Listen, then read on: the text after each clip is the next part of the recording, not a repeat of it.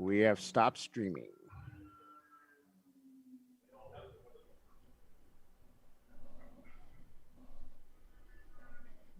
All right, folks, welcome back to the Lifeline 24-hour classic at VIR. It is the TireRack.com Champ Car Endurance Series, and we are here for part 3. It is the final 5 hours of racing here at VIR. The track has just recently gone back to green. We're on board with Pinkies Out Swap. They are shown in the lead right now. I've got a very tired Bill Strong and Tiffany Alexander. Guys, how we doing over there?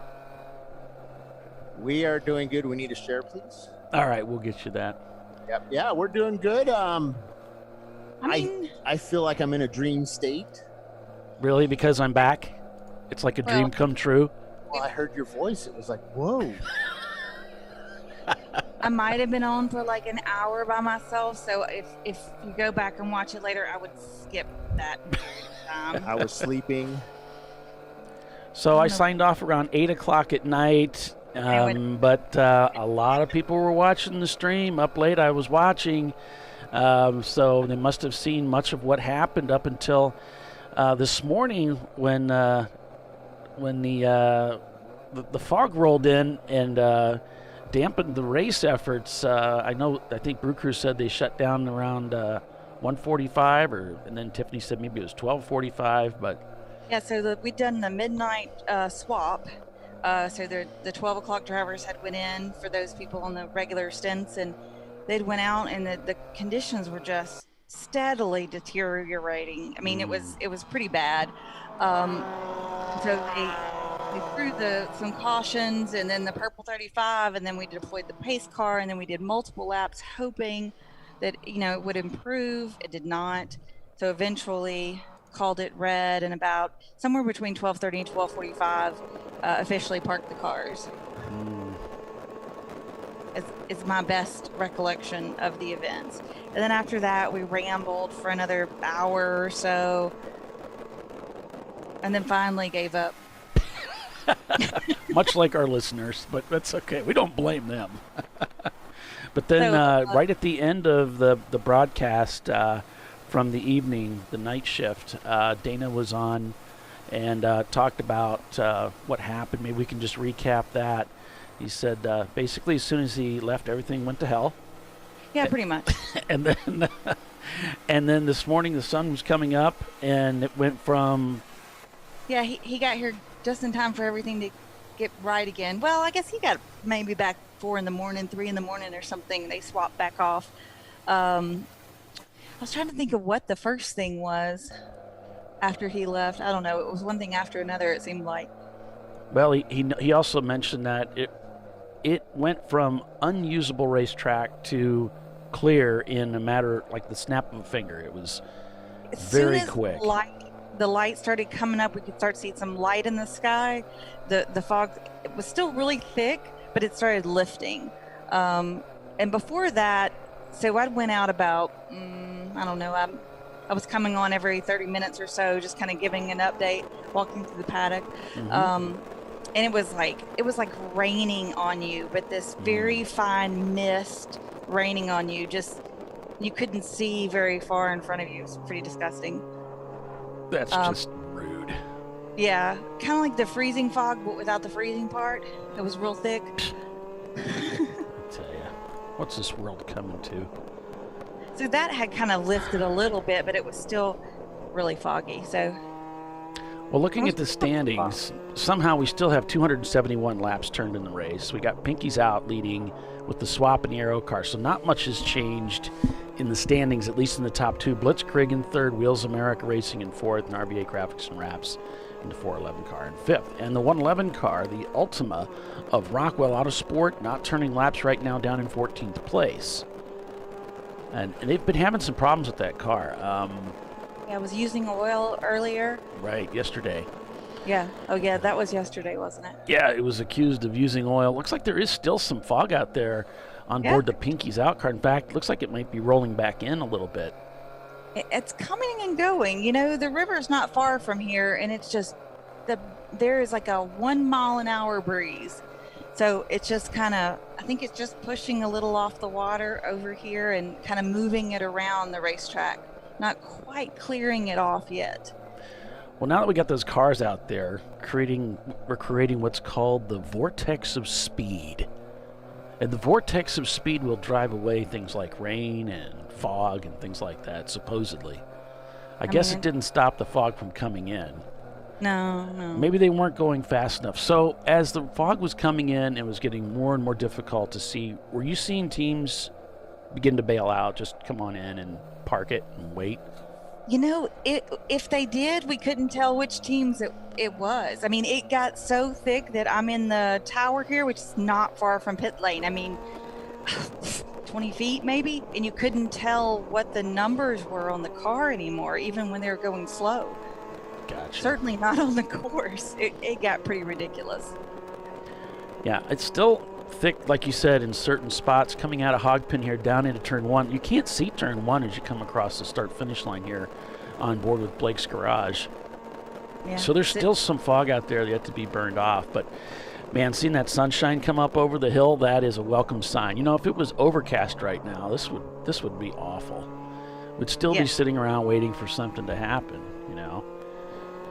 But that Virginia sky is a pleasant sight to see this morning. Welcome, everyone, to ChampCar.Live, presented by AutoZone. It is the Lifeline 24-hour classic, part 3 here, as we're geared up for the final 5 hours of racing for that checkered flag at noon to crown the winner of the 2021 Lifeline 24-hour classic. And right now, the Pinkies Out squad, they're in command, leading this race by several laps once again over the rest of the field, as they have in years past, over Blitzkrieg Racing in 3rd, Wheels America in 4th, RVA Graphics and Wraps in the 411 car just crossed the start-finish line and set their fastest lap time of the event with that 2:16.8. It is Wheels America Racing leading A-Class, B-Class led by Piston Broke Racing, C-Class, of course, being led by the Pinkies Out team,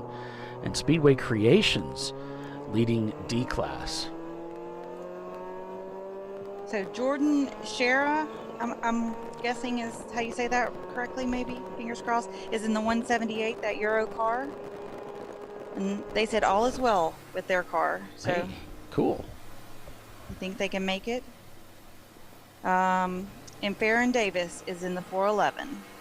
Was talking to him. He was one of the folks roaming around with the other insomniacs throughout the night.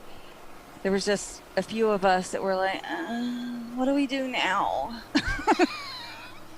It's like, you're not asleep? And I'm like, no. I'd be finding a corner to curl up in. Yeah. Of course, you didn't know how long it was going to last. Had you know at the onset, well, we're going to be down for 6 hours. Well, you know, I need some prep time to stop drinking caffeine for long enough to be able to sleep. So, Gotcha. Right. yeah. Had kind of already prepped to stay up all night, so the brain was on go mode, except there was nothing going on. Yeah, I remember watching a street race, an IndyCar street race, and on the opening lap there's a crash. And it takes a while, but eventually they get it cleared up, and one of the guys that's involved in the crash ends up back in the pits, and they're doing that thing where they're trying to talk to the driver as he's trying to get back to the paddock area. You know, he's like on his way. Mm-hmm. And he's disappointed. He said, but I gotta pee like really bad. I'm all hydrated for the race, and I didn't race. You know, I went out and wrecked the car, and I've sat there for 20 minutes. I gotta go. Right? So, Sweating this out, it's coming the other way. so it's kind of same situation. You know, you're thinking, I gotta do what I need to do to stay awake for this, and then the plans changed, and that wasn't something that you subscribed for. So So I just roamed around and found things to occupy myself.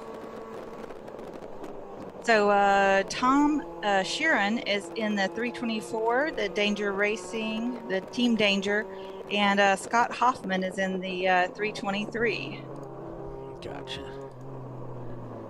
of Team Danger. Yeah, got to thank all you folks for joining us watching the show today and liking and subscribing to the channel and the interaction with you folks. Some of it's the same folks over and over again. It's a lot of fun. So appreciate having you along for the ride. Thanks for the likes on the stream. Appreciate that as well. I'm Paul Veltum with Tiffany Alexander here. Bill is also present at the track, but somewhere. Not usually accounted for. Yeah. I think he said, he was going to get breakfast. Okay. Well, that's a good thing he's got his priorities straight. Canteen is back open. Or Track Shack or whatever it is. And it closes overnight. Right. Someone sent me a message here. Let me see what it says. Oh, I sent you a link for the Rockwell car. Oh. Okay. You sent me a link.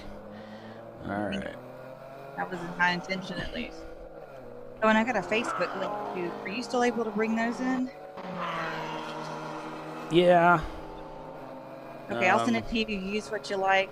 Don't use what you don't like. Your call. Let me, You're the boss.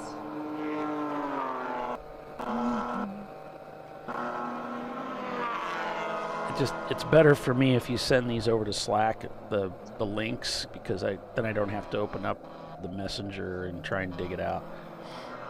Let me try and get that sorted out here.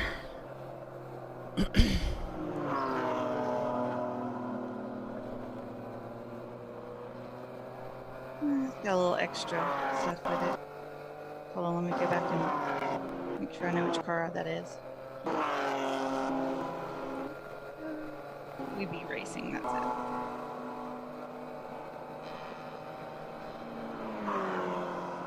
Currently doing really well. I think they're in 10th. Yeah, 10th.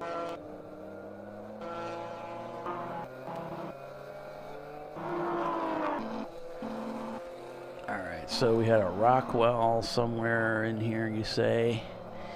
So grab that. Do your magic, sprinkle a little poly dust on it, ready to go. That's a great shot, though. I love that camera shot, that sun coming up there. That's pretty cool. There is, I love a good sunset. I mean, hard to have very many things that are better than a beautiful sunset, but a sunrise at a racetrack, that's the ultimate.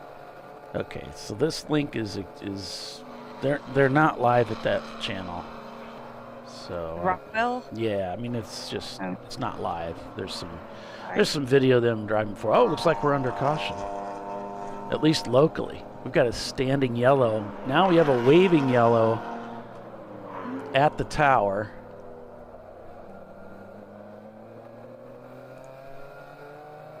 Must be local though, because we're still showing green. Sweet. See if everybody checks up. That is kind of a yellow flag in the face of the sunshine, so. Yeah, and it looks like Pinky's out, just kind of pedaling it. Now here comes somebody on by. He's like, no, dude, it's caution.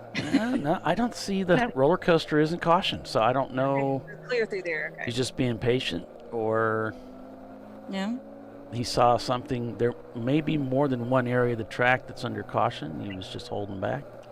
I've heard that can happen. Oh yeah. Oh yeah. So we're on board with Pinky's out here. It looks like there's still a yellow light on the tower. The flag is not there, but I see a yellow light on the tower stand. So as we go in here, let's see if we see. Yep, that corner is yellowed. Let's see if we see anything here. And from this angle, not seeing anything yet coming out of turn. Oh, there it is. We have a truck off on the left. It looked like Bill's truck, actually. Oh, he's delivering breakfast, probably. Okay. That could be, they're kind of following him along with those yellows then.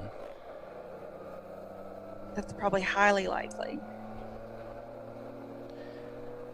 All right, so we'll go along with that. That's our I story. suppose- Into it I for the moment. suppose we can allow that. Under the bridge we go here with Pinkies out to head up the Climbing S's, our leader of the race.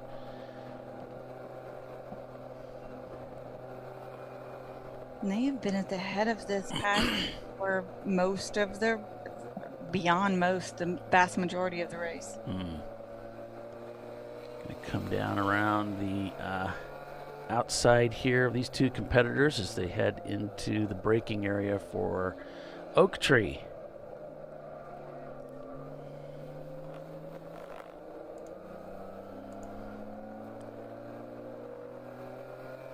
Yeah, Marilyn, it is good to see that racing back underway. And So- we get a lot of teams turning laps right now.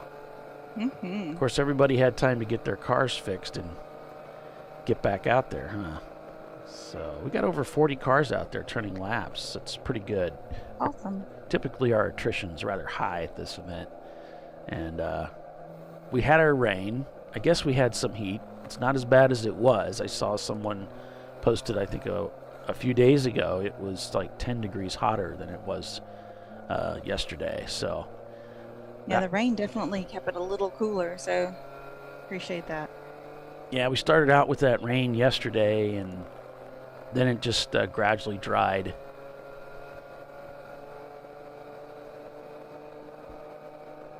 So It looks like the Rockwell link is good on mine. It's listed as Watkins Glen, but it's not. It looks like it's VIR. but is it live? Is it live? Okay, I'm still showing the 111 Rockwell Ultima not turning laps down in 19th place right now. So it looks like that car is sidelined for the moment. With 277 laps turned so far. About 4.5 hours remain unofficially here at VIR. You can see there the number 365 RRT Racing team just set their fastest lap time of the event at 2:24.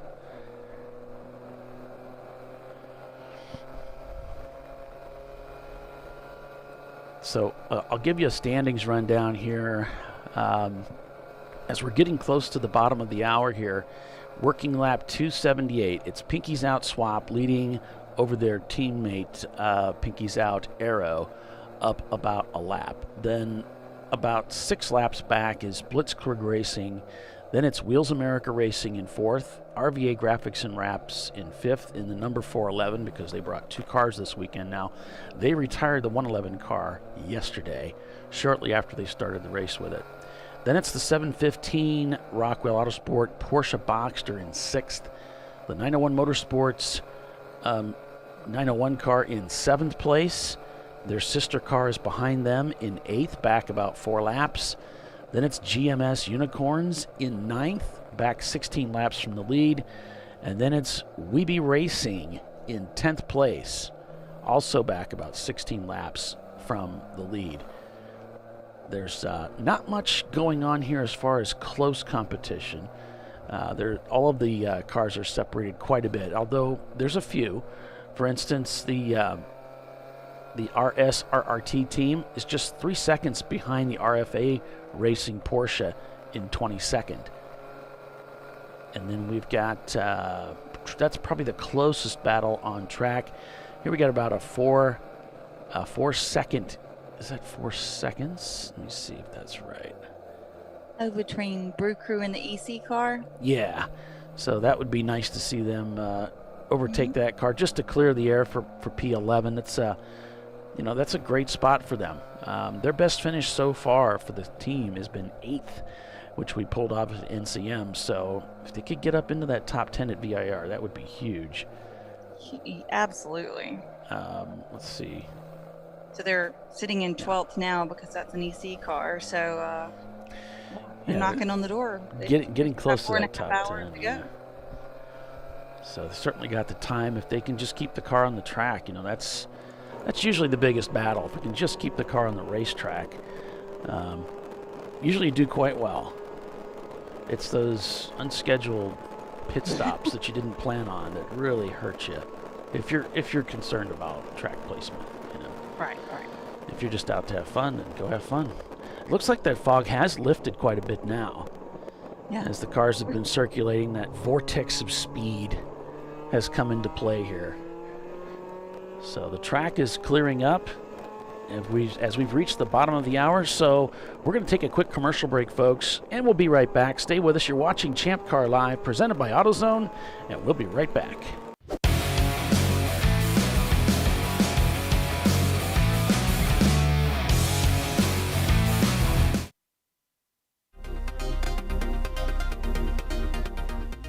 Welcome to TireRack.com, revolutionizing tire buying since 1979. With our unmatched selection of branded products, finding what fits your vehicle and is right for you and how and where you drive has never been easier. Through helpful online shopping tools that include our professional hands-on reviews done at the introduction of a tire and consumer reviews that give real-world feedback over the life of the tire, you can make the right tire choice and find exactly what you need. And if you prefer to talk to someone, our tire testers, our sales team, are available on the phone. And that's how we get you the right tire for you and your vehicle for where and how you drive.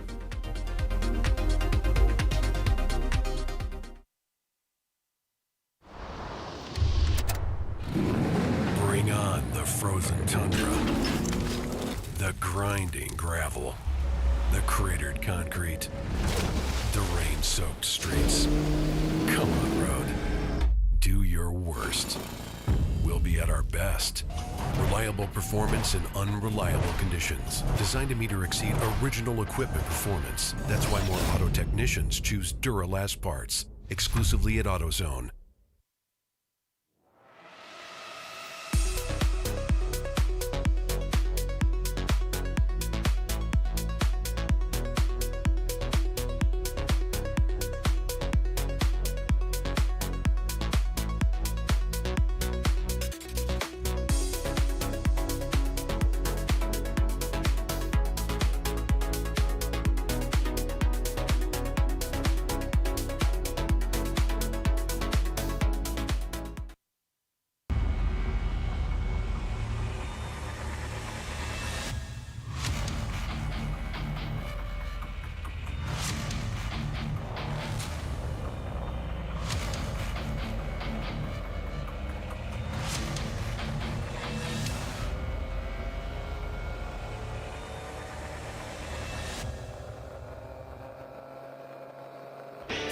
Located in Northeast Ohio with 40 years of combined experience, Money Shift Racing knows how to deliver performance and safety, offering everything you need to get your vehicle and drivers ready for race day. From safety equipment to full engine assembly and repair, in-house fabrication, 3D design, and rapid prototyping. Money Shift Racing. Performance done right. Discovery Parts is a veteran-owned racing and safety equipment company. While we're located inside Atlanta Motorsports Park in Dawsonville, Georgia, Discovery Parts can also be found at the tracks, supporting a number of Champ Car Series events. We take pride in being a reseller of the best of the industry to Champ Car teams and drivers. We know racing, love racing, and look forward to tomorrow to even more racing. Visit us at discoveryparts.com.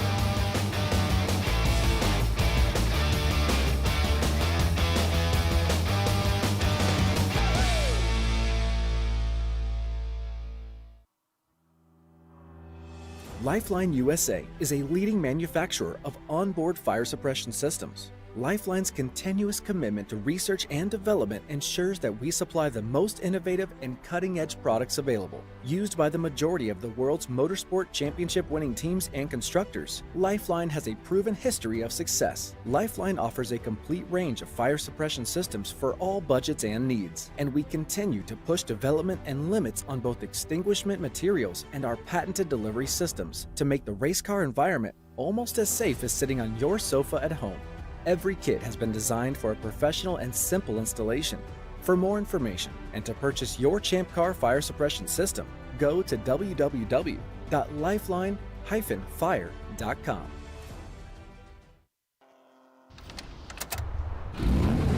Come on, road. Do your worst. We'll be at our best. Engineered to meet or exceed original equipment performance, exclusively at AutoZone.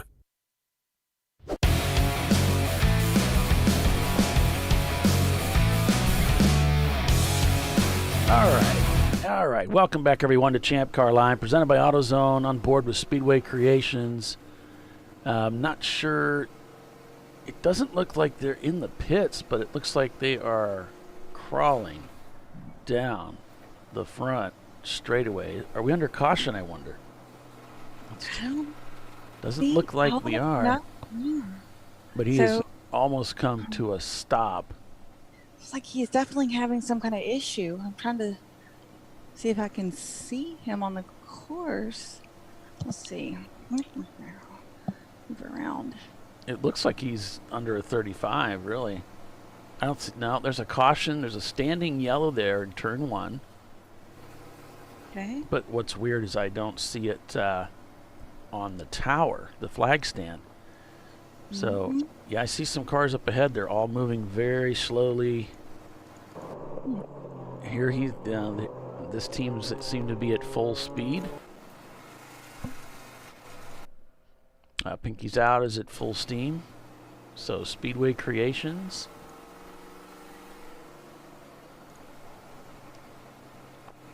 This is from inside their car camera. This may not be current, so we won't give too much stock to that.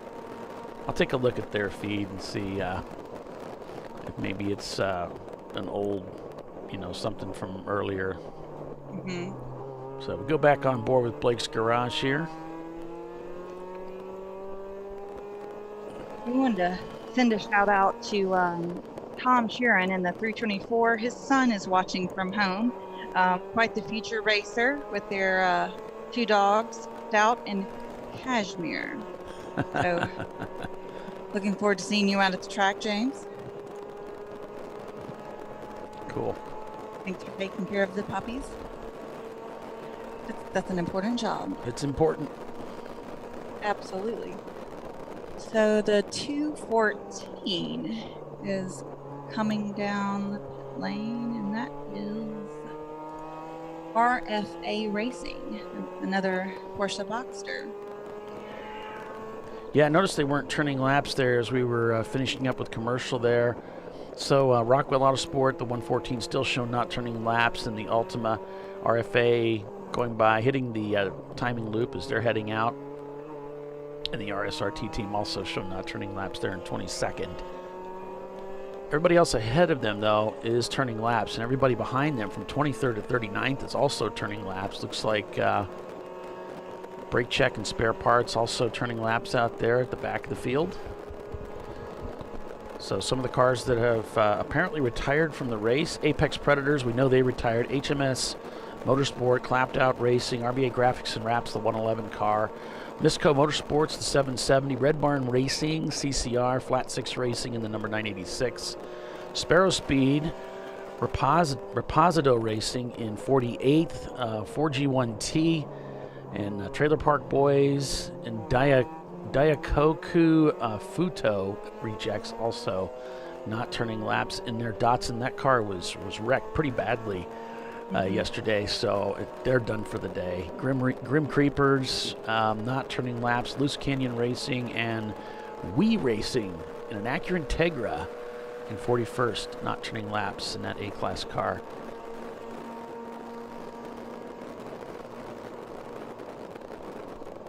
282 laps turned so far. Pinky's out, in control. But we've seen the complexion of these races change dramatically in a short period of time, so nothing's certain. In fact, every time you talk to Chris Huggins, he's like nervous as a cat. He may be leading by 16 laps, but he's still nervous. Yeah, pacing and biting his nails and counting the moments, seconds down. Oh, the 111 is coming back out. I thought that one was done, and there it is. All right. Well, if you this is a good time to get out there and do some track testing. If you think you've got the car running better, this is a good time to get out there and test it out. Yeah.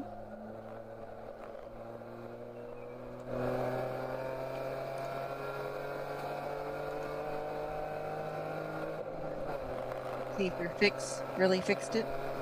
Yeah. Still see a little bit of fog there on the horizon heading into one, but the majority of it seems to have lifted for these guys.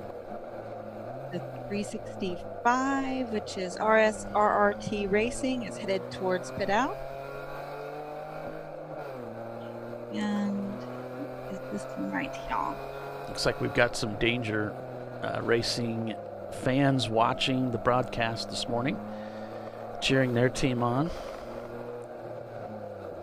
It looks like the 339, the 330s. Just went caution. Yellow. Yeah, we just went to caution for some reason. Purple 35. So the 339, the 330s. Oh my gosh, that is a tongue twister. They've got that car jacked up, and they're working on the right side of that car. I can't quite see what they're doing. But they do have the right side jacked up. Right now they're playing with the front right wheel. Maybe they're thinking wheel bearing. I'm not sure. Yeah. Playing with it as much as I would think if they were checking for a wheel bearing. They just put it down. And now they get the hood up. So they're assessing that car. This purple 35 should help them as far as cut down on the time they lose while they're working on their car.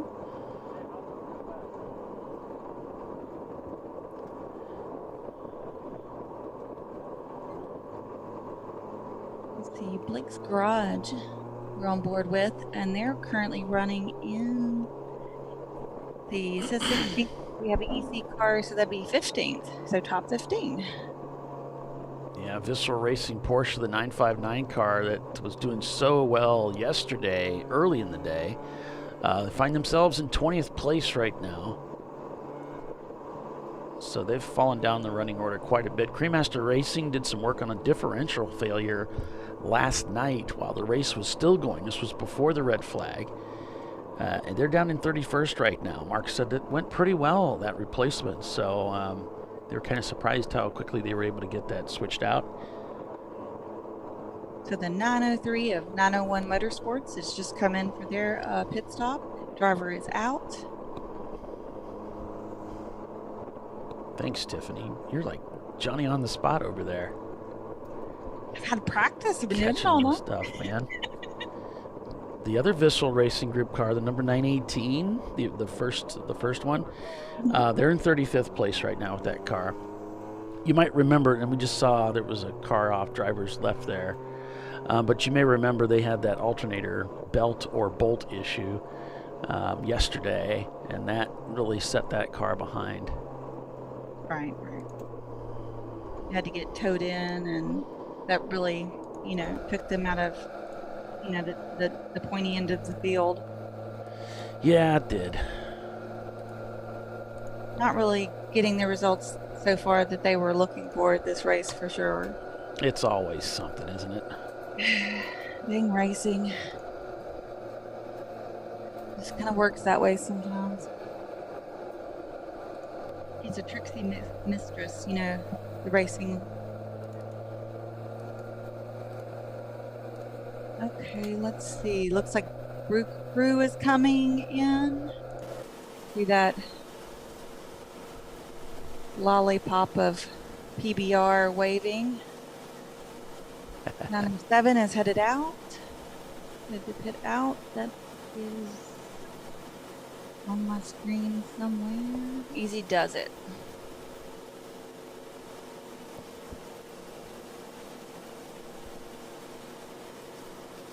Also got the 178 rolling through pit lane. Looks like they're headed towards pit out, possibly with a fresh driver. Maybe not. Who knows? I didn't see if they stopped. I think their pit stop is the pit stall is on the other end. I always see them rolling out, not rolling in.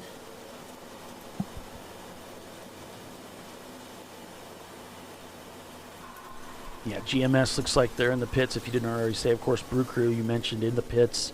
Weiser Blitz Racing in their Porsche Boxster. You may have said also in the pits right now. Rockwell Autosport Group. I could keep coming back to that 114 car, but that Ultima's still not turning laps, so they must be having some mechanical issues there. The 330s in 25th, and the Flat 6 Racing Boxster number 987 also not turning laps right now, all in the top 30. The Stug Racing in 36th, not turning laps. So shots fired as well in 39. So the Euro car crossing the pit loop there, and that Volkswagen Golf there in 26. We had an in-car camera in their car yesterday, and looks like they're still out there trying to get things done. As you said, 901 Motorsports number 903 goes across that timing loop. This is the time to do it. You know, if you're under caution, you think you're in your pit window, this is a good time to go ahead and duck into the pits. Well, and our pit windows have changed because we're not on that even 2-hour change now. When we came back to green flag, we're about 5 hours and 10 minutes or so, if I halfway remember. It's been a long day or night or days. The Brew Crew car is headed back out. Cool. They are the crowd favorite, you know. Absolutely. The colors of beer. Be it self-proclaimed or not. Yeah, They are the crowd favorite. Lots of racing on the Champ Car calendar. You can find out more information at ChampCar.Org. You can also become a volunteer. Also, if you're a professional photographer and you want to be a photographer at one of our races, make sure you get signed up ahead of time on the Champ Car website. You do have to sign up for that. You don't want to just show up because you won't be able to do your thing. We have to kind of check you out ahead of time, and Bill, does the approval on that, so give him plenty of time to think about it. Yeah, he's the photog Nazi. Yeah, he travels a lot. He's at almost all of our races, so he's a busy man. So, and he still complains about it. Well, you know, he complains about most Got things. it. So Best job in the world. He said, "Well, I got to complain about something." Right. I mean, I kind of understand that too. Pros and cons to everything. So the how did I say that? All the T's. The 330s. That car's still in the pit lane. They're still addressing something with it. And you know, if we have to do a mechanical fix on the pit lane, they are limited to 30 minutes. So if they think it's going to take longer than that, they are, you know, asked to take it back into the paddock. So they must think that they have a quicker fix. The 987 is going down the pit lane, headed to pit out. That is the Flat 6 Racing. We had one of their brand new drivers. We interviewed him overnight, very first Champ Car race. He was just, he was very cool. He's a young fellow, but he was thrilled. He loved it, and he's hooked, and he wants to do it again. Good. Oh, we found out what the caution is. So GMS is into the wall or the tires. Oh, no. In turn 1. Turn number 1. Okay. Well, that's a shame. Yeah. So that's Bill up there? That's Bill. Okay. I thought you were going to fix cameras. You're going to eat. No, I had to go get deliver all the breakfasts to the corner workers. They Yeah. didn't for breakfasts to us. No, we that's part of our contract is we provide them breakfast, lunch, and dinner. The chow. Yeah. So that was a little scary again. It looks Yeah. scary. These guys are Racy. wicked racy out there. Isn't that weird? People racing? I You know, know. 75% race speed is really fast for some of these guys. Compared to you and your truck Yeah, with you your know, 40 boxes of lunch. Still scary when they come whistling by you. Yeah. they you know, you go, you know, I hear go, and you give it, you know, give that diesel gas, and it just spins tires or just sits there. The turbos won't spool because it's thinking it's stuck in the dirt. So they've just it's always dropped something, GMS isn't it, car Bill? off. Do you only have one camera? Yeah. No, you don't. Well, we've got some of the, I mean, as far as our cameras are concerned. Hey, looks like we're back to green. How about that?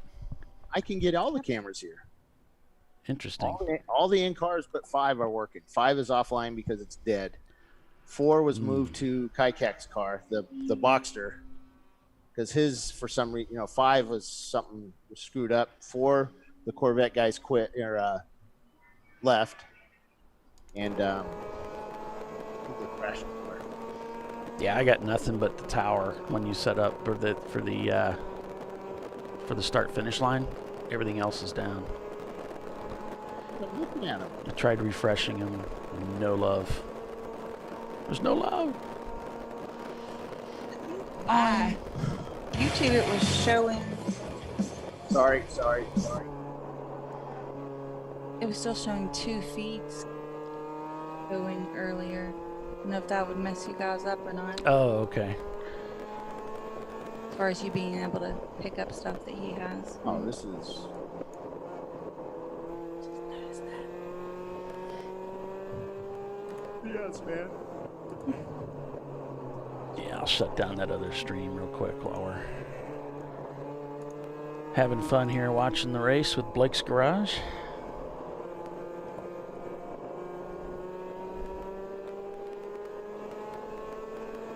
So tell us what you're working on. I'd love to hear about what you got going on in your garages this morning.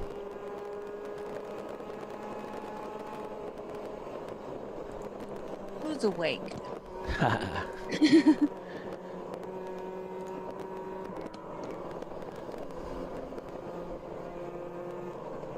That's Speedway Creations right there, that black Firebird. We're back to green flag racing. Yeah, we said that. Did we? Yeah, that's okay. Well, you were looking at your cameras and all that Oh. stuff. I don't know why they just all went offline at the same time. I don't know. It's weird. Yeah, Unless Verizon shut me down. probably. I mean, that's we got one account. That's the link because all of these other car cameras for people that brought their own are working. Okay, looks like we might be back to caution. Yeah, I've got a yellow, Yeah. purple 35. So yellows breed yellows, as they Ooh, say. a lot of smoke coming out of the back of that Miata, the red Miata coming down the front straightaway. Just not tire smoke. A lot of smoke from the rear of the car. Oh boy. But that was after the purple 35, so Maybe a lockup trying to.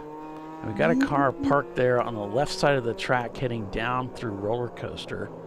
there's also a car parked on the outside of the track here on the front straightaway. That looks like that's the 330 car, the 339, Oh boy. the 330s. The 339, that's what it looks like. That one that they were working on just earlier, we were talking about. Looks like Balaki's Garage coming into the pits. That's a joke.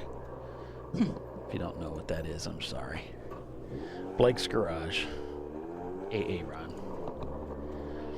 You done messed up, AA Ron. Hey, Ron. It's yeah. It's a comedy bit that circulated all over the internet. It was good stuff. All right, so Blake's Garage in the pits. Pinky's out swap. We're under full course caution here at VIR. Looks like That's We the do car see off there, the yeah, that car that's parked over there. 339, I believe. Bummer. Yeah. That's a letdown. And then let's see if we see something else. Well, not if it stops. There it goes.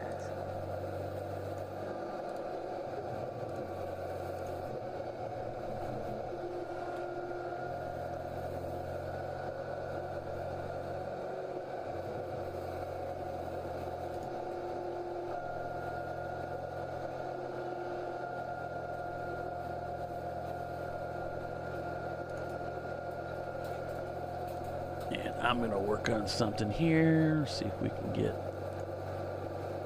some love from one of our cameras that might be working. I don't know. Oh, Hiller says he's working on a cup of coffee, and David Haynes says classic Key and Peele. That's A. Ron. Key and Peele. Did I put those together correctly? Oh well. It's I think it's Mike. What's the guy's name? See, I can't think. I'm too tired. Yeah. You slept all night. No, I didn't. I got a couple hours. I got more than you did. Probably because I got none. So the 600, you have to say the name Resposado or something. They just left the paddock and they're gonna go back out. They've been down for a hot minute. 287 laps turned so far. Pinky's out, still in command of this lead with Blitzkrieg in third, Wheels America Racing in fourth, and RVA Graphics and Wraps in fifth in the 411 car. We're under full course caution out here on the full course here at Virginia International Raceway. We've got a couple cars off track, and they're in the process of extricating, getting those cars pulled off the track so we can go back to racing. Speedway Creations has indeed gotten their camera back up and running again, so I've got a new link in here. So on board with that Firebird here, one of the D-Class cars, and they are leading D-Class at the moment as we head down the hill here into what looks like Oak Tree. And an EV truck has reached that car on the front straightaway, that 339, so they're hooking it up now. Pinky's out, also heading down the hill into Oak Tree there. Blake's garage in the pits, as we said, getting serviced. But yeah, something happened to our service overnight, and we lost like all of our cameras. So we, like all those really cool track cameras that we had, no love. We're not getting anything right now. Yeah, just like the old days. I remember it well. Wasn't that long ago. Get to the end of the race, and you might have two cameras working. You're lucky. Blake's garage is headed to pit out. All right.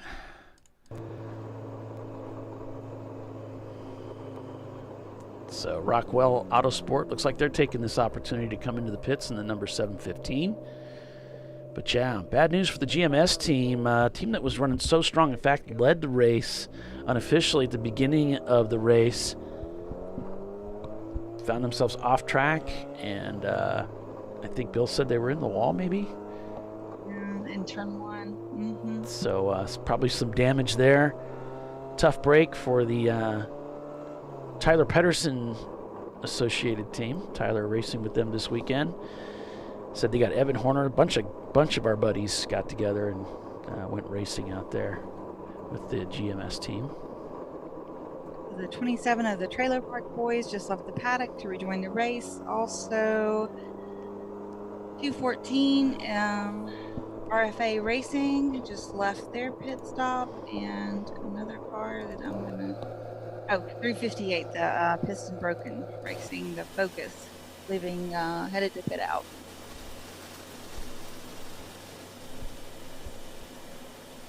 We even got the scrolling feature to work overnight. Can you believe that? Oh yeah, because you got you talking about this pylon right here, the one Ben's? Uh-huh. Yeah. Yeah, like. he was working on it. Ben told me somebody unplugged his laptop or something. I don't know, when he was sleeping. Took it down. So, yeah, it's always fun. The 715 is headed to pit out, and the looks like the 411 of RVA is in for their pit stop. So we're at the top of the hour, under caution here, folks, at the Lifeline 24-hour classic working lap 289. We're going to take a quick break, and we'll be right back. Stay with us, everyone. You're watching Champ Car Live, presented by AutoZone. Back in a moment.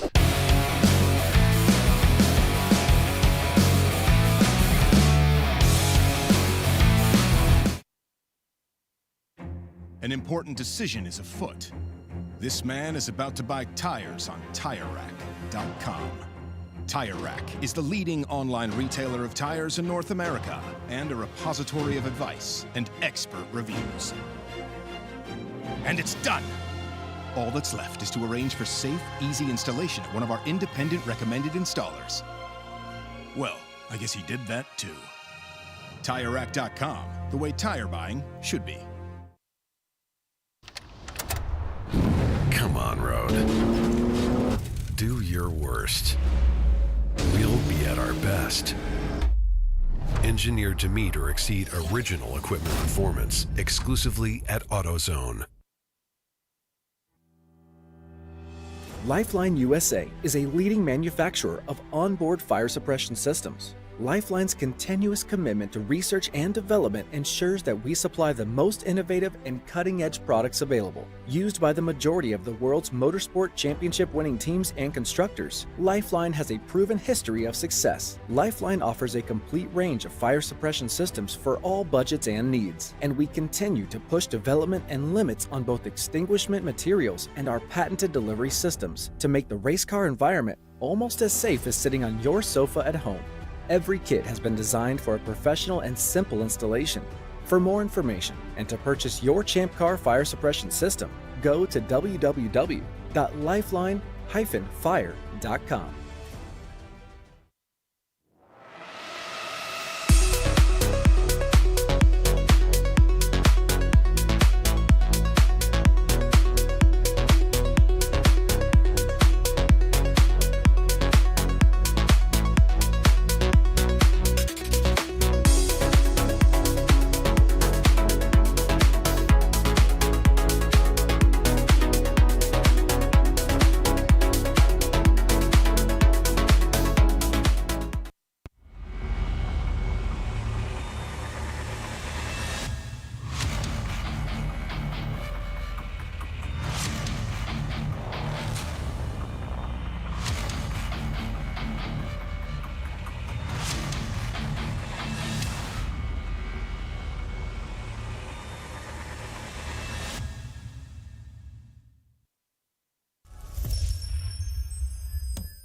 Frozen rotors from Diversified Cryogenics deliver increased performance and a higher level of safety, while significantly reducing braking system costs.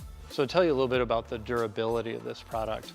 So we have seen an incredible extension of the life of our brake rotors using frozen rotors. We've gone from brake rotors every other weekend to 6 weekends on one set of brake rotors, and I think they can go farther. The durability has been amazing. And it's been a fantastic season, and man, a lot of that is due to the way our car can brake on those frozen rotors. For more information, go to frozenrotors.com.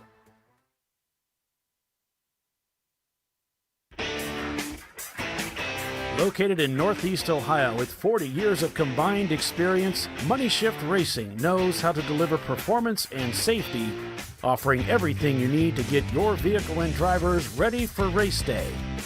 From safety equipment to full engine assembly and repair, in-house fabrication, 3D design, and rapid prototyping. Money Shift Racing. Performance done right. Come on, Road. Do your worst. We'll be at our best. Triple tested to meet or exceed original equipment performance exclusively at AutoZone.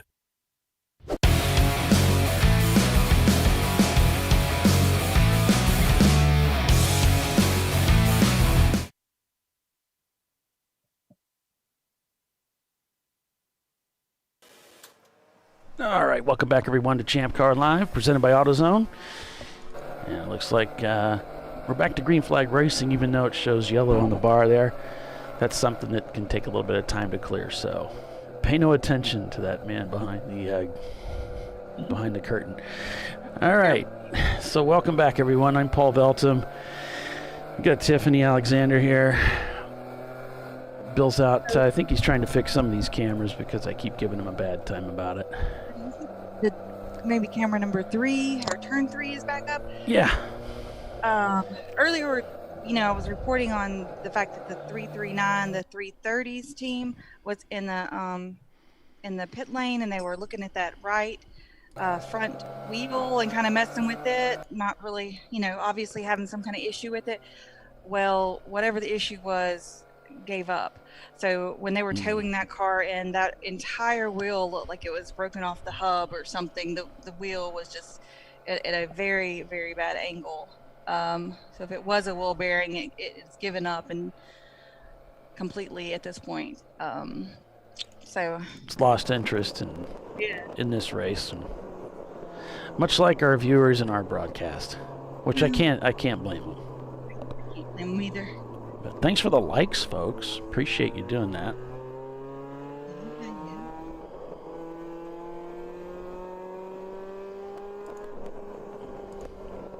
In the Team Danger car, the 323 car now has Alex.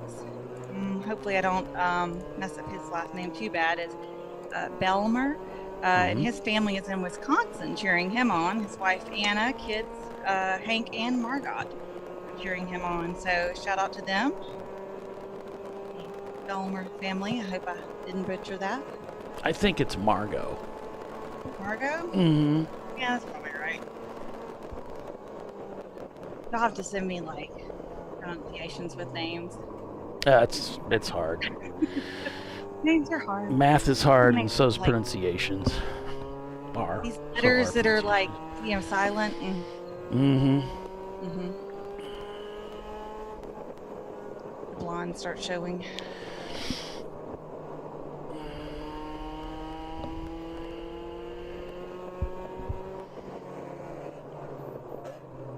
Yeah, I'll send a message over to Tyler and see if we hear anything about what's going on with the GMS car. But they're not even trying to work on it. I can see it in the paddock. It looks like they're packing up. Gotcha. That red flag went from about 12:45 till 7 a.m. So. Around 6:45, got the cars filling out. Oh, we didn't restart. We rolled out at about 6:45, so probably close to 7. Yeah. That was a long red flag. Well, there wasn't much you can do about it when nobody can see where they're going. No, we had to wait for the big solar ball in the sky to come up and help us out.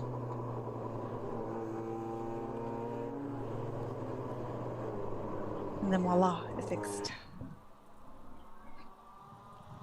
Got a little bit of turn 4 love here.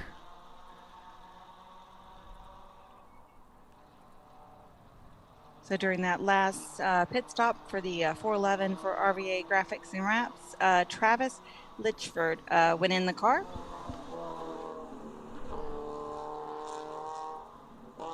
Got some good data there, Tiffany. He's currently running in 5th place. We have a new idea that we're using, and I'm saying it's working pretty good so far. Sounds like it. Teams are doing a fantastic job of sending me info and keeping us updated about what's going on and who's in the car, so their friends and loved ones at home and can know when their person's in, and I think that's cool. Whoa, we got a car losing it heading into 4. I think he did a pirouette.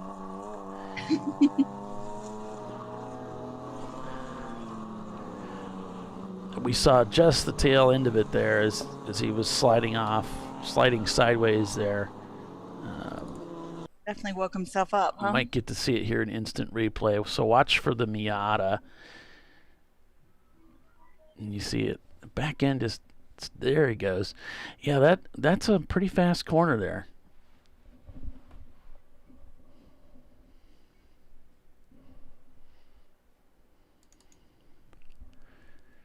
So we'll look at turn 3. As you can still see, still a little bit hazy out there, but it's like the Speedway Creations Firebird heading back out. Yep.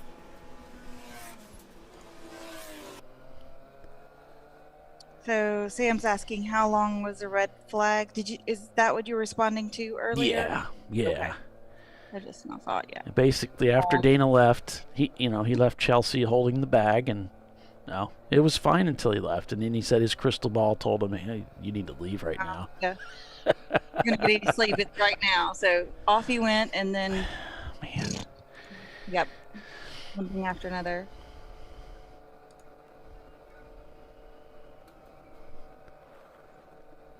I think we had an incident, and yeah, it was just kind of a snowball rolling downhill till we finally just stopped the snowball altogether right on the pit lane. All 40 of them.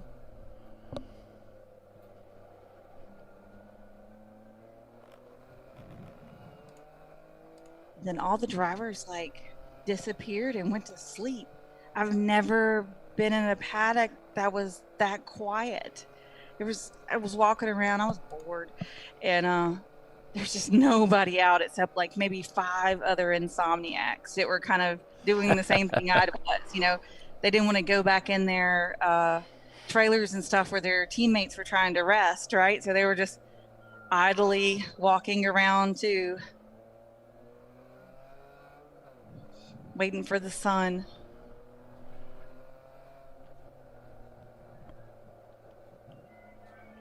And sure enough, we checked the Google. The Google said 6:28 was our sunrise, so we knew shortly before that we would probably start to see some improvement. Bill and Dana went out, did a little survey of the course. It was in much better shape, and we got everybody headed back to their cars and restarted.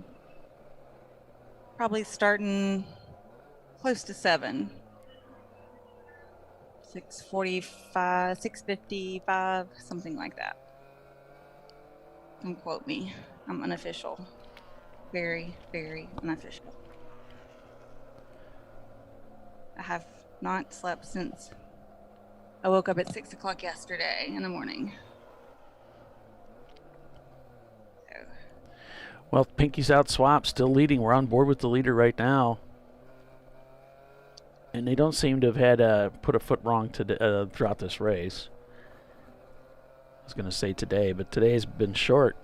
We just got started at 7 o'clock. They've only been on track for about an hour and 15 minutes. You talk to any of that team, though, and all they want to talk about is how they picked the wrong tires to start in the wet yesterday and had to fix that. And I'm like, I don't think it hurt you. Not that bad.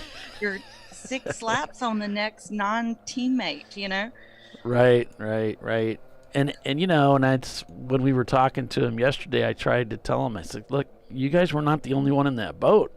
There were several teams that had to pit just a few laps into the start because of that same concern. Because prior to the start of the race, it was pouring rain. Yeah. But then right at the start of the race, it really started clearing up. When you're a top-tier team like they are, the way that they find themselves at the front of the field is, of course, by building a car that performs well, but it's in not making mistakes. So when you make those mistakes, that really eats at you, and it's hard for a team like that to let that go because they think, man, why didn't we do a better job of predicting where things were going? But you see that in pro sports. You see it in Formula One. Absolutely. We saw Lewis Hamilton to be the only person starting the race the other day. Right. On the wets, and it really screwed up his race. Now, it happens to everybody. It happens to all forms of racing. You're going to make mistakes out there, and that's the top level team making the same kind of mistake, misjudging. It's a prediction. When it's to come in. Going to be right. It's just part of it. It's a gamble. You go with your gut and send it and do your best.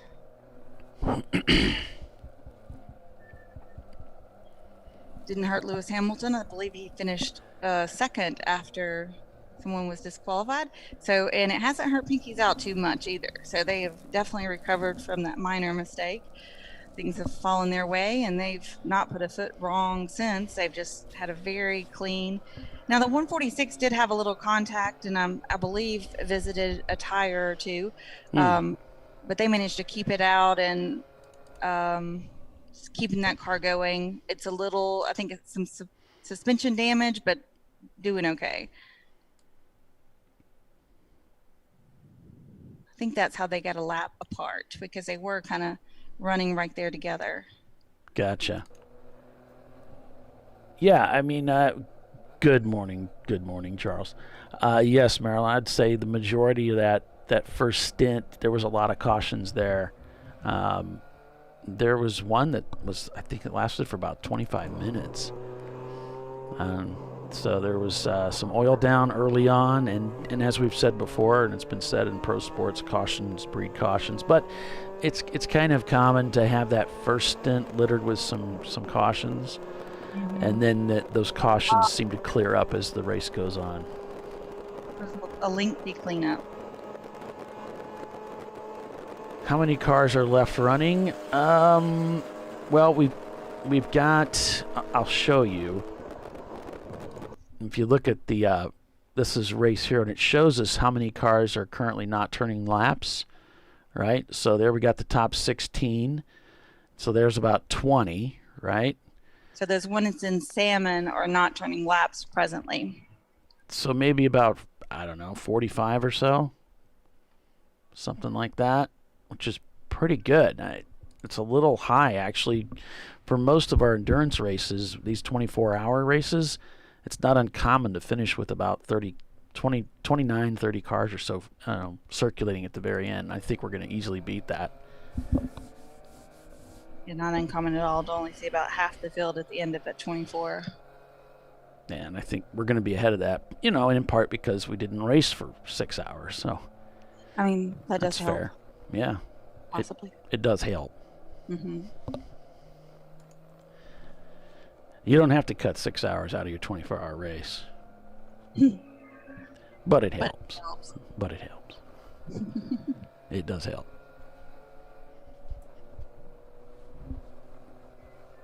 So 141 rolling down the pit lane, headed to pit out. That is Shots Fired Racing. And we got a race up there in Canada coming up next. Calabogie. We're not going to cover that race on ChampCar.Live, but it is that race will take place. And then we've got Gingerman Raceway the 21st and the 22nd the following weekend. And then Thompson 12 on the 28th. So Champ Car staff going to be pretty busy this month. Basically every weekend. Every single weekend. Starting with a 24-hour race. So there's going to be some tired pups by the end of this month. Heck yeah. And then we're going to go to Mid-Ohio and for a 94-car field on Mid-Ohio. That ought to be interesting. But that one's sold out with a waiting list.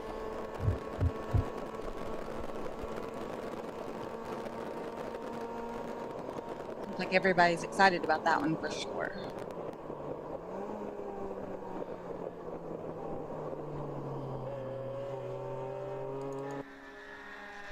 Racer Pink said, I would submit it does not help. I would rather race. Well, I would rather watch racing than the fog moving. That was less entertaining. Yeah. Wasn't appropriate conditions for those guys to be out there by any stretch.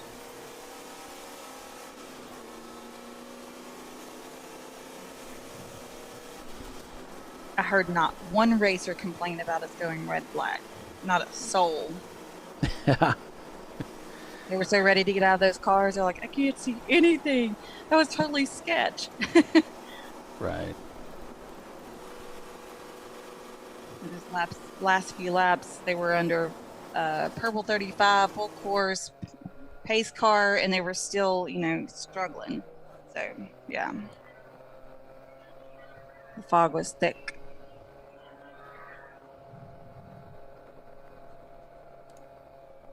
And that was definitely the right call, because after they brought the field in, the fog just got thicker and just persisted through the evening.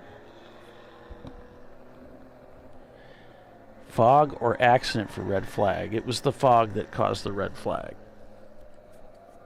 Yeah, it just got to the point where it was so bad that they realized they couldn't continue with the race anymore, and they brought everybody in.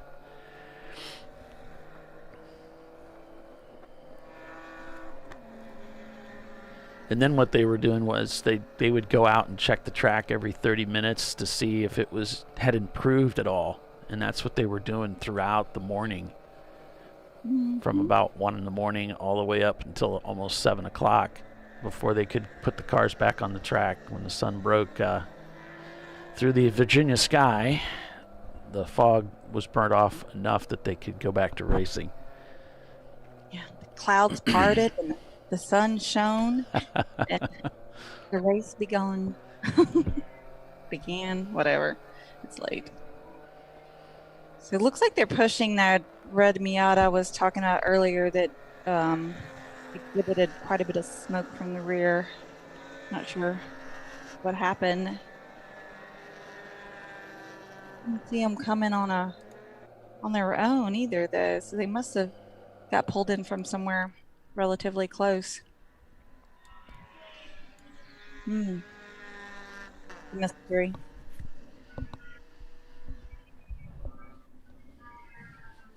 We're under 4 hours.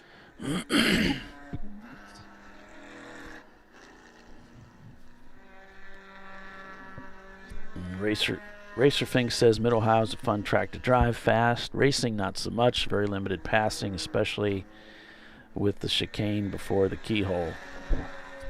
It's known as a tight track, and especially for those Indy cars. And when you race on that track and you think, how in the world does IndyCar compete here with those huge race cars on this track? How does that even work? That little chicane, though, is fun. Yeah.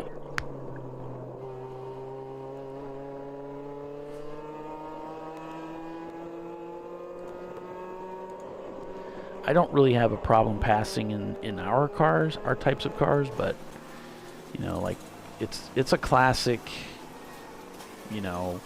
Midwestern road circuit, club course. And that chicane is a blast. Here we got the 146 coming alongside Speedway, heading up the hill on that 3/4 mile backstretch.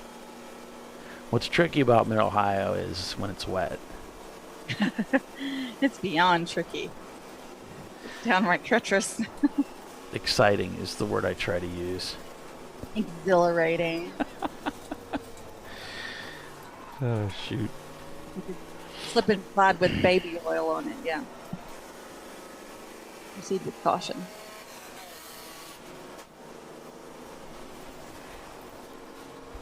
Like Marquita Farmer has rejoined us. Good morning. Yeah, good morning, Marky.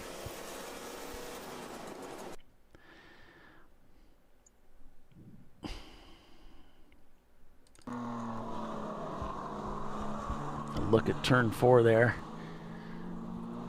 I'm sure we'll miss the action. Usually the action happens just off camera, just a little bit. It doesn't matter.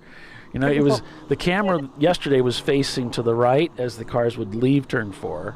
Now it's facing to the left as the cars come into turn 4. We still miss everything going turn 4. The Blitzkrieg know which way we pointed the cameras and make sure they goof up on the other side of it. Right. Blitzkrieg, do they have an in-car? If they do, I'm not aware of it. So I'll do some searching on the interweb and see if I can find anything.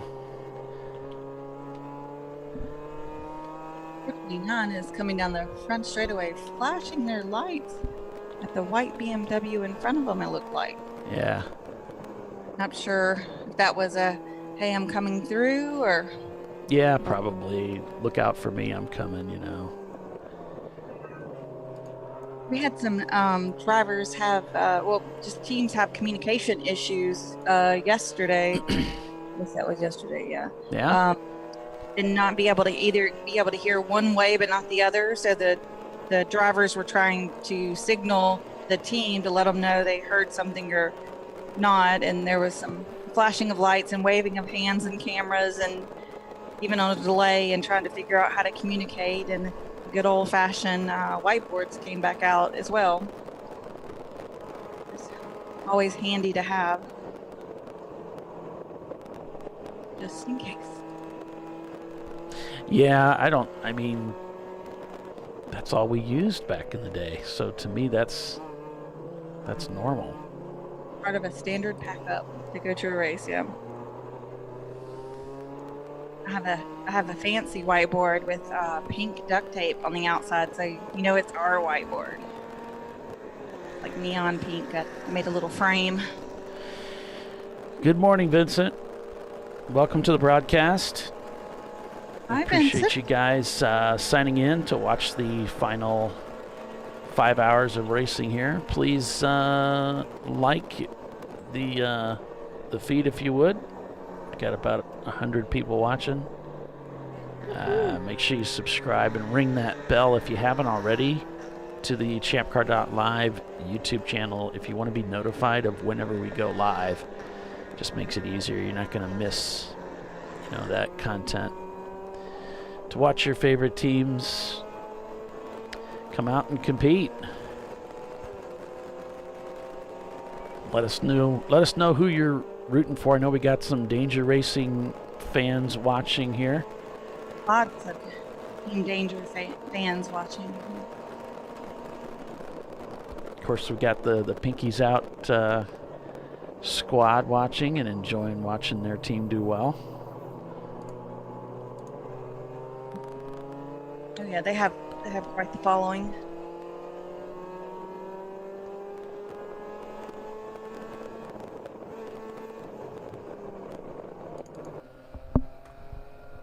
So far here, as we're getting close to the bottom of the hour, working lap 299. And we've got Pinkies Out Swap leading over this field by about a lap over Pinkies Out Arrow after they had some contact out there on the track with something that might have done some damage to the suspension. Then it's Blitzkrieg Racing in third, Wheels America Racing in fourth, RVA Graphics and Wraps is fifth. Then it's 901 Motorsports in the number 901. And then Rockwell Autosport Development number 715 Porsche Boxster is in seventh. The 901 Motorsport number 903 is eighth. Weeby Racing in ninth. PTS in their 96 318 Ti is 10th.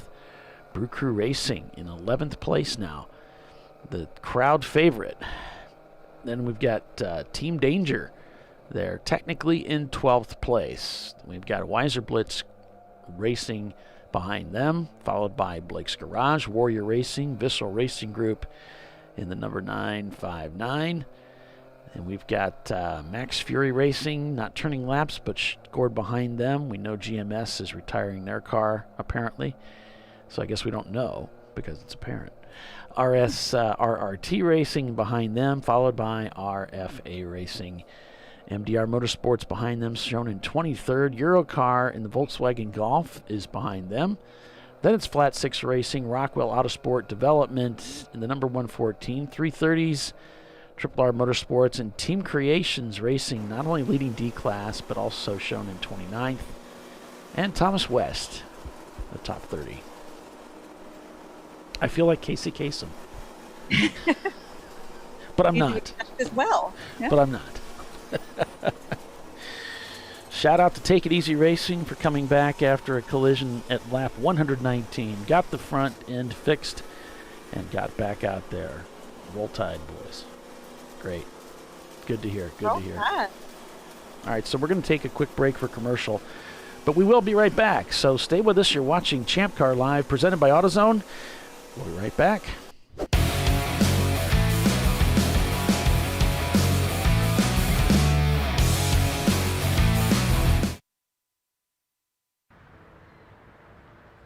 I probably need new tires. You do. What if they sold tires online? We do. We're TireRack.com. They could offer lots of tires. We have so many tires. And help you find the right tire. It's called the Tire Decision Guide. Oh, and they could ship them to a nearby mechanic. We shipped over 7,000 independent recommended installers. This is an amazing idea. Sorry. TireRack.com, the way tire buying should be. I did it. You see how it's... That's it. We did it. You did it. You can do it. The path to I did it starts at AutoZone. Get in the zone.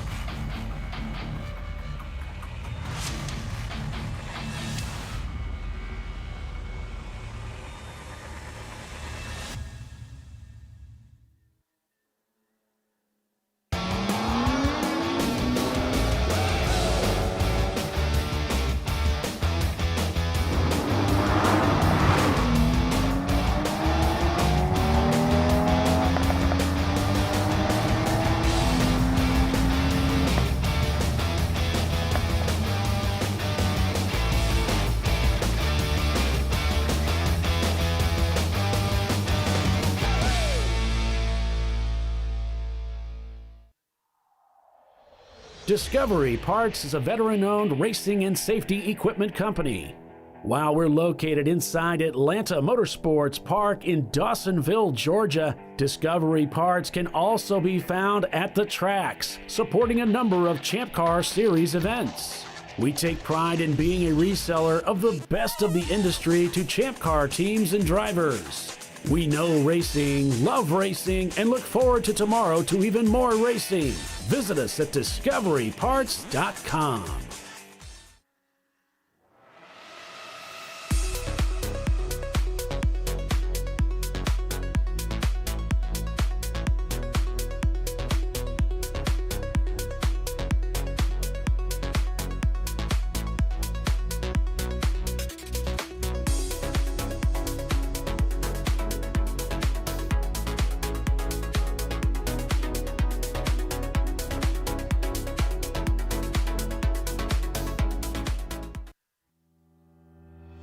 Lifeline USA is a leading manufacturer of onboard fire suppression systems. Lifeline's continuous commitment to research and development ensures that we supply the most innovative and cutting-edge products available. Used by the majority of the world's motorsport championship-winning teams and constructors, Lifeline has a proven history of success. Lifeline offers a complete range of fire suppression systems for all budgets and needs, and we continue to push development and limits on both extinguishment materials and our patented delivery systems to make the race car environment almost as safe as sitting on your sofa at home.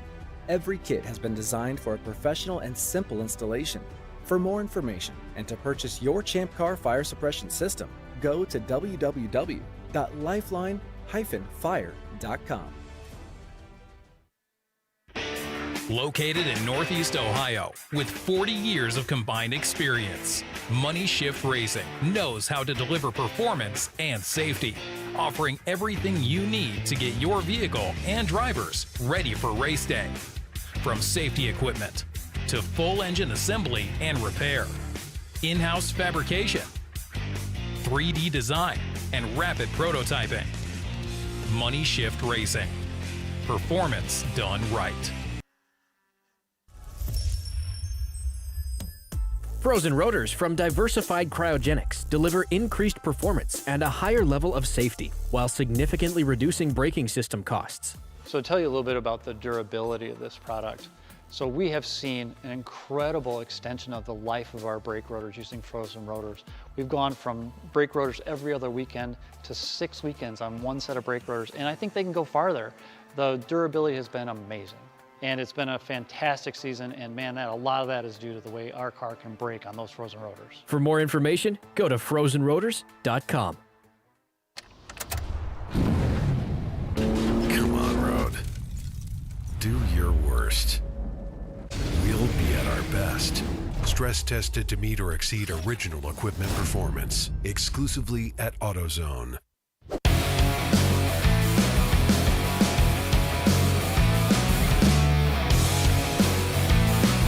All right. We are back here live at Virginia International Raceway. It is the Lifeline 24-hour classic here on ChampCar.Live, presented by AutoZone.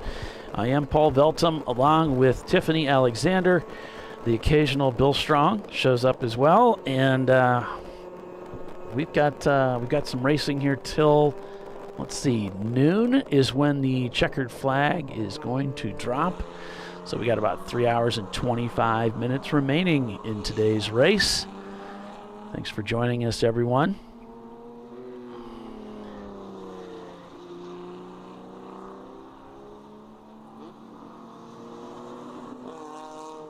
So the announcers make it through the night. I bailed around 10, 12 o'clock. Yeah, they hung in there. They stayed strong throughout the evening. Unfortunately, about the time that you and I went to bed, Mark, they went to red flag, and they were red until I went like 15 minutes before I picked up the broadcast at 7 o'clock. So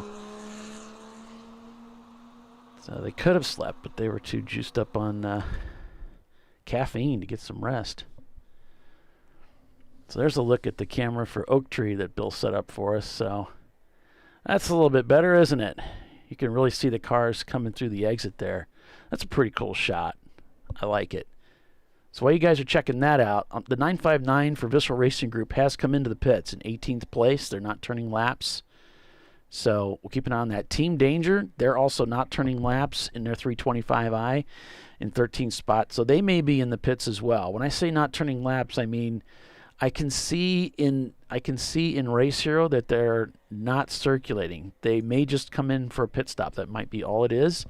Or they may be looking at something mechanical on the car. They may be having a problem. We don't know for sure. Unless we're told, or unless Tiffany can see something from her vantage point there. So at 303 laps turned, Pinky's out. It's still leading this race. 1-2 Blitzkrieg in third. Wheels America in fourth. RBA Graphics and Wraps in fifth place. And you can follow along with your favorite teams with the unofficial standings over at racehero.io on the web, or you can pick up their app in the App Store. The app is free.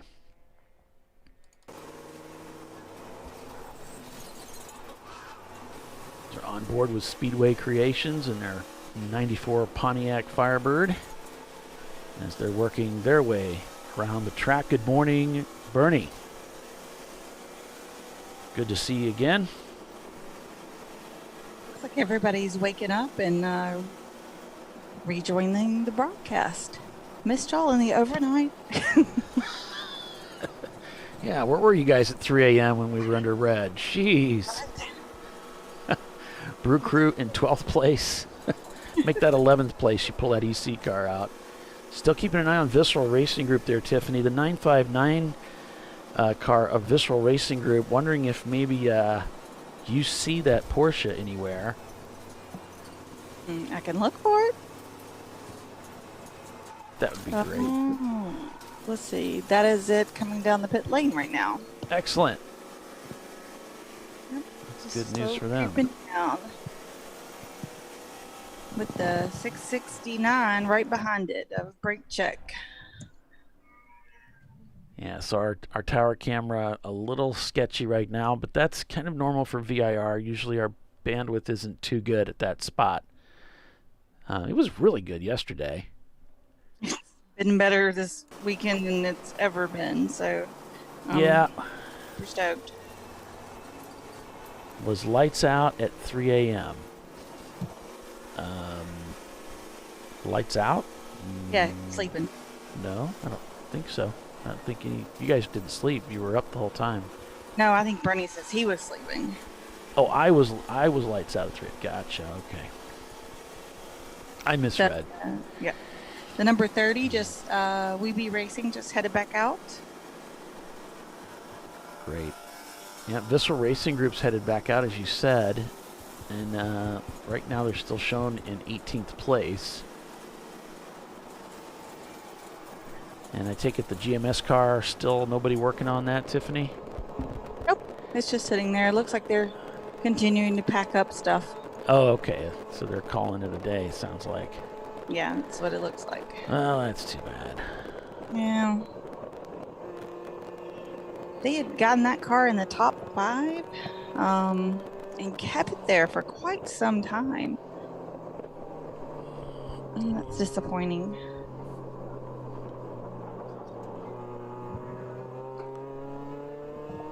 But that's also racing. It's full of disappointments. Sometimes I wonder what's wrong with this. Keep trying again. And Bernie's saying, good to see in that number 358 Focus still turning laps. Bernie's a part of that Blue Shells team. Oh, okay. So the Ford Focus fans, yeah, 358. It's such a challenging race. Actually, I'm showing them not turning laps at the moment, but they're that's Piston Broke Racing down in 37th spot according to Race Hero, but that might be that they're just in the pits. It seems like they've come in and out of the pits and the paddock quite a few times. They're putting up a good fight to keep it out there. Going by the number 46 there, the team that Rodney Earwood's driving with this weekend, I do believe. Your purple 35. Oh, yeah. And if you saw on the dashboard there, just as that happened, the Flagtronics indicator went to that purple notification on his dashboard there for Blake's Garage. Pretty cool. That's super cool. And there's a tow vehicle there. Heading out. Let's see who he's heading out to get. Yeah, we got the turn 3 down there, picture in picture.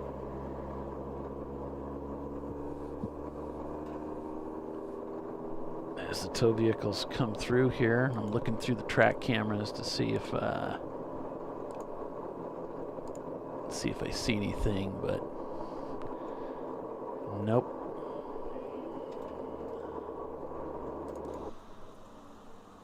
There they are going by turn number 4. That really cool turn 6 camera, 5/6 camera that we had. Bill tried to get to that to reset it, said he couldn't reach it. It's like a foot away from where he can reach it. It's right out of reach, huh? Some of these are kind of scary, you know. He said turn 1 is a no-go. And he did Oak Tree, which, I mean, that looks terrifying to be working right there on a camera, but yeah, he got that one going. I was wondering if he came around behind the barrier to get to that one, if maybe that was. So the 246 yeah, is he in. did. Still, it'd still be a scary spot to be, you know. Yeah. Yeah, it looks like our leader coming into the pits there, along with Wheels America Racing, and their Mazda out of 4th spot. 901 Motorsports is in the pits doing their driver change. Why do I see a bunch of smoke there right in front of the tower? Is that? I think that's oil dry down as they're rolling across it, kicking it back up. Yeah, Left from trying to shoehorn that BMW in there.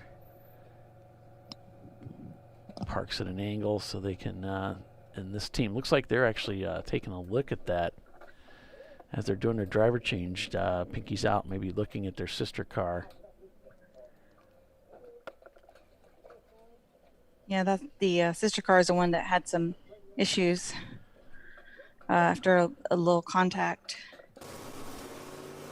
Saw a little bit of, I saw some cars off track there. Driver's right, just before the Flying S's. There's something going on there.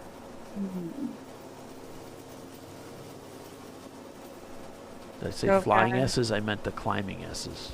Sorry. The Climbing S's. I knew what you were saying. So in the 602, the Weiser Blitz Racing Boxster, they're changing drivers, and Jim, I'm going to just do Jim P is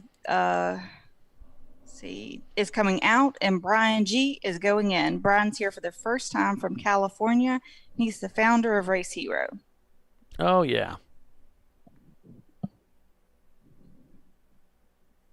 So thanks for that. Yeah, I've talked to him a few times. Cool. He's not really involved in the project anymore. They sold that off, but he's a busy guy. So the 903 car is now in of 901 Motorsports as well. Looks like Brew Crew is in as well. Taking advantage of that caution. Absolutely. We've got 3 hours and 15 minutes unofficially, so that should put all these teams with just one stop to the end, I would think. Right. Yeah, I mean, that makes sense.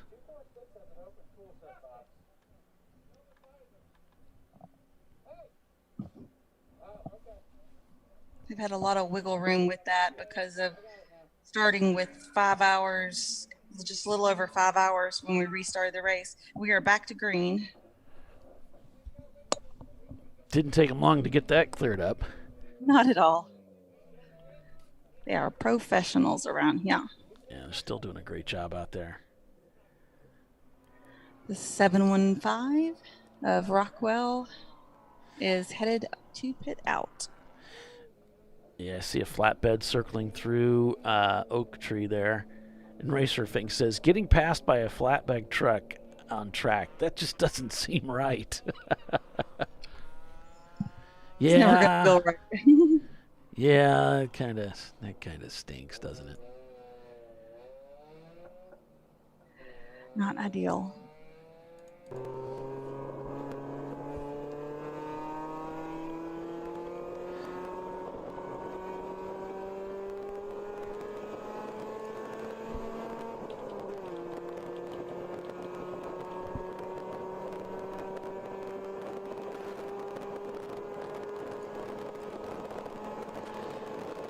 So it's Michael Keegan. So Michael Keegan did this comedy spot, and it reached. They started making T-shirts that said "You done messed up, AA Ron." And this whole thing is about a teacher who's substitute teacher takes over a class, and he's trying to do roll call. He doesn't know any of the people in the class, and he's mispronouncing everybody's name badly. And the kids are trying to correct him, and he's losing his mind over it.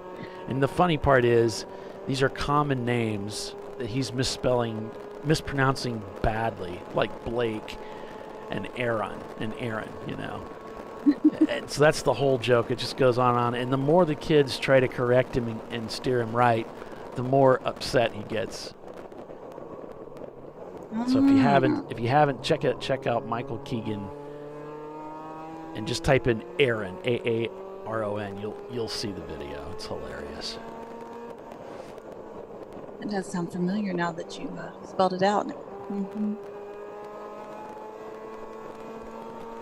So what did we lost the Pinkies Out camera. Gosh, man. No. I don't know if they cycled it or what happened, but now it's offline. So I'll see if I can do something to get that back. Maybe fresh out of interest with us, huh? Huh? It's fresh out of interest with us. Ooh, we got a car off left. Oh yeah, yes we do. Was a blue car? It was very blue.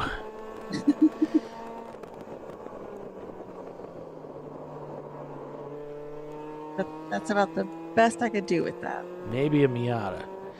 They're pesky, you know. Yes. Quite pesky. I'd just go ahead and say it's a BMW because there's a pretty high, you can pick one or the other, BMW or Miata, right? Like there's a high chance you might be correct. There's quite a few of both.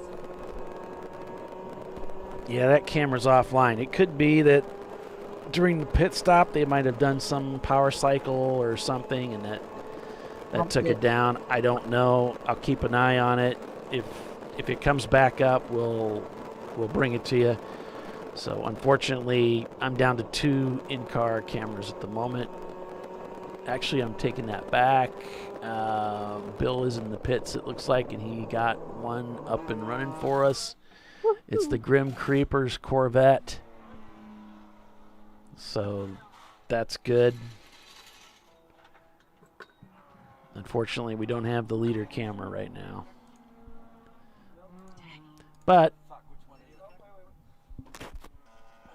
it's always something, isn't it? Mm-hmm. Pinky's out, Swap leading. As you said, 901 Motorsports, lots of cars still haven't come around to clear that pit loop marker that's in Race Heroes, so we'll wait for all of that to cycle through before we give you a rundown. 246 is back in the pits. 246, the leader back in the pits? Yes, they just came back in. Maybe they came in to fix that camera. They heard me. They said, well, this is too important. We got to fix that for Paulie. I mean, they just went out. That was their outlap. Yeah. Oh, almost knocked all my stuff over. Oops. Now, did they just pull back out, though? Or are they still sitting there? They're just right past my field of view. Okay, because it looked like from onboard Grim Creepers that they just pulled out. Okay. So I think they might have come in, done something quickly, and gone back out. I was like, wait, what? I'm sorry? Right. They're not supposed to be here. They were just here. Weren't you just here? That wasn't 2 hours ago or whatever. Yeah.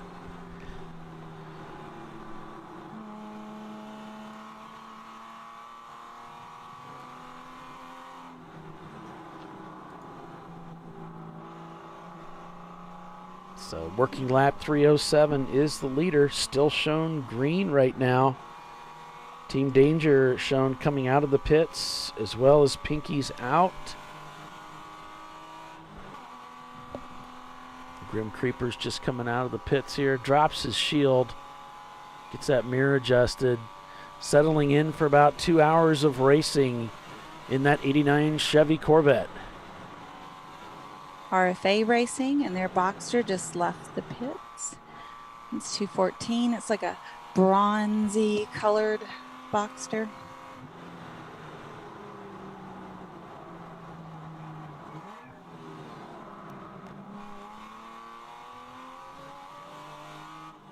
Grim Creepers on their outlap here.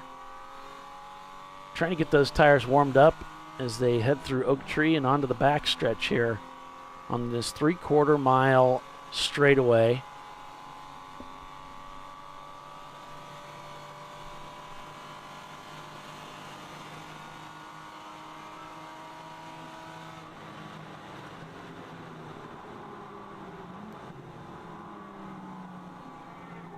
The 918 rolling down pit lane. A Visceral. It's kind of unique that he's got tear-offs that he's rocking on that visor, unless he does some open wheel racing too. Looks like he's got the Bill style helmet like you would use in an open wheel car. It's got that extra shoulder down there below the chin. Oh, okay.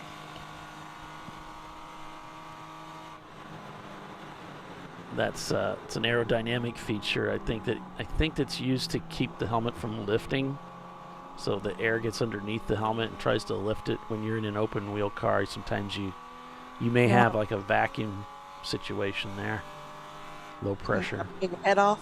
No. Yeah, tries to take the helmet off.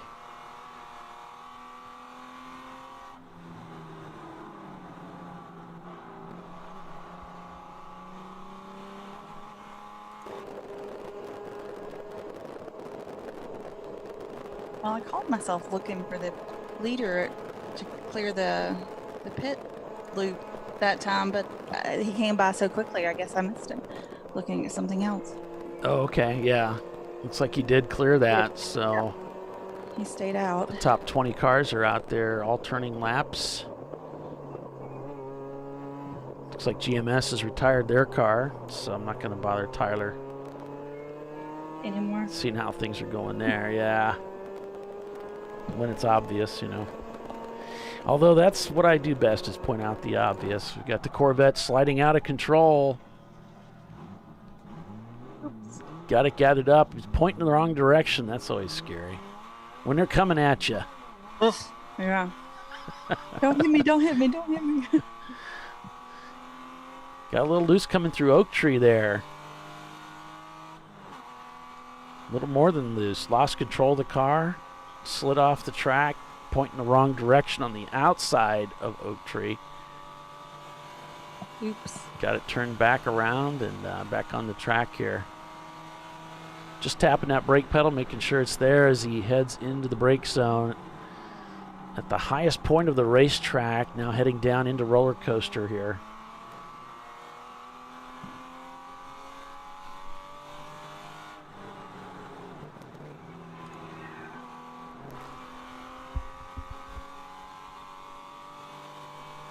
And the sun shining, another beautiful day. Look at that Virginia sky. Crazy. It's gorgeous out there. It's so beautiful, and just how miserable you guys were just a few hours ago with all that fog. It started the race in the rain. It was kind of rainy and miserable, and then it cleared right on up. And then it was super foggy and gross overnight, and then look at this. If you don't like the weather here, just wait a minute. It'll change.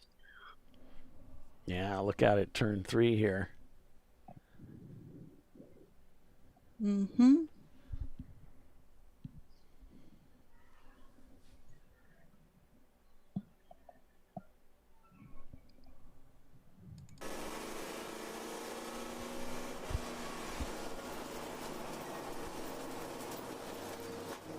Where is the shark car? The shark car is not racing this weekend, so I think Ed is here, but not the shark car. The 715 just came back through pit lane, and they were just here just 3-4 laps ago, so that's kind of odd.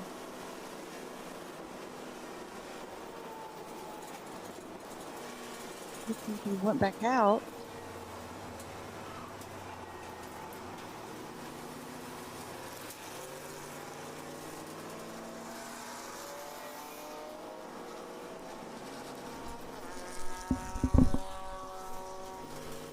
Speedway car slowing down quite a bit. Might have been just letting that group of cars come by.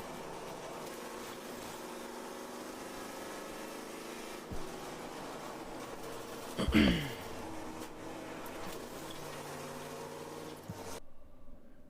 there's a look at Oak Tree. And I think we got some audio I can give you there. There we go.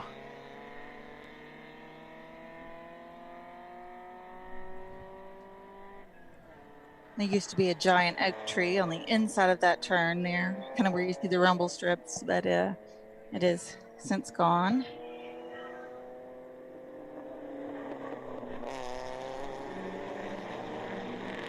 Several years now. It's a great day for a motor race. It is a great day for a motor race. It's a great shot. I love it. Hit your oak tree and then started that long back straightaway. Board with Speedway coming through that very section, turn 9 there. And this just goes on, goes on and goes on. Not completely straight, but a lot of elevation. And then you kind of get towards the end of it, and then you kind of fall off the world there, going down that roller coaster. Yeah, I don't know, Lee. Maybe this isn't the Corvette. Maybe he changed. He might have He might have swapped these cameras on me. You never know with him. Yeah. Yeah, I think you're right, Lee. I think this is a BMW. That engine's not Corvette.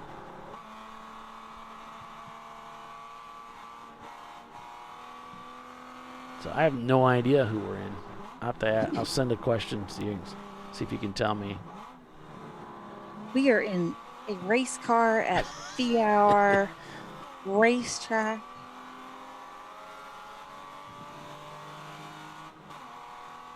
"21 hours in. Starting to get a little delirious." Yeah, that was an automatic. So that would have been a fast conversion, man. It's like, we're going to swap the engine, because that's not the Corvette engine. We're going to change it to a stick.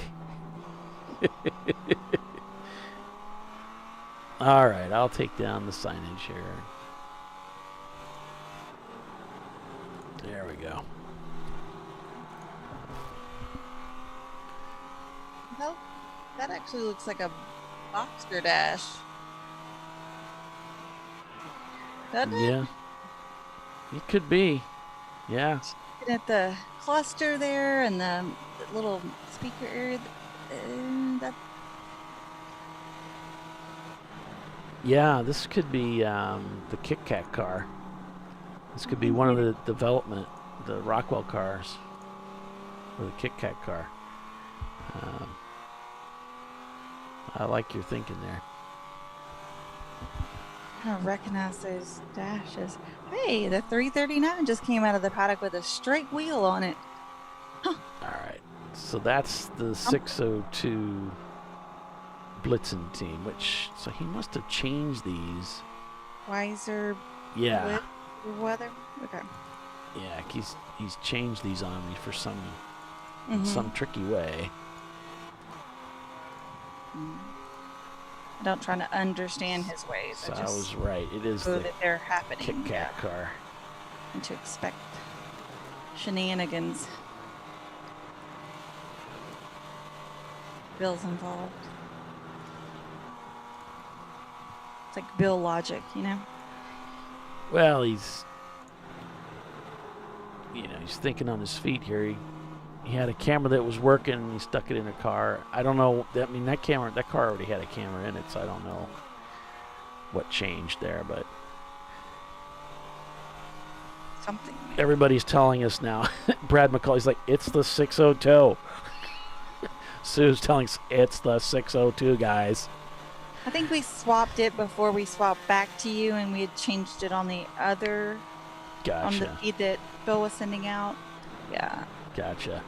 When we switched back over to the new feed, it was still old programming. That. And since Brad McCall's watching, I'm trying to remember, is this the car that I drove at Road America or no? Because I'm suspecting, Brad, that this is one of your cars. So was this the Renegade car?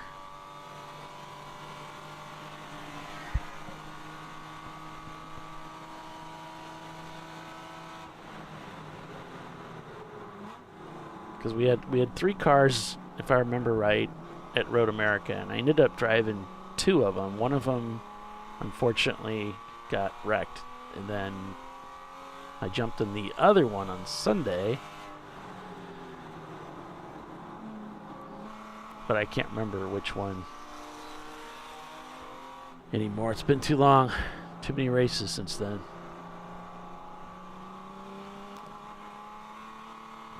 Starts to blur together a little bit, huh? Great car to go racing with. Yes, you drove this one, and 603. 603 was Renegade. Oh.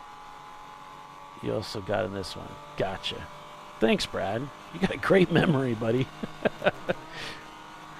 Thank you so much for that. Great to see you guys doing so well with your crew in the WRL. Just to mess with Paulie. That would never happen.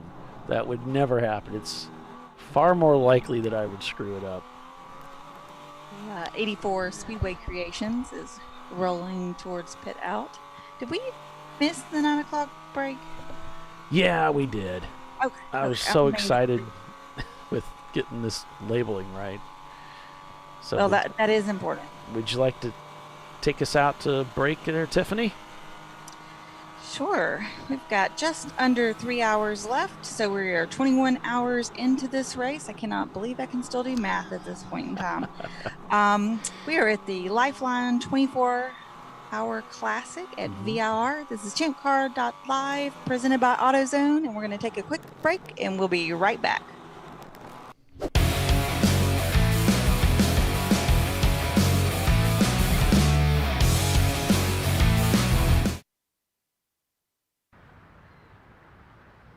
Probably need new tires. You do.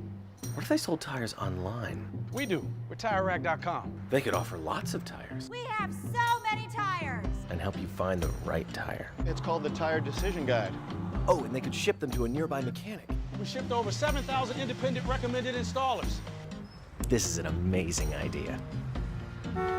Sorry. TireRack.com, the way tire buying should be. I did it. You see how it's... That's it. We did it. You did it.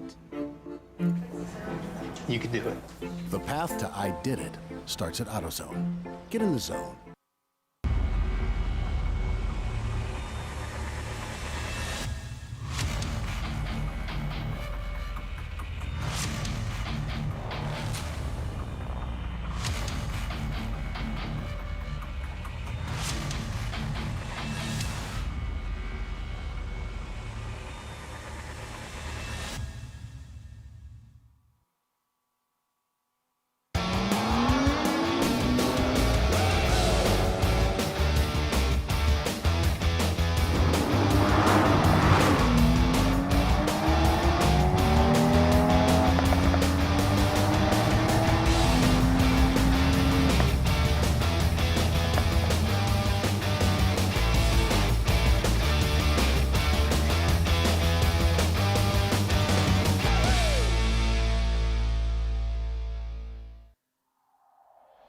Discovery Parts is a veteran-owned racing and safety equipment company.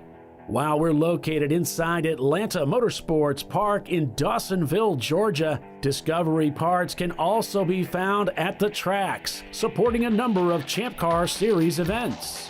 We take pride in being a reseller of the best of the industry to Champ Car teams and drivers.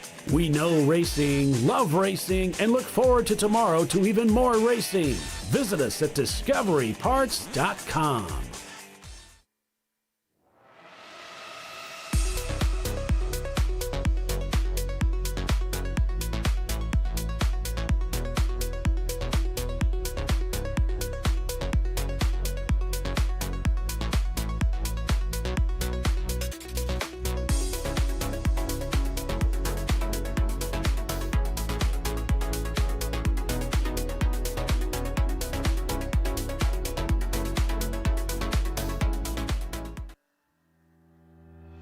Lifeline USA is a leading manufacturer of onboard fire suppression systems. Lifeline's continuous commitment to research and development ensures that we supply the most innovative and cutting-edge products available. Used by the majority of the world's motorsport championship-winning teams and constructors, Lifeline has a proven history of success. Lifeline offers a complete range of fire suppression systems for all budgets and needs, and we continue to push development and limits on both extinguishment materials and our patented delivery systems to make the race car environment almost as safe as sitting on your sofa at home. Every kit has been designed for a professional and simple installation. For more information and to purchase your Champ Car fire suppression system, go to www.lifeline-fire.com. Located in Northeast Ohio with 40 years of combined experience, Money Shift Racing knows how to deliver performance and safety, offering everything you need to get your vehicle and drivers ready for race day. From safety equipment to full engine assembly and repair, in-house fabrication, 3D design, and rapid prototyping. Money Shift Racing, performance done right. Frozen rotors from Diversified Cryogenics deliver increased performance and a higher level of safety while significantly reducing braking system costs. So to tell you a little bit about the durability of this product. So we have seen an incredible extension of the life of our brake rotors using frozen rotors. We've gone from brake rotors every other weekend to 6 weekends on one set of brake rotors, and I think they can go farther. The durability has been amazing. And it's been a fantastic season, and man, a lot of that is due to the way our car can brake on those frozen rotors. For more information, go to frozenrotors.com. Come on, Road. Do your worst. We'll be at our best. Stress tested to meet or exceed original equipment performance. Exclusively at AutoZone.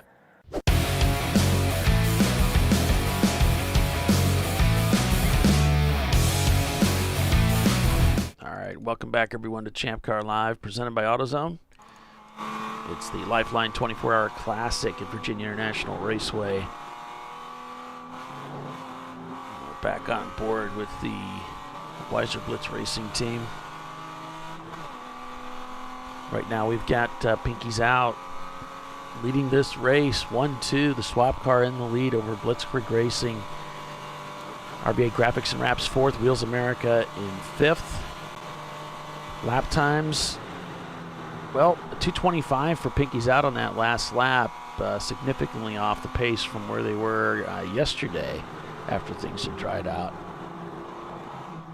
So, I mean, I think they don't have to push it. I mean, I think you keep the car out of trouble, right? Yeah, but they're like 11 seconds slower lap. That's colossal. That's like... You've got 5 laps on the next... touring. Person who's not your teammate. Yeah, I don't know. I don't know what that is. But I'm seeing the other teams turning very similar laps. Blitzkrieg at 223, RVA at 222. 901 just turned at 227. So I don't know. Maybe there's a local caution out there that there may be a local seeing. Caution. Yeah. But everybody's down several seconds. Well, there's not more traffic than there was earlier, so I mean, it must be local caution or something. I mean, it's one thing to drive at 80%, but when you're cutting 11 seconds off a lap time, you've significantly changed the way you're driving that car. And that can actually get you in trouble because you're so far off the pace that you're timing, right? Exactly. It's driving differently. You know, we've seen guys on a caution lose control of the car, slide off the track. Yeah. They're not focused on, what they're doing because they're going so slow. Yeah. I mean, it happens. Because, driving these cars at speed and really kind of pushing the envelope on them, and it's all about a rhythm, and that you're you're not thinking through making decisions on everything you're doing. You're getting into a rhythm and a muscle memory, and that has everything to do with timing, almost like dancing. You're kind of dancing with the car as your partner. So like when you change the tempo of the music, but you're still dancing the same dance, it's kind of hard to hit your mark sometimes. Boys, as he was climbing through those S's there, I heard the revs come up as he clipped one of the curbs there. Oops. And that could have been an exciting moment. I imagine he's doing that regularly, though. It's just hanging on. Climbing that backstretch now.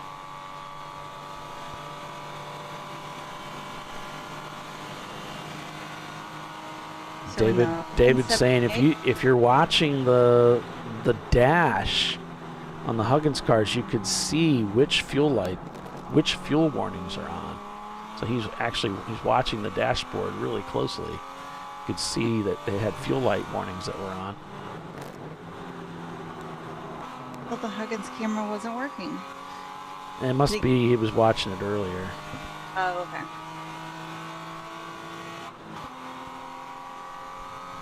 In the 178, that's the Euro car, that turbo diesel. Ryan Wilson is in the car. He just went in and just set their See, I'm out of words and lips. Just set their best time of the race with the 2:29. Did you pick up the wrong set of lips this morning? Apparently, I exchanged them overnight for a goofy set. These are much larger and flimsier than the ones I had yesterday. Mildly off camber. You might have picked up mine. They're kind of floppy like that.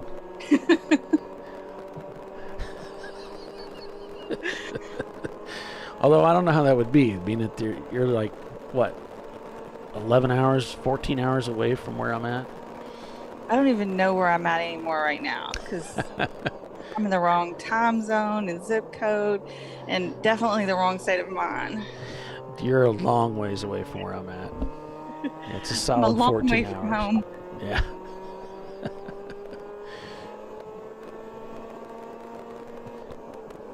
It was a long drive to get here. All right, so those lap times coming back down to where I would have expected them to be. 2:17, 2:18 for Pinky's out on the last lap. 2:19 for Blitzkrieg. They're showing a 5-lap gap between third and second place. And Pinky's out, both those cars on the same lap. 43 seconds gap, the two of them. 35-second gaps from Wheels America to RVA Graphics and Wraps, who's moved into fourth place, by the way. 6 seconds the gap from Rockwell Autosport Development in the 715 Porsche Boxster up to 901 Motorsports in sixth. And Rockwell turning at 223 versus the 901 Motorsports 229. Yeah, 901 Motorsports really is backed off the pace. They're turning 230s and high 220s there in sixth place. You know, that's not going to be sustainable. They're going to get passed probably on this lap with that 6-second gap.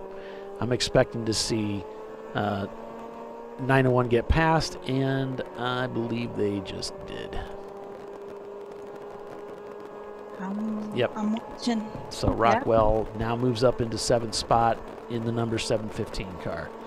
We'd be racing in 9th there, back about a lap.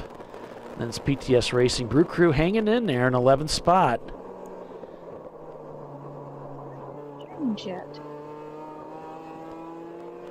So big gaps between the teams right now as I scroll down through Race Hero, just looking at the gaps from car to car.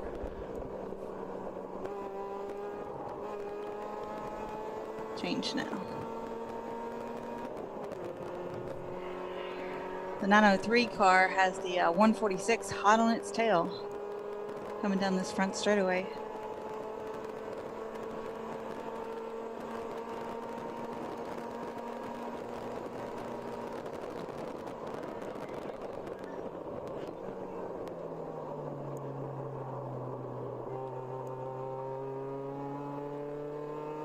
Wow, you pull that EC car out, Brooker is in 11th. Working their way on up there. They may crack the top 10. They've got time to do it. Decent enough pace to do it. It could happen.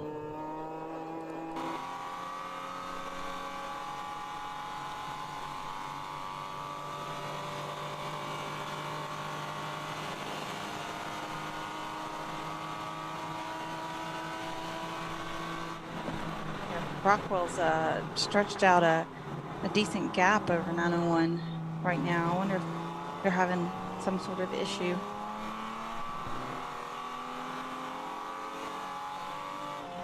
Yeah, I mean, he's definitely slowed that car quite a bit. So that may be their sister car is back 5 laps from them in 8th place, but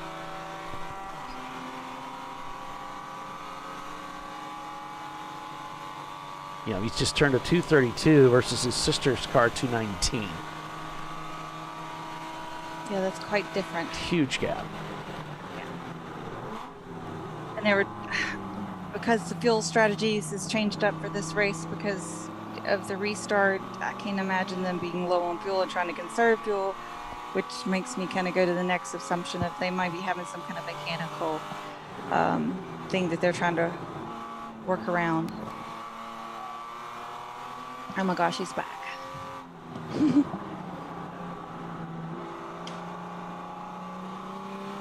Get all your visiting in with everybody? Everybody doing okay? Yay! Huh? VIR Racing just set their fastest time of the day at 2:18. Go VIR. Are we winning? We're still awake, so. Holly should be.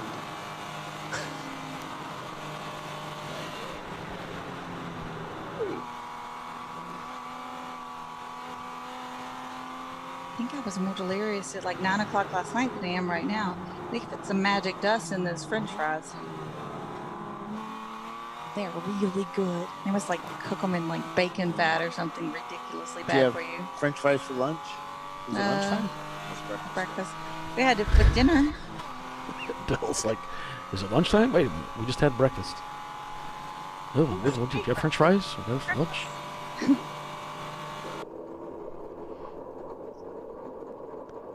Blake's garage slowed down that car quite a bit. Something sounds clunky. He's leaving it in high gear here, so.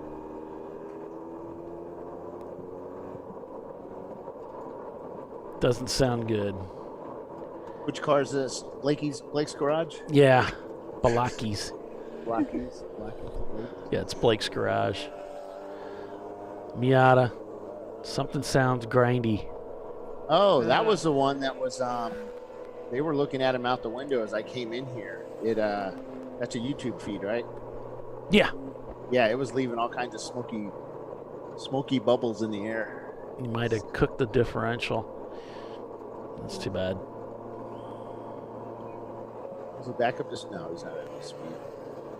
See, this is when it's a little scary. You have something broke and you're trying to diagnose it, trying to keep the car moving, and then you've got, people coming up on you at, at 140 miles an hour. And you're trying to stay offline and move over, but you might not be able to get fast, get over quick enough, and you don't want to cause an accident. Right, you don't want to be unpredictable. Yeah. What you're doing, yeah.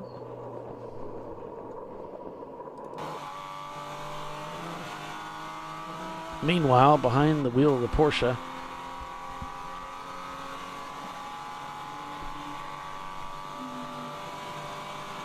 that car has a little bit of nose damage.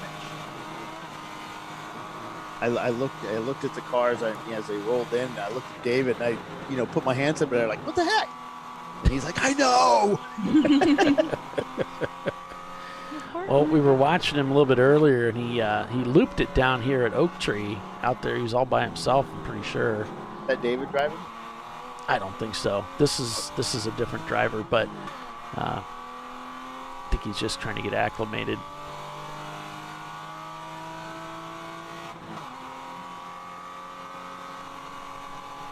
So many millions of viewers do we have asking questions? Any? Can pop over here and look. Still have the old chat. Got 117 concurrent. Yeah, there's some. We're chatting. Cool. Good. 120.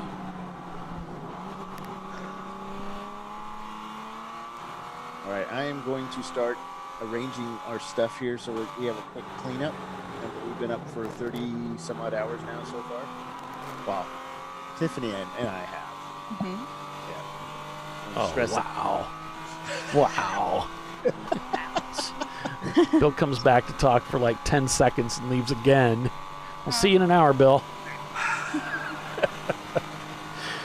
So every time I went to go try to kind of doze off a bit while we were under red flag. Oh, yeah. Yeah. Hey, Bill, let's go out in the track, see if it's clear. Every 30 minutes. But it was all right. It's good. You should have just said no. I'm marketing. Not my job, man. How to get Dana, really, really good. Not my job, man. That's funny. That's not my job description. I should do that. No, I was getting track time. Is what it was. That's what I was thinking. I'm like, you're just counting this track time. Nothing's better than using a Ram 2500 with mud tires on it. Going down that straightaway, Dana said, "Man, this thing is loud." It's like, you should hear it at 90. So, Bill, we need another in-car camera. Yeah, I don't have any more. The other one we have, I don't know what happened. It just imploded. Well, you got Visceral. Who's coming in? Is Visceral coming in? I don't know. We got Visceral. We've got 901 Motorsports. Let me head over. Eurocar. Okay. Let me. Basically everybody except the one you just fixed. None of the other car cameras are working. So anybody that comes in that you recognize, that would be cool. Yes, sir. I'm on my way, sir. Let me get it done, sir. Sorry, Bill. Now, Right. Now, if Doc was here, he would say, "No, I'm not." Talk to you later. Talk to you later. Bye. Okay. I think he's taking my name in vain again.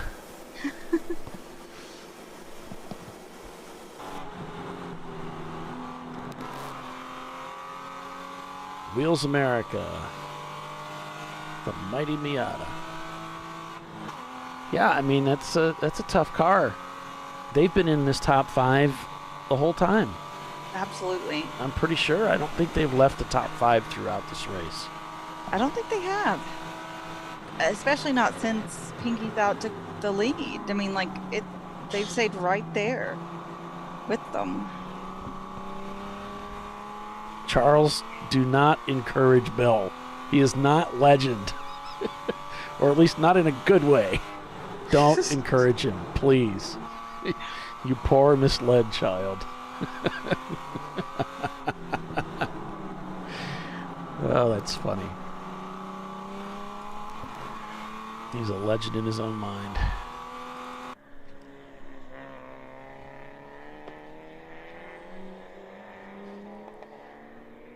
Yeah, it looks like the 111 car out there, Tiffany. Yeah. So back there in last place, basically. The last place car that's turning laps. But they're out there turning laps. Probably just trying to really shake that car down and get some track time for their guys. Mm-hmm. You know, they come all the way out here. They want to be on the track. Yeah, they were saying this car was done, but not done. There's the other RVA car. And they're in 4th place with that machine. The 411, yeah. The car has been up there, pointing into the field all race. Just in that top 5, top 10. Really, this top 10 has not changed a whole lot, especially since the restart. I mean, maybe some different folks in different places, but they're all still kind of in the top 10. Mm-hmm.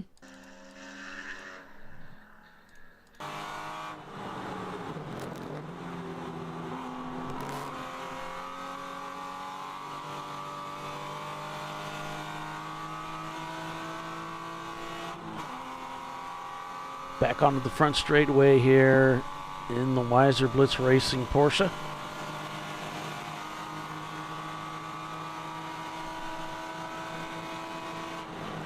Down into turn 1 we go. As we slip back to Speedway Creations. Looks like heading into that same corner here.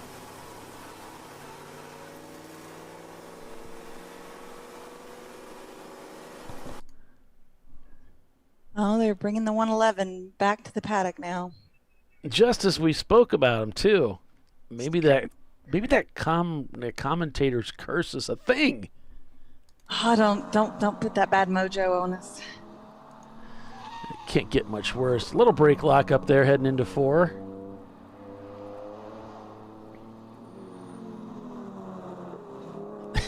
Marky the Farm says, it took about 30 seconds into interview last night for Bill to wiggle Opal into the conversation. Yeah, if you'll notice his interviews, typically he turns them back on himself in some way. Ends up talking about himself. O4 and MR2. Yeah, got those down.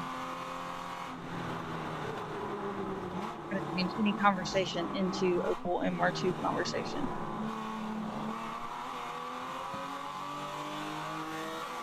All right, we've reached the bottom of the hour. We're going to take a break for commercial and be back in a few, folks. Stay with us. You're watching Champ Car Live, and at lap 322, Pinky's Out. Swap is your leader. We'll be right back.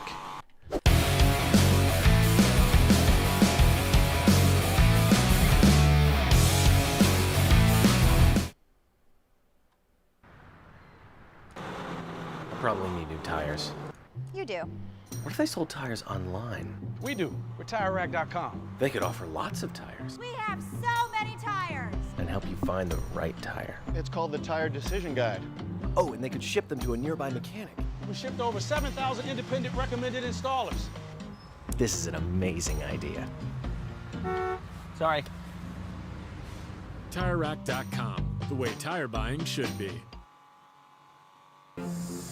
I did it. You see how it's... That's it. We did it. You did it. You can do it. The path to I did it starts at AutoZone. Get in the zone.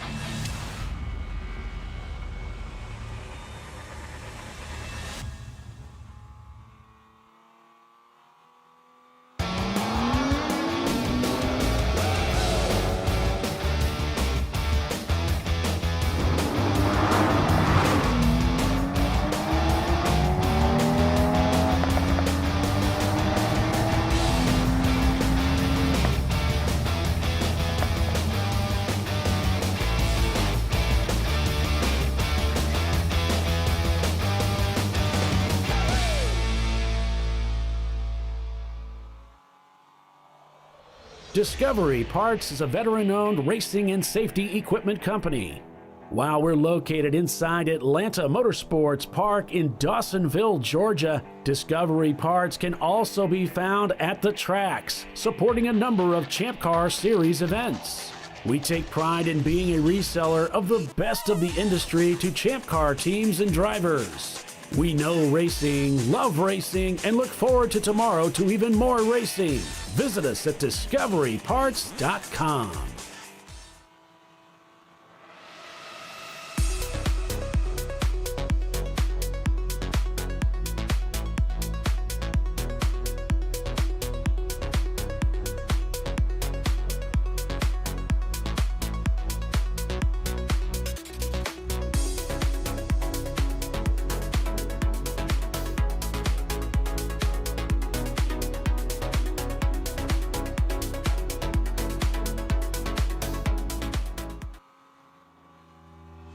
Lifeline USA is a leading manufacturer of onboard fire suppression systems. Lifeline's continuous commitment to research and development ensures that we supply the most innovative and cutting-edge products available, used by the majority of the world's motorsport championship-winning teams and constructors. Lifeline has a proven history of success. Lifeline offers a complete range of fire suppression systems for all budgets and needs, and we continue to push development and limits on both extinguishment materials and our patented delivery systems to make the race car environment almost as safe as sitting on your sofa at home. Every kit has been designed for a professional and simple installation.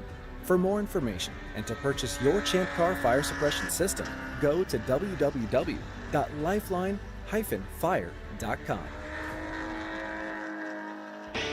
Located in Northeast Ohio, with 40 years of combined experience, Money Shift Racing knows how to deliver performance and safety, offering everything you need to get your vehicle and drivers ready for race day. From safety equipment to full engine assembly and repair, in-house fabrication, 3D design, and rapid prototyping. Money Shift Racing. Performance done right. Frozen rotors from Diversified Cryogenics deliver increased performance and a higher level of safety while significantly reducing braking system costs. So to tell you a little bit about the durability of this product. So we have seen an incredible extension of the life of our brake rotors using frozen rotors. We've gone from brake rotors every other weekend to 6 weekends on one set of brake rotors, and I think they can go farther. The durability has been amazing, and it's been a fantastic season, and man, a lot of that is due to the way our car can brake on those frozen rotors. For more information, go to frozenrotors.com. Come on, Road. Do your worst. We'll be at our best. Stress tested to meet or exceed original equipment performance. Exclusively at AutoZone.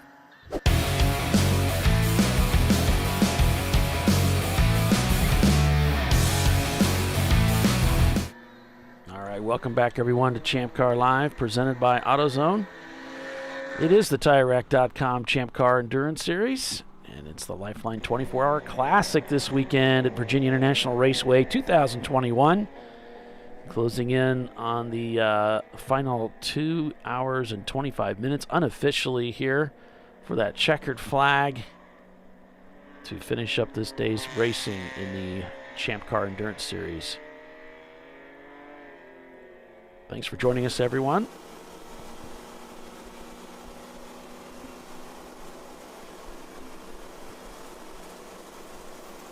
Right now, standings really haven't changed much. We've got still Pinky's out leading this race in the swap car. Just looking through the lap times. Yeah, the leader back down the pace a little bit again on that 222 on that last lap. 325 laps turned so far. So with 2 hours and 25 minutes in the race, they're going to need to pit at least one more time. They're probably going to wait until they get through another 24 minutes here. So probably around 10 a.m., somewhere in that time frame, we can expect between 10 and 10:45, we can expect them to pit and do their final driver change, take fuel, and head out for that final stint. Yeah, you wouldn't think they'd want to come in before that 2 hour mark. Make sure that that's their last stint, last stop of the day. You know, Blake's Garage still in the pits with that Miata, so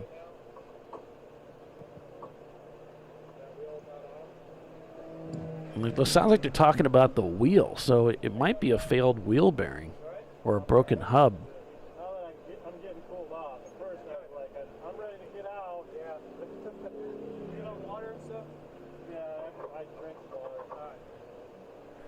He's using the cool suit system to cool himself off. But that is one of the weaknesses of the Miata, is that those front hubs especially.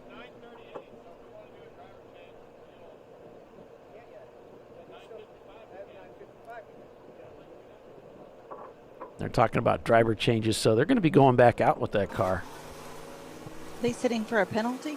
No, he's in for mechanical issue. This is the car that was very slow cycling the track. We heard some clunking sound, and I still hear some clunking. I think they're working on a wheel bearing or a hub. Okay.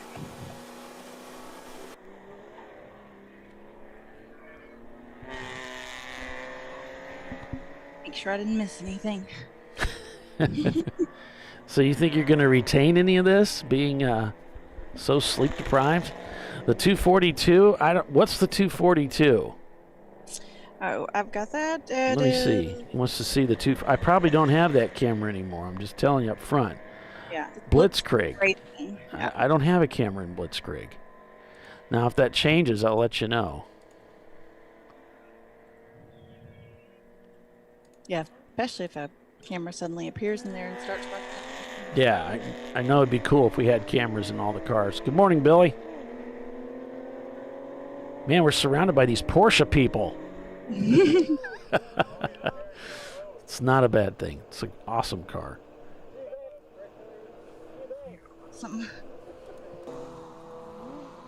They sound great on the racetrack. WeBe Racing to set their fastest lap time of the weekend at 2:18.5 down there in 9th spot. Looking across the field at the gaps, you got about a 42-second gap from Wheels America in 5th up to RVA. They turned very similar lap times on that last time through, that 2:19. That's really where they need to be, that sub 2:20 time frame. Those are the kinds of laps they want to be turning. Other gaps, I just don't see. There's just not much out there right now that's tight. You know, everybody's stretched out this race by at least a lap. There's only a few teams that are close together.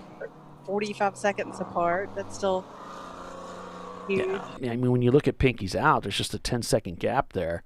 Another 2:23 from the leader. So just the last 2 laps, he's backed that pace down quite a bit. Meanwhile, their sister car is still cranking out some pretty good laps. So I'm not sure if they're looking to get their lap back. 5.9 seconds on that is the gap on that last lap. Folks, I'm expecting a lead change here. I'm expecting Arrow to make the pass here, and it could be as soon as this next lap. So we could see a lead change here on lap 328.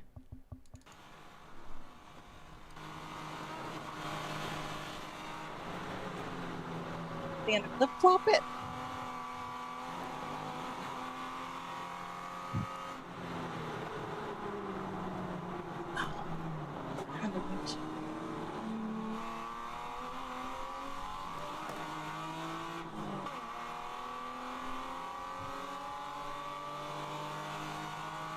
Chris Huggins coming through the paddock in on his bicycle.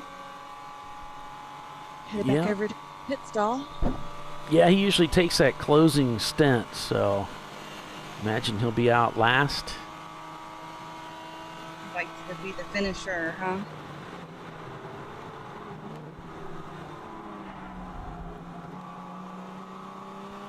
Yeah, he usually does, doesn't he? Yeah, he does.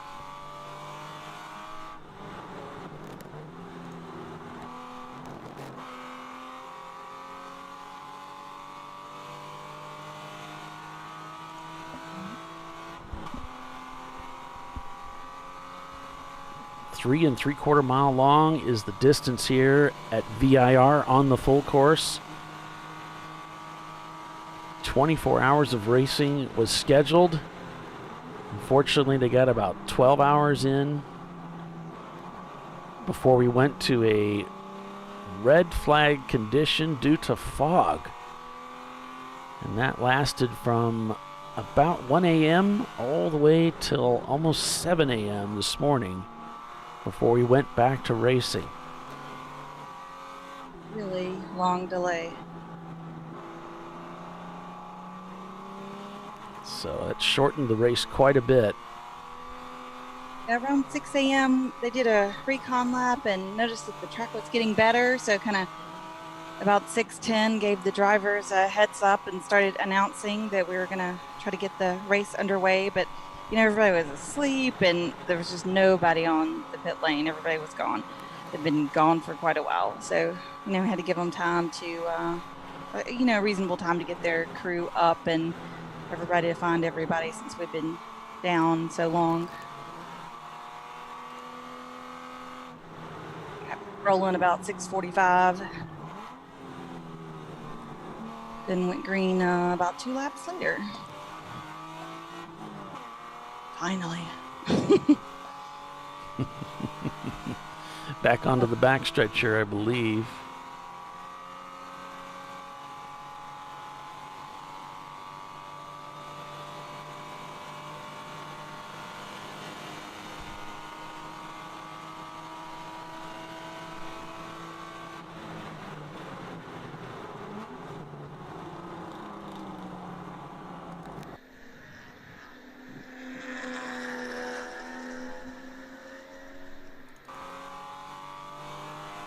Manages to get by there, dropping 120 feet through roller coaster down into Hogpen here. Round 17A back up onto that front straightaway. As Pinky's out, Swap now in the lead of this race. Pinky's out, Arrow back 1.791 seconds with that 2:15 on that last lap. Again, turning these faster lap times. Could see a pass this lap for the lead for the Aero car.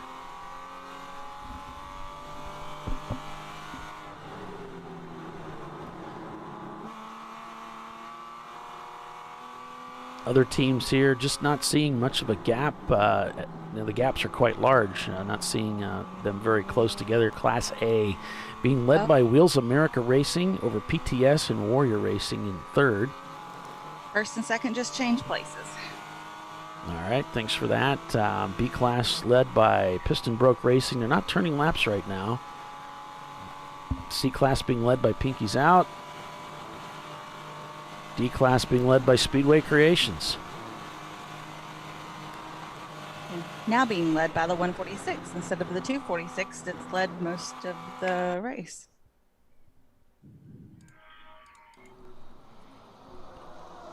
And there's the two leaders right there, if I can say that.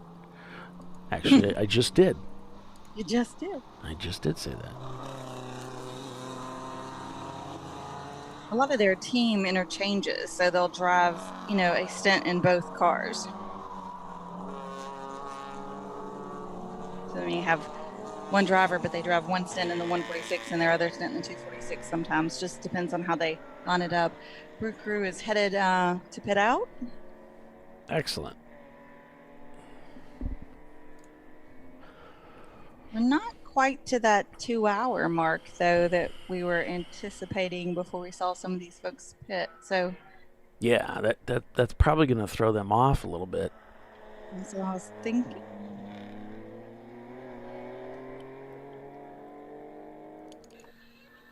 I'm expecting my phone to light on fire for Mid-Ohio because Bill Strong is running the show that weekend. So, yeah. Yeah. Yeah, I'll be racing with R-Bank Racing that weekend.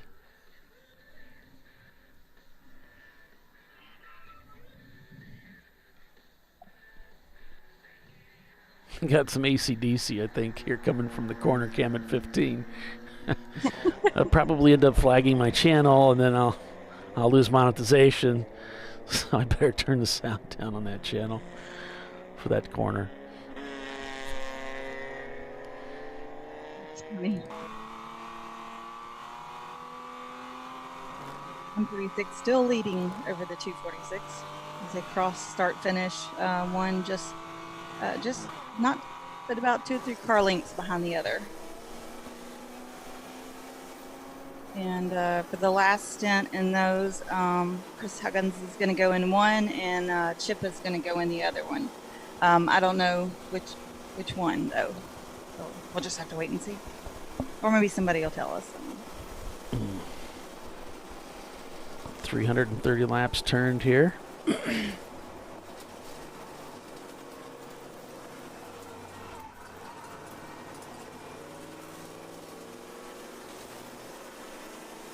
Winding it down. Creeping towards those last 2 hours. Yeah, as we get towards the top of that, those last 2 hours here, about 13 minutes out, we can expect to see the pits really start to get busy. I think the teams are going to stretch it as far as they can on fuel, hoping for a full course caution. But if they can't get it, if they know they're kind of already at the edge fuel-wise, then they're going to have to bring them in. Right. But I don't know if it's going to really play. Brew Crew coming in when they did, I'm not sure they had a choice. If they were stretching at 2 hours and we started about a quarter till, the top of the hour, they may not have had a choice. They had to pit at that spot. So everybody may have yet another pit stop after the top of the hour. Like everybody might be in that play right now. Although I don't see a lot of people pitting right now. So I don't know how this is, the clock, the way it's playing out for all these teams right now. I'm trying to remember. I think the restart was right around unofficially like 5 hours and like 10 minutes or something. I can't remember exactly, but okay. Well, you guys, I mean, I started the stream about 7:10. I was ready at 7 o'clock, and you guys were green before 7. Yes. So, like maybe 10 minutes or 15 minutes somewhere, right? Yeah, that's about right. Yeah. Okay. Yeah. You're 10 minutes till, so we had 5 hours and 10 minutes. Yeah, right over there. Yeah. You got that extra. Okay, it's 5 hours. That's why I'm off on it. That extra hour. Okay. So yeah. They could be very well everybody's off sequence, and they're gonna be pitting closer to that final hour. Yeah, it gives them a lot of different strategies to play. But then a lot of people came in what I would consider relatively early for their previous pit stop, taking advantage of that purple 35. So I don't remember when that was. So well, the driver stints reset, but that's still under red flag. You can't refuel the car. You can't touch the car. So coming off, going into the red flag, wherever they were in their stint, yeah, the stint resets, but there's no more gas out of the tank. Right, you have to come get fuel. So if you guys, I saw a post from Brew Crew that said they were red at 1:45. Now I don't know if that was track local time or Brew Crew time or what, but if you do the math backwards and you look at where were the stints closing in on, I guess, because what you've done is if they actually went red at a quarter till and then we went green with 5 hours left at a quarter till, that makes the calculation a little bit easier. I think it was shortly after the midnight swap that we started having those poor conditions develop. Gotcha. So that would mean, the cars were slowing down a little bit. Mm-hmm. Well, we'll see when the flurry comes in. Brew Crew's obviously already pitted, which means they're going to have to pit again. I would imagine. They're going to have to pit at least one more time, at least to do a driver change. Mm-hmm. So to stay compliant with the rules, so they'll have to do that. And they're probably going to need fuel to finish up the rest of the race, I would guess.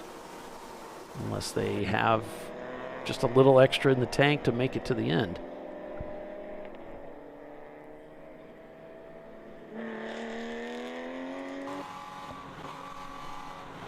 Whew. Top of 10. Down to Oak Tree, checking the mirrors there.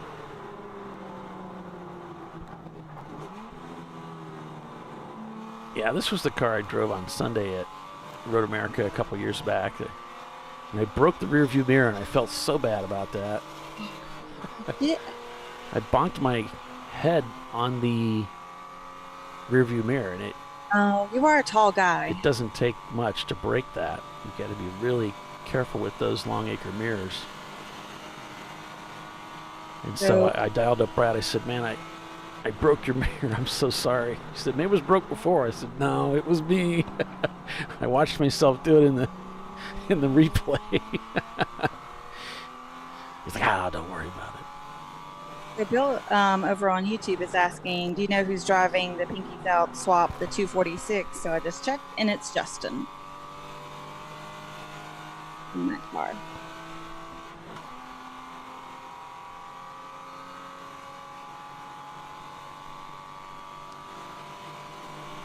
So I guess we got to find some purple paint, huh?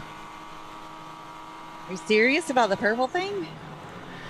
Well, like I always tell my wife, you can never go wrong with purple. I just can't imagine you saying that, actually. Well, my wife taught me that. She said, you can't go wrong with purple. And I said, well, I guess you're right. On a car, though? Well, it wouldn't be the first one that got painted purple. Okay. And it's a unique color to the car, Yeah. We've got the, is it Purple Haze? Or what's the name of that team that's got the neon? Yeah, that's purple. It's been like that for a long time. Would that fit for the, is there a way that fits with the whole, Alice theme? Alice theme? I don't know. I don't think so. No? so I can work together in my head at the present moment, but that's probably not saying a whole lot.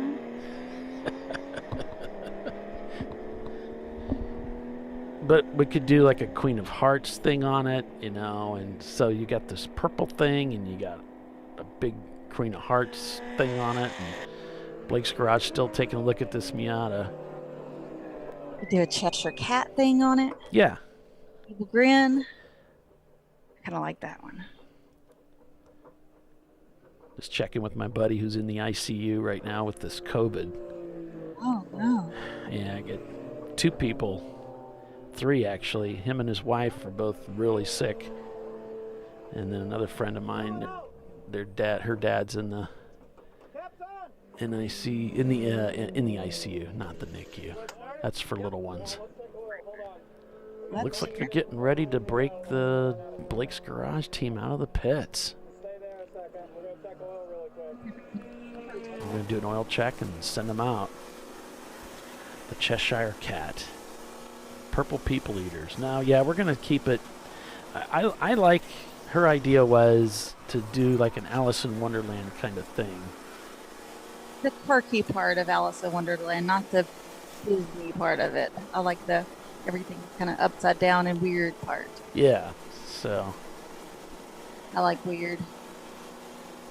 That would explain why you work with us, right? That finally explains it. It's like, why is she still hanging around here? I actually already have a Cheshire Cat on the back of my helmet. Oh, well, yeah. Shoot. Yeah. I just love the evil grin. It's like, it's that grin you make when you're like, I'm kind of smiling at you, but I'm also kind of like up to no good. Got it. It's kind of funny. I don't know. I'm not a princess type of girl. But I like my cartoons. Yeah, my wife's not either. I'll root for the Cheshire Cat. And my wife does the same thing you do. She'll say what she thinks and how she feels, which is true, and then she'll say, I don't know. I'll say, wait a minute. Of course, you know. It's okay. It's okay to, have that opinion and that feeling. It's probably just a girl thing, right? It's kind of a way of saying that's just my opinion. I'm not stating it as fact. Got it. There, you're going to go and say it again. I don't know. I love it. My car, too. No, I like that idea, the Cheshire thing and the Alice in Wonderland. We'll have to come up with something. That sounds like fun. Mm-hmm.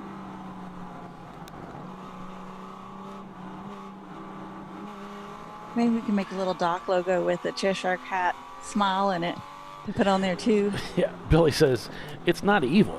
It's insane. There is a difference. Yes. It's 2 different things. It's just crazy. Just nuts. Yep. Look at that start-finish cam. Looking forward to seeing that checkered flag here. Absolutely. It's such a special place, and I just love the races that we do out here. And this 24 is really special. Not as special as we are, but it's special. Special in a good way. Speedway Creations coming into the pits. They'll pick up their... way. What's that? In a nice, unique way, right? Right. Not the, they're really unique kind of way.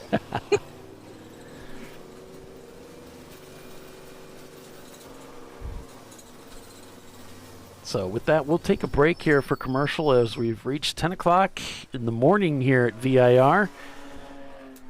Just about 2 hours left in the race, 335 laps turned. So stay with us, everyone. You've been with us this long. You might as well stay with us till the end. We'll be back in just a couple minutes. So ChampCar.Live, back in a moment. Yeah.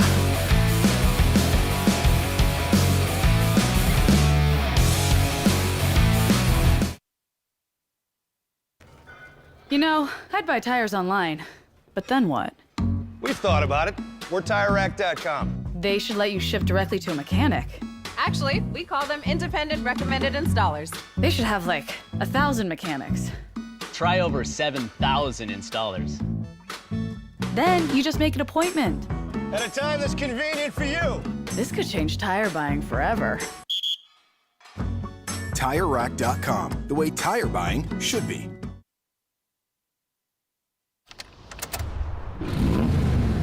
Come on, Road. Do your worst. We'll be at our best.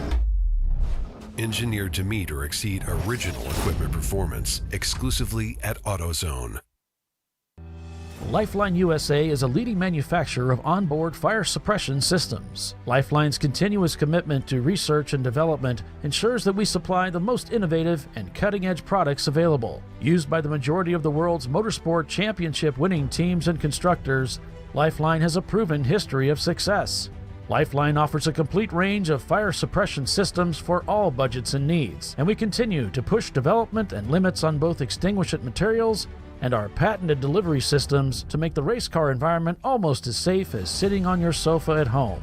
Every kit has been designed for a professional and simple installation. For more information and to purchase your Champ Car fire suppression system, go to www.lifeline-fire.com.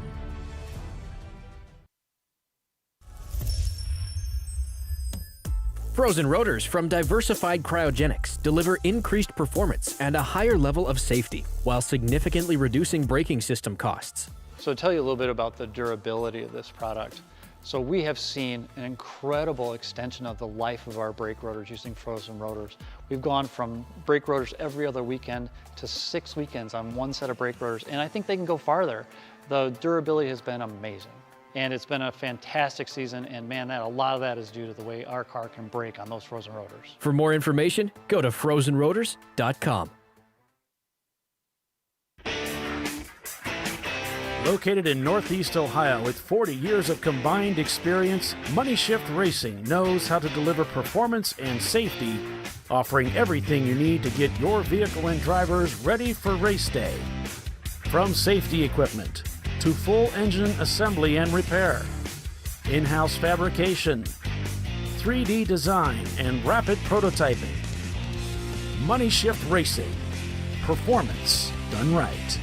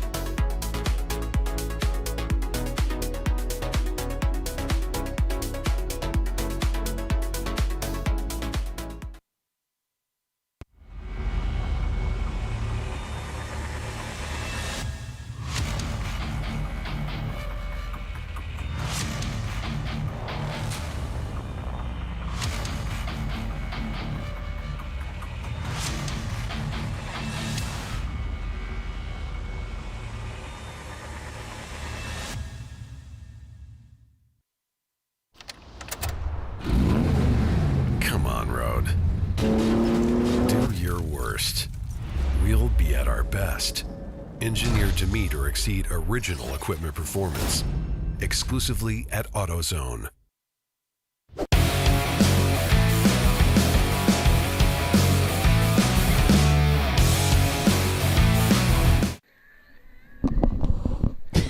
I gotta turn down that camera.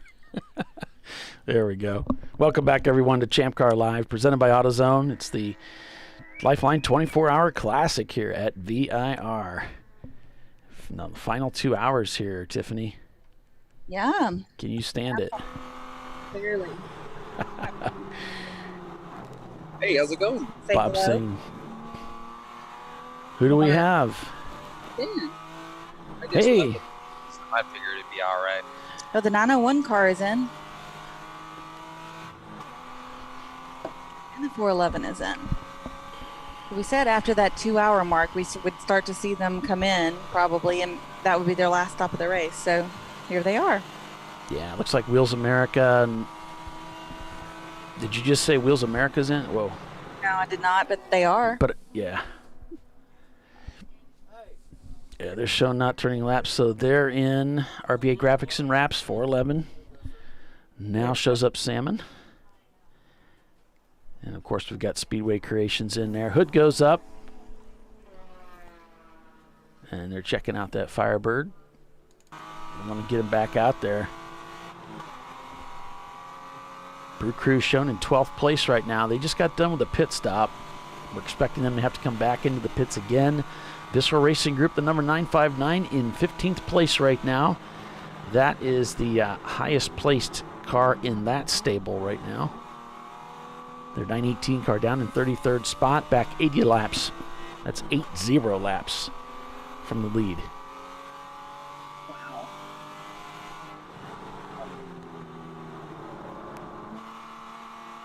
Wow, and both of our first and second still on the same lap, huh? That's incredible. Swapped places a couple of laps back. So, how's your weekend going, Ben? So far, so good. Bill, sorry, I really apologize. That's all right. Started with a B and it just went from there. No, it's like, you know, with the lack of sleep and the caffeine is making things a little hazy, but I think we're doing all right.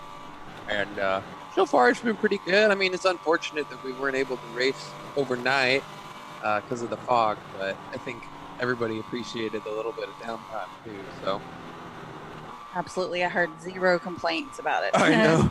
We had to give everybody a wake-up call this morning and get them all woken up and drive through honking horns and stuff to get people back in their cars. So that was pretty funny. For real, y'all have to get up. Yeah. We're about to start this race with or without you. But it was good. We had a good amount of cars go back out on course too. I think I want to say it was around 40 cars went back out, which is pretty good because usually the attrition in these 24-hour races is pretty bad. I mean, we were all taking bets on how many cars we thought would be left over at the end of the race, and so far it's a lot higher than a lot of our guesses, so that's good.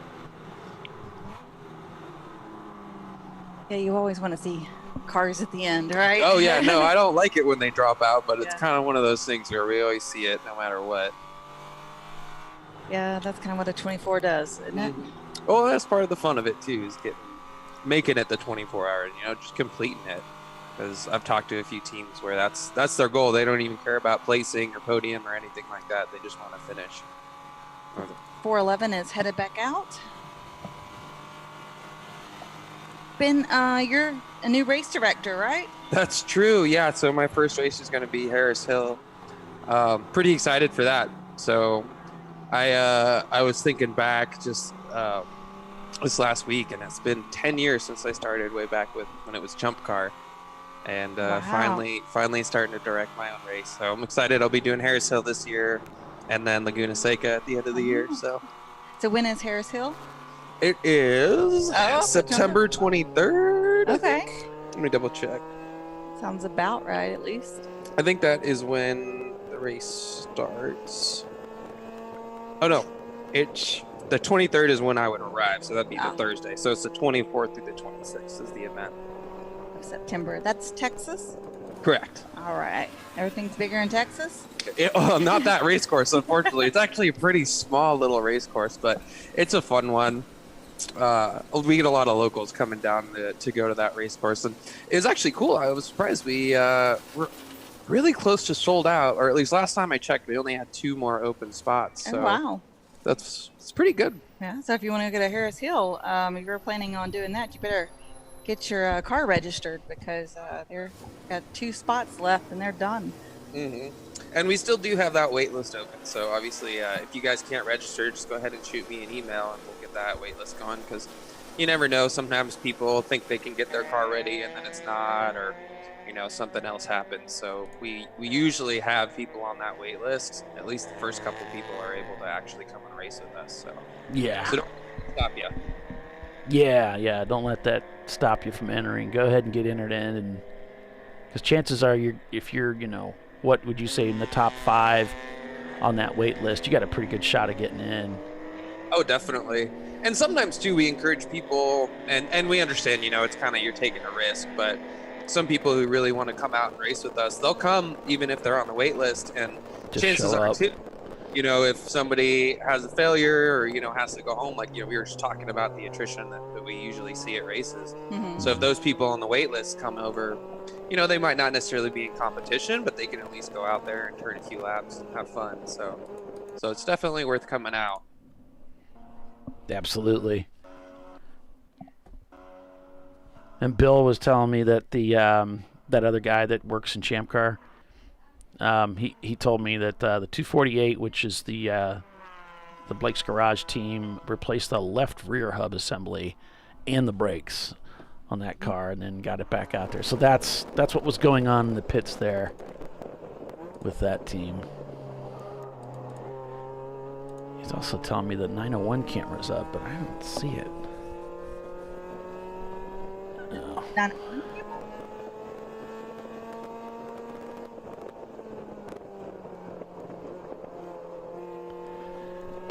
He's saying the VW is coming in, so hopefully we'll get that camera. Maybe we'll get that camera up and running. That'd be fun. Yeah, I'll be watching the cars. Usually when I'm doing my timing and scoring, if it's slow, I just pull up the show and I watch what's going on out there on track. That's cool. Do we have any idea? I know. I try to tell you guys to see what's going on sometimes, but it's hard because when I'm here doing timing and scoring, or Dana will have me go run around doing other stuff because he's trying to get me used to the race director position. So makes sense. If I can, I'll try to let you guys know what's going on, but I know I'm not always able to. Well, most people just want to tell us where we can go. How fast we can get there. They just want to tell us where we can go. They don't really want to tell us what we want to know. They just want to tell us where we could go with it. But you've always been great. We appreciate all your help, and we're looking forward to your efforts as a race director. It'll be great. Excited for you. Very excited for you. Yeah, no, I'm excited as well. I mean, it was a little emotional for me too, thinking back and going like, I remember when I used to work, if anybody remembers Kathy Paz, when I used to work for her, and I remember thinking to myself, I want her job. And this is back when I was like 18 or 19 years old. I was like, I want that. I want to be a race director. Yeah, I know, right? And here I am finally doing it. So it's really exciting for me. It's really special. And yeah, I'm hoping that everything goes out well. And Harris Hill is going to be awesome. I mean, it's going to be it's one of the racetracks I'm really familiar with. It's really, really what's the right word for it?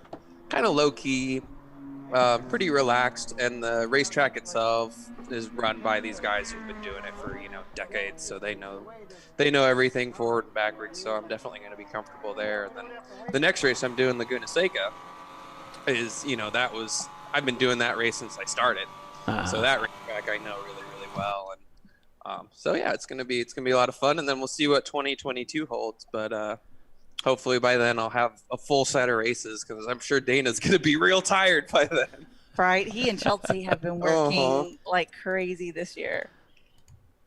So I think it's great that you've got two races that are going to be pretty easy going for you, and Chelsea keeps getting these races that are, she gets the typhoons and the hurricanes and all these really bad races that terrible things happen, and you keep getting that would be funny if that keeps happening like that, actually. I hope not for her sake, but I can see her in the background breaking pencils, I can't believe this. Why do I always get these races?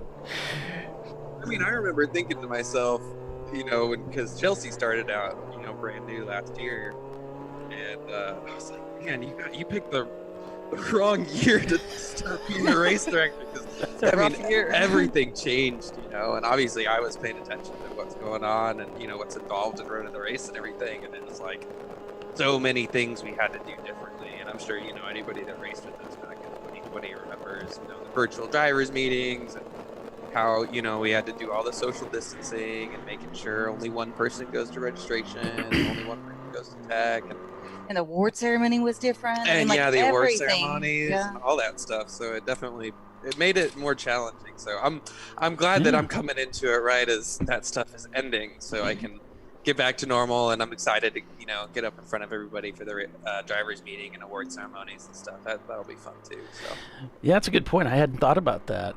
And she kind of came in. She came in there for Barber, and then it was like right on the heels of that is when everything got really weird.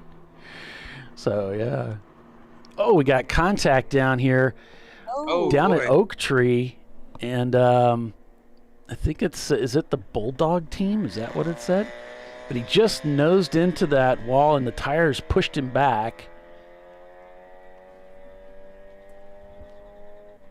Trying to fire up that car right now. I don't even have a Bulldog on my lid. He's going to back out of there and try and get that.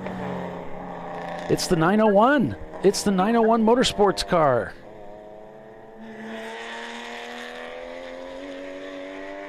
Oh, man, just must have somehow got crossed up there and nosed it, just speared Oak Tree right in the middle there.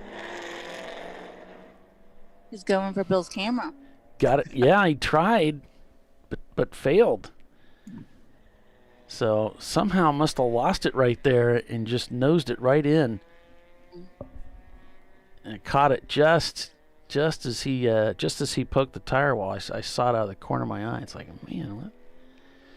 But that corner does not have a lot of runoff too. Right there where you're looking at that tire wall. When I was out there earlier delivering lunches with Jimmy, I was thinking about that too. Going, man, that's really narrow. Like right at that impact zone, you get like maybe 15 feet before you get the tire wall, which of course is nothing when you're coming around that corner. Wait a minute. You delivered lunches? Bill told us he did.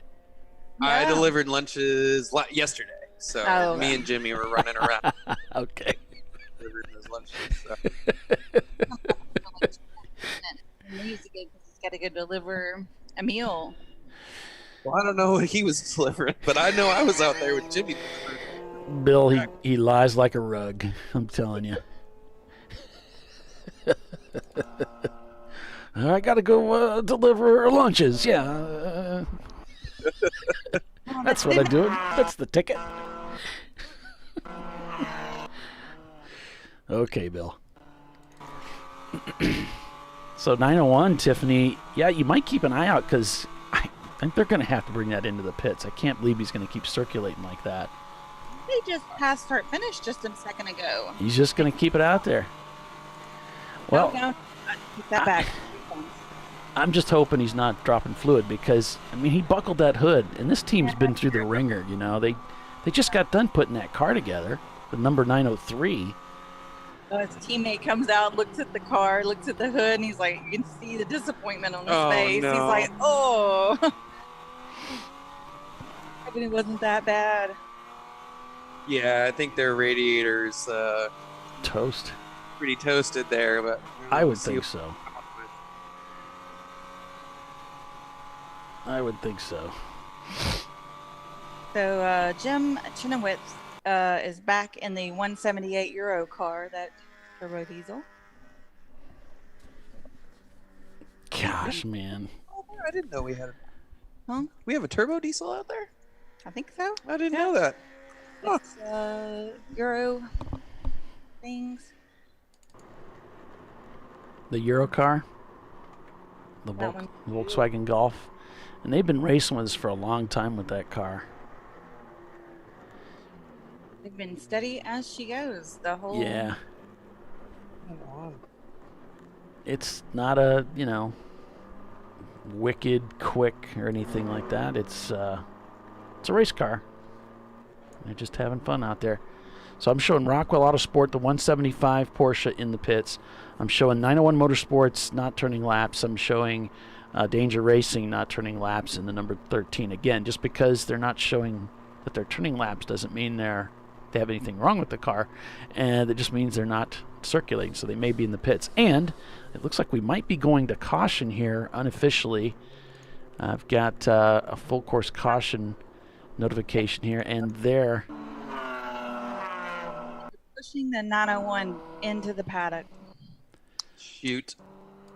Yeah, I think it's done. We got a car off. Driver's right there at the entrance to 3, and it looks like a BMW, and it looks like a blue in color, but I can't see the card number from here. As an emergency vehicles, we have several emergency vehicles now leaving the pits, heading out onto the racetrack, a rollback. It's like the standard complement of 3. So it looks like he may have just gone ahead and pulled off to the track. Ben, is that kind of the protocol that you want to see if a car is no longer motivated? Do you want to see him just kind of pull off to the side of the track like that? Yeah, I mean, the biggest thing, and we prefer, drivers always err on the side of caution, because the most frustrating thing for us and, everybody to deal with is when a car, their engine starts smoking or they blow something up, right? Mm-hmm. And then they keep driving down the course. I'll just make it to pits. I'll just try to make it to pits. Well, they're leaving an oil slick down the entire course behind them.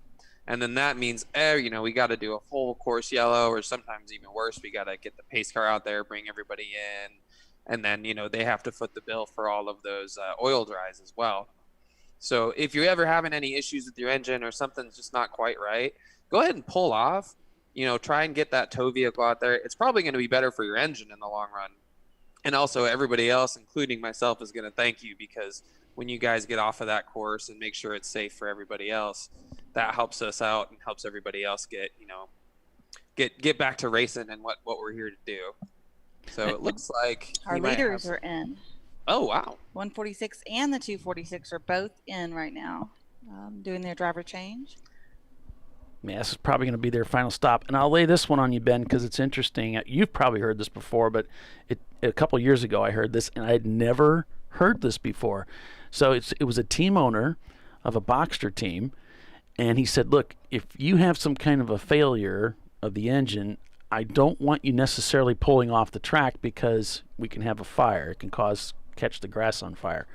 So that's something that's always in the back of my mind, that not that I wouldn't pull off, but I'm going to be strategic. If it looks like it's really high and dry type grass, like happens out at Gingerman, there's certain spots where it's almost like farmland, like corn husks type stuff. I'm going to be careful about pulling off there. But definitely, at least you want to get over to the side. We were at Daytona a couple of years ago, and that's what happened to one of the R-Bank cars. The car died, and he died on the racetrack there in the twisties. And we were, flying through that section of the track heading towards 3 or 4. And there's cars, juking back and forth trying to get out of the way. And then there's always the one guy in the back, right, that doesn't see it until everybody's moved. And then pow. Yeah, that's terrible. And it wrote the car off. So that's the downside of staying on the track, man. And that's the thing. It's really hard, like, when you're having those issues, because you got to make decisions really quickly, and there's no silver bullet answer that's going to work every single situation, right? The things I'm thinking about are, like you said, is it safe to pull off the course?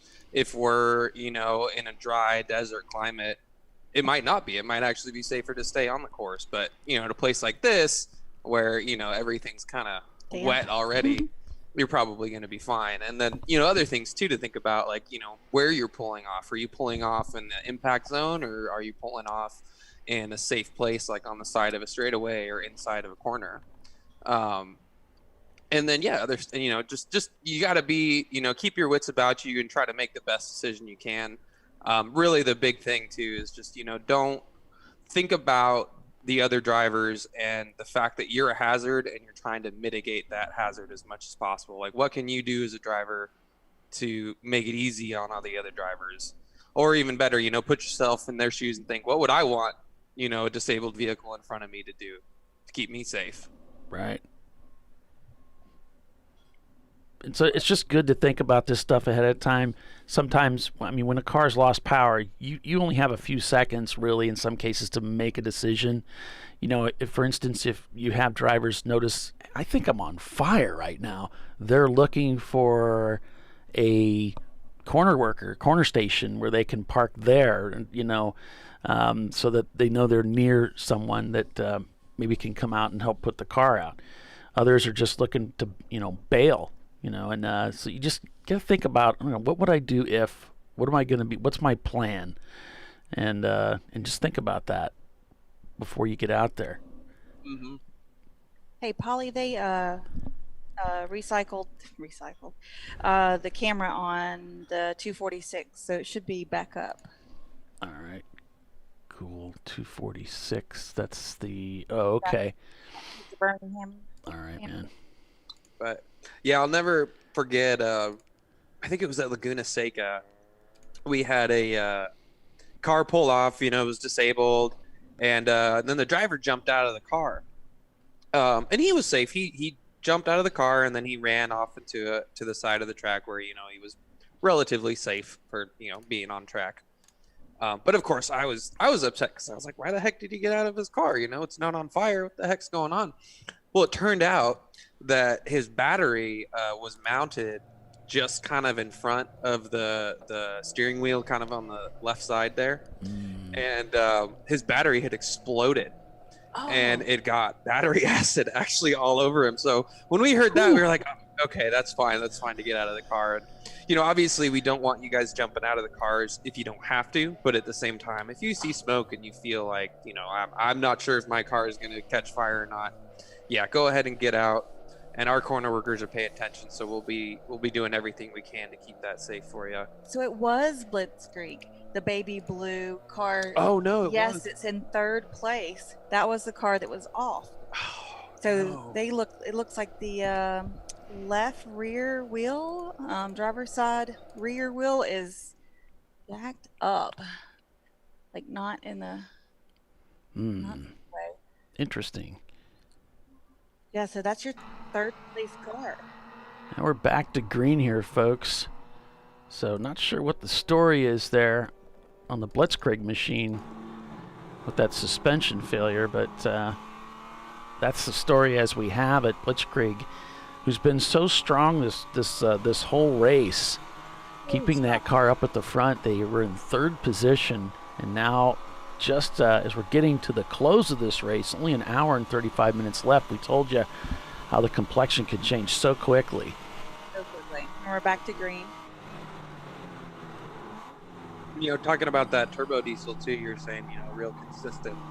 That's one of the things too with these long races like this. It's not always the fastest car that wins. In fact, I usually tell people. Oh, Pinky's out, stalled on the track. Oh no! The swap car also on the track, stalled. He's trying to start the car. Sorry to interrupt you there, folks, but. Oh man, come on! He's trying. It's going through cycles here.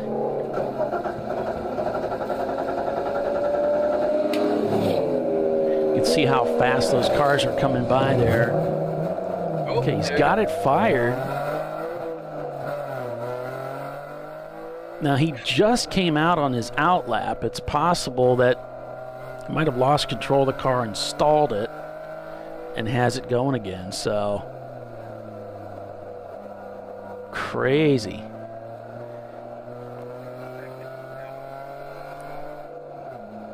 He seems they got a what's that? 8 laps a cushion before 411.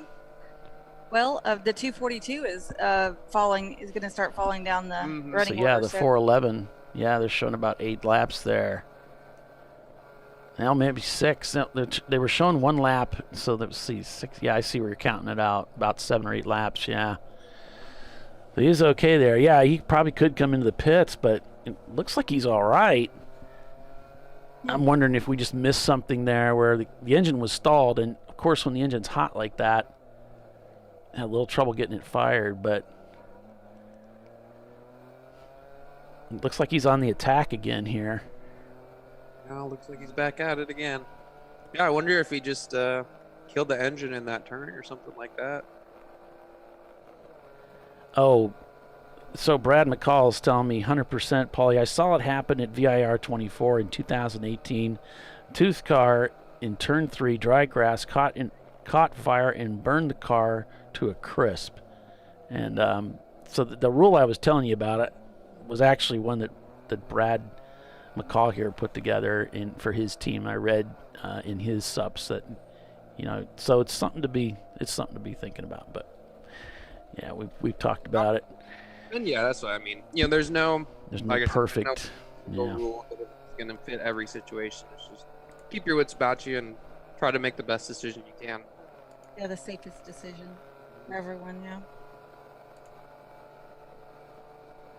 Yeah, I've seen some nasty stuff too. Road America, down at the coming down Hurry Downs, you take that left-hander there at turn 8, and we had a guy that caught fire in an MR2 and bailed out right there on the track. He was on the right side of the track, but he was on fire, and he just bailed out right there. Sometimes you got to do what you got to do if you're on fire. But it would have been ideal if he could have. If he had a little bit of time, he could have pulled off maybe a little further, but it was okay. It was okay. Yeah. I did see once, obviously I'm not going to name any names, but I had a driver once who ran across the track. So he pulled off on the driver's right, and there's plenty of room for him to be there on the driver's right. Mm-hmm. Got out of the car and then ran over to driver's left because that's where the corner worker stand is. Okay. And I kind of understand his thinking. He wanted to get to the corner worker stand because that's where, another person with the radio and everything like that, potentially a fire bottle. But don't do that. Hey, pull the car over there. Exactly. Wait for the course to settle down. Usually when we hear the call, driver out of the car, or we got a driver, a walker on course or something like that. That's when we go, okay, red flag all, and then you'll see the red flag, and you'll see the cars come to a stop, and then you can handle it. And I get it when your car is burned and you want to do something about it, but it ain't worth getting hit by another car. So. In some leagues, you watch F1 on TV or whatever, you see guys getting out of the car all the time. Mm-hmm. The car dies, they get out. Not so in Champ Car. And what is the rule here, Ben? Let's talk about that a little bit.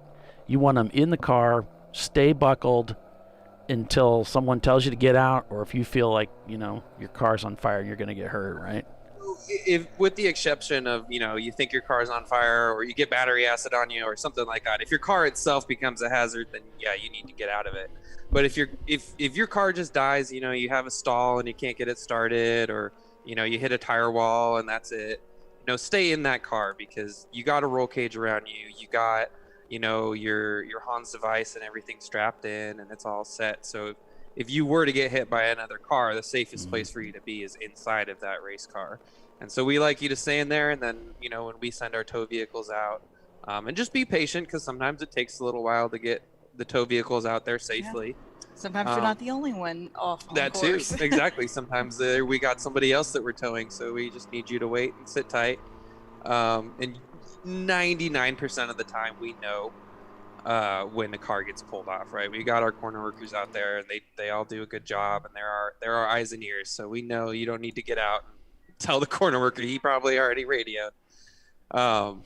So just stay in the car. It's a safe place to be, and then we'll come pick you up. We'll take you back to your pits or your paddock, wherever you want us to take you, and then you can get out of the car and get unstrapped and everything like that. Yeah. And if you guys can too, I know it's kind of a stickler, but keep your safety equipment on too, because I've seen people who, they get pulled off and then they take off their belts and take off their gloves and, undo their helmet. And it's like, well, you're still on a hot course. Just keep that stuff on until you get off that course, and then you can start relaxing. Yeah, we had a race. I don't know if you guys remember this or not. We had Jay Leno racing with us at Auto Club a couple years back, and the track was there was some parts of the track were really dusty with sand, and he lost it. He lost it in the Z car and spun off the track, and he'd actually had there was other cars that were having trouble in that same spot. He lost it, spun, and as he was trying to get pulled back onto the track, he was just looking and got hit by the leader.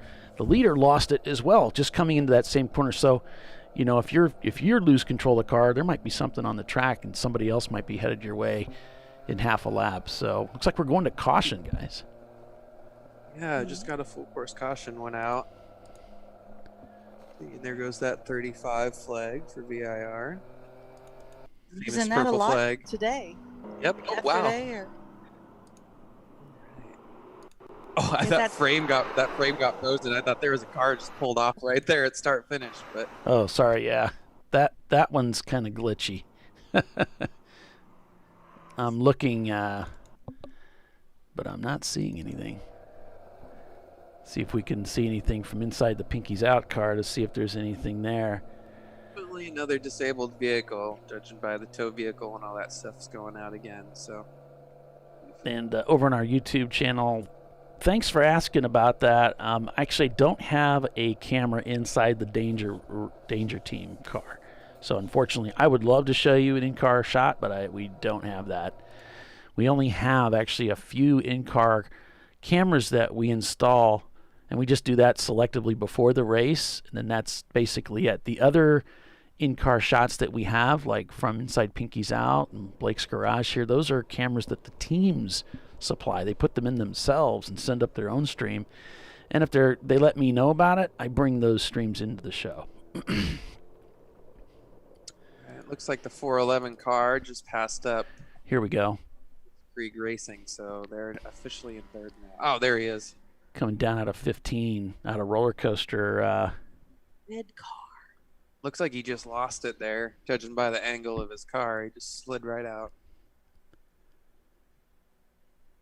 And if you're interested in, broadcasting your own race so we could pick up the feed or your people at home can watch, on the ChampCar.org website, there's the forum, and Polly does a great job of putting together a lot of information and some how-to videos about how you can do that from your car.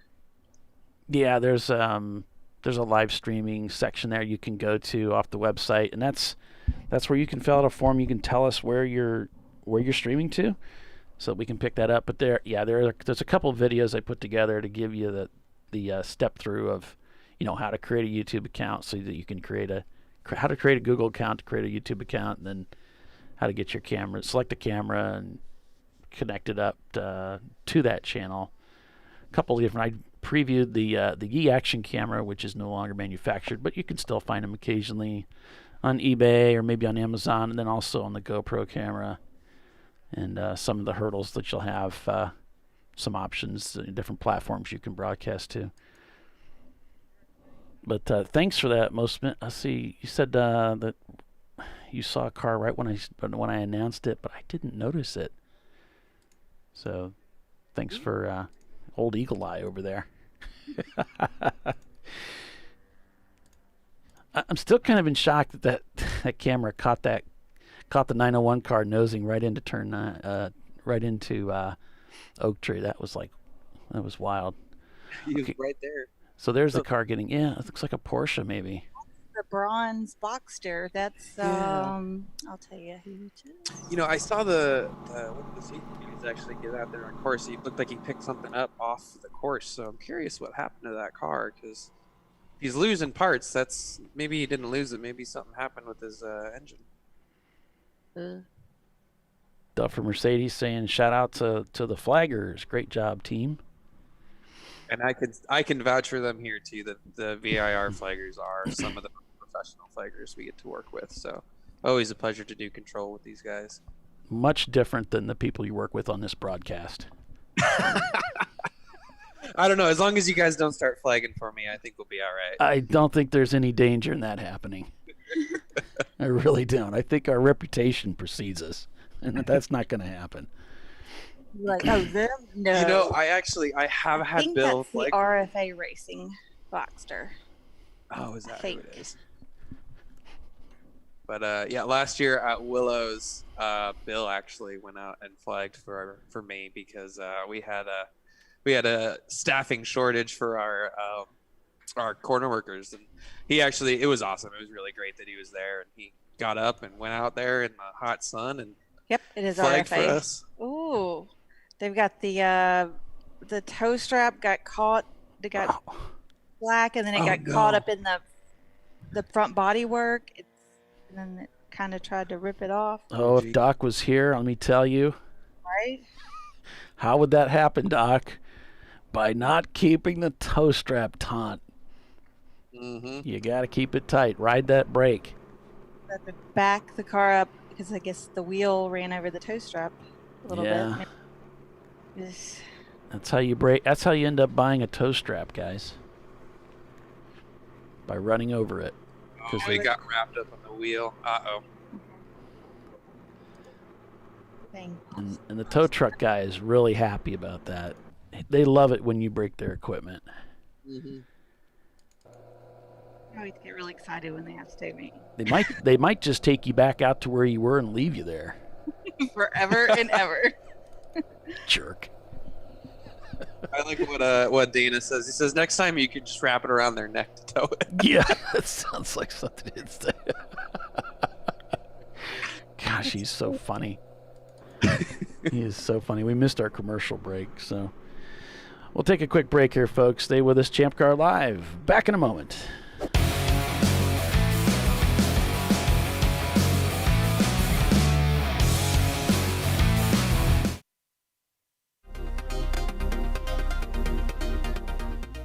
Welcome to TireRack.com, revolutionizing tire buying since 1979. With our unmatched selection of branded products, finding what fits your vehicle and is right for you and how and where you drive has never been easier. Through helpful online shopping tools that include our professional hands-on reviews done at the introduction of a tire and consumer reviews that give real-world feedback over the life of the tire, you can make the right tire choice and find exactly what you need. And if you prefer to talk to someone, our tire testers, our sales team, are available on the phone. And that's how we get you the right tire for you and your vehicle for where and how you drive.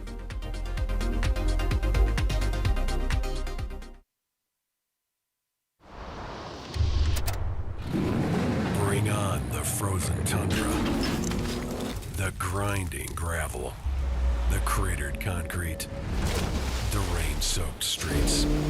Come on, road. Do your worst. We'll be at our best. Reliable performance in unreliable conditions. Designed to meet or exceed original equipment performance. That's why more auto technicians choose Duralast parts. Exclusively at AutoZone.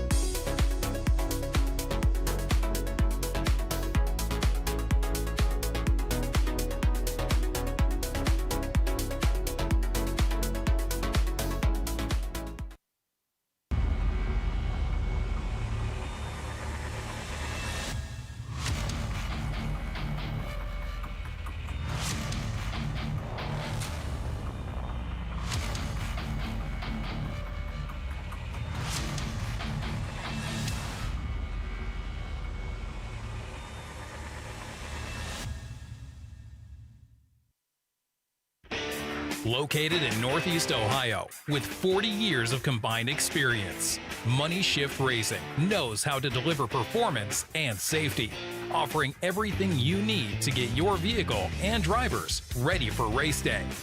From safety equipment to full engine assembly and repair, in-house fabrication, 3D design, and rapid prototyping. Money Shift Racing. Performance done right. Discovery Parts is a veteran-owned racing and safety equipment company. While we're located inside Atlanta Motorsports Park in Dawsonville, Georgia, Discovery Parts can also be found at the tracks, supporting a number of Champ Car Series events. We take pride in being a reseller of the best of the industry to Champ Car teams and drivers. We know racing, love racing, and look forward to tomorrow to even more racing. Visit us at discoveryparts.com.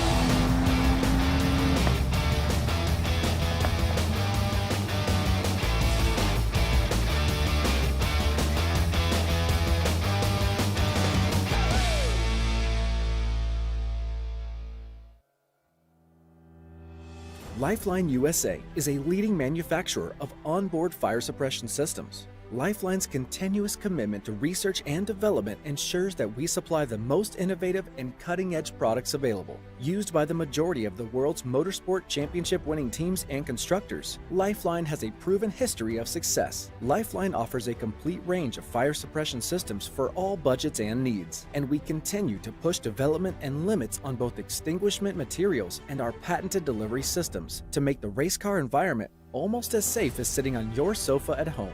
Every kit has been designed for a professional and simple installation. For more information and to purchase your ChampCar fire suppression system, go to www.lifeline-fire.com.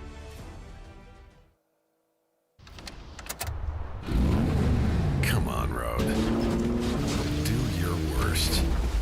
We'll be at our best. Engineered to meet or exceed original equipment performance, exclusively at AutoZone.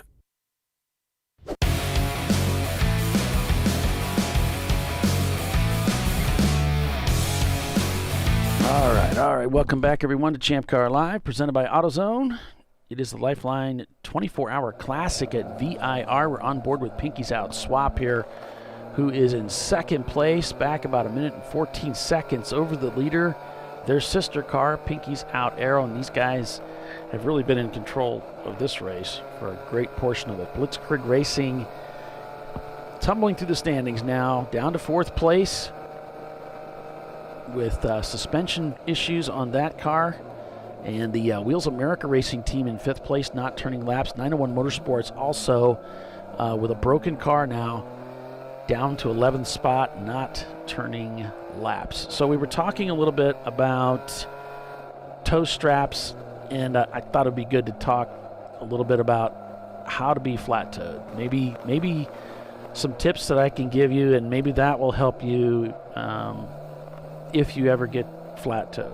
And I mean, if you race long enough, eventually you're going to run out of gas out there. Something's going to happen, and you're going to have to be flat-toed on a rope. So I'll give you some tips here. So the way that I do it, when a tow truck driver hooks you up, what they're going to do is after they've hooked up the rope, they're going to slowly pull that truck forward to take the slack out of the rope.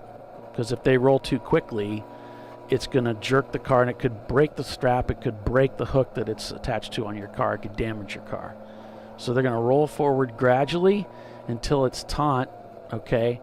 And then they're going to accelerate. Once they feel that tug, then they're going to accelerate away. So at that point, before the truck moves forward and tightens that rope, you want to have your foot on the brake already. And the reason you want to do this is because if you don't, when that rope gets tight and it gets that tug, it's going to jerk your car forward and immediately put slack in the rope. Okay. So if you're on the brake ahead of time, as soon as that gets tight, and if you notice, oh, it did that thing where it jerked me forward and it put a little bit of slack in there, you didn't have enough brake down. So you needed to push harder on the brake. You want to keep that slack out of there. And then as they roll up to speed on the track, yeah, you can come off the brake a little bit, but you do want to be dragging all the time. And then you want to be thinking ahead of time where you're going as they're towing you as to what you need to do with the brakes, because often you can either just ride quite a bit of brake or you can modulate a little bit of that as you're going, depending on how far you're going. But what I do is, let's say you're going up a hill and then you crest that hill and you're heading back down. Or they're coming up to a point where they're going to apply the brakes. You see it coming. You know they're going to be applying the brakes soon. You need to add brake right there. Again, you're just trying to keep that rope tight. Now, you don't want to put too much brake in because you can actually damage something in that process. But you can add quite a bit. Remember how heavy your car is. They're towing you. The rope's tight, okay? But when it comes to going around a corner that's slow or something like that, you don't want that rope getting loose. If you see their brake lights come on, your brake lights should be on. And then at that very spot, When you finally get to where you're going, say they're taking you to the pits. As they roll up into the pit box and they hit their brakes and they come to a stop, you want to come off the brakes for just a second, and then you can apply them. That puts enough slack in that rope so they can unhook you. Does that make any? If I missed anything, feel free to put your comments and suggestions as well in the chat there. Just kind of wrap your head around what I've talked about there. There's been times actually when I would actually help them brake by braking additionally on my end. Okay, because you have to can think about the weight of your car and how that's changing as you're going downhill or they're slowing to make a corner. You got to slow with them, if not even more so. Okay. Have a key in your car, not a race car, but it still have a key in it, or don't touch the or turn it or do anything like that. Just saying. Say that again, because I think we missed it. If you have a key in your car, like, don't touch the key, because it'll lock the steering wheel. Oh, like leave it in the on position so that you can turn the wheel. Mm-hmm. Gotcha. Of course, now in Champ Car we have to disable the column lock, but like in a normal situation, we're being towed. Yeah. Best thing you can do is make it so you don't have to get towed. Make the car prepared so you don't have to do that. Best thing you can do. My advice for getting towed is don't get towed. Don't get towed. It's like I was talking to Dana because we're getting ready to do a video about passing and whose responsibility it is to make a clean pass, and so his advice for the car behind who's getting ready to pass somebody is, if you see somebody in your windshield, don't hit it. That's sometimes the simplest things make all the sense in the world, right? So Visceral Racing Group, we got their camera working and they pulled it behind the wall. It's like, no. So that's right. It's the 959 car behind the wall, it looks like. I'm not sure unless he moved it to the 918, I don't know, but it's behind the wall. So let me look here. Yeah, the 959 Visceral Racing Group camera in 17th place. That car not turning laps. So it looks like... Oh, and most men saying, make sure you explain that to your new drivers. Go ahead, Ben. Oh, that's all right. We were talking about towing. On our leaderboard, and it looks like the number 29 PTS is going to take the A-Class winner from 998. As long as they keep going, they're on track to pass them up there. And then it looks like the rest of our top 10 is almost entirely C-Class. Yeah, we got a lot of C-Class cars rocking the front end of the field. Wheels America Racing, really just kind of the lonely A-Class car, like looking over his shoulder like, hey, where's everybody at? Because he's out there in 6th spot, not turning laps, so I don't know if they've run into a problem with that machine or not. See them come in, or I was wondering, they've been so strong all day, the Wheels America team. Yeah, Kristen, we fixed the oak tree camera, dude. Check it. Kristen was saying yesterday, I will pay you money to move that camera over so I can see the cars come off the exit of Oak Tree. But yeah, we finally got it fixed. It taken a minute, but we got it done.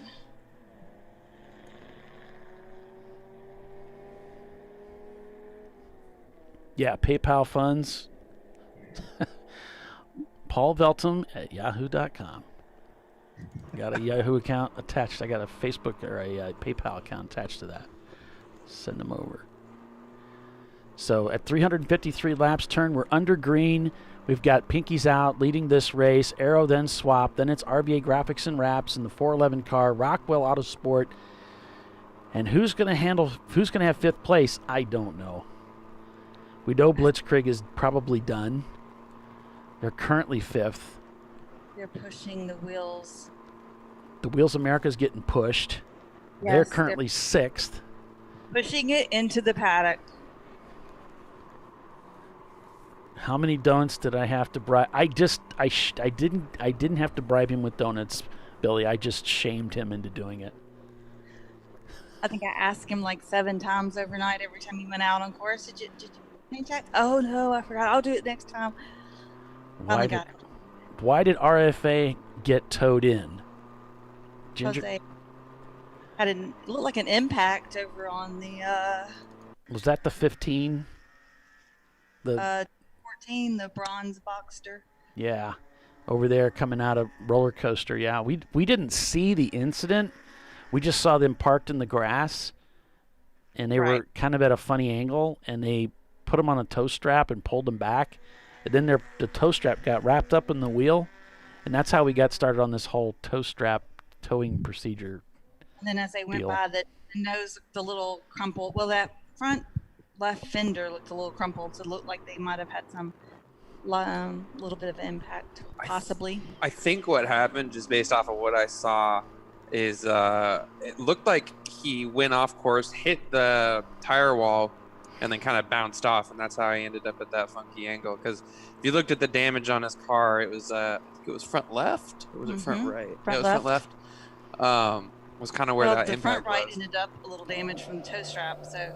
Yeah, it was kind of, the whole front end was a little torn up. But I think he hit that tire wall, because I saw one of the safety guys go over and kind of give a quick look on that tire wall, and then I saw another one go out, pick something up off the track. So I think he just lost it and then went into the tire wall, and that's where he got the damage on his car. So.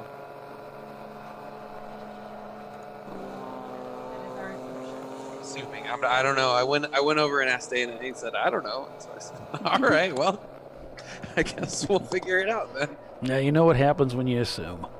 But that's primarily what we do. So at least on the show we do. I know you're not used to doing that stuff. You work in facts. You work with numbers, and you know the facts. That's the complete opposite of what we do here on this show.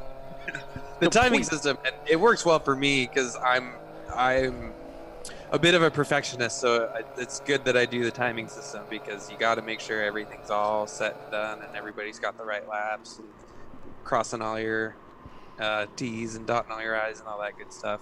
Right. And then same thing for running race control. You know, you really have to think about, because sometimes I feel bad because people come up and, oh, this guy passed under yellow, or this guy hit me, or blah, blah, blah. And it's one of those things where I can't, as much as I do believe you, it's not really a matter of what I believe. It's a matter of how I have to make decisions in race control. And I can only make decisions based off of facts that I can, see with my own eyes, or something that my staff or my corner workers tell me. Exactly. If I make decisions on any other information, then it's not fair to everybody else, right? I have to make sure. Mm-hmm. So sometimes people will try to convince me, and it's like, look, it's not a matter of convincing me or bargaining with me. I have to make decisions based off of what I know and what I can back myself up on. I think it's a lot like any other sport. When you're, and I've been racing for a number of years. I think there's things that you get busted on, and there's things that you get away with. And the longer you work in any sport, I don't care if it's football, basketball, baseball, whatever it is, that's just the way it is. Sometimes the team you're opposing, they get away with something. Sometimes there's a bad call, and you get brought in for something that wasn't you. That's a part of the sport. And if you don't like it, you're not going to like the sport, because that's just a part of it.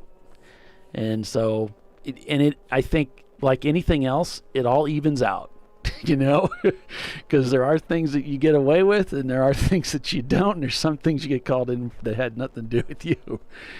And if you can just accept that going in, then it's not such a big shock, and you're not so incredibly enraged when it happens. You're like, oh my gosh, I didn't think this would happen. This is such an injustice. Well, actually, that's just the way it is. And you don't have to accept it. You don't have to love it. But, that's actually a part of the sport. And it has nothing to do with the club. It's just a part of sport. It's the way it is. Yeah. Thankfully, now, more recently with the in-car cameras and everything, more and more common and more accessible to people.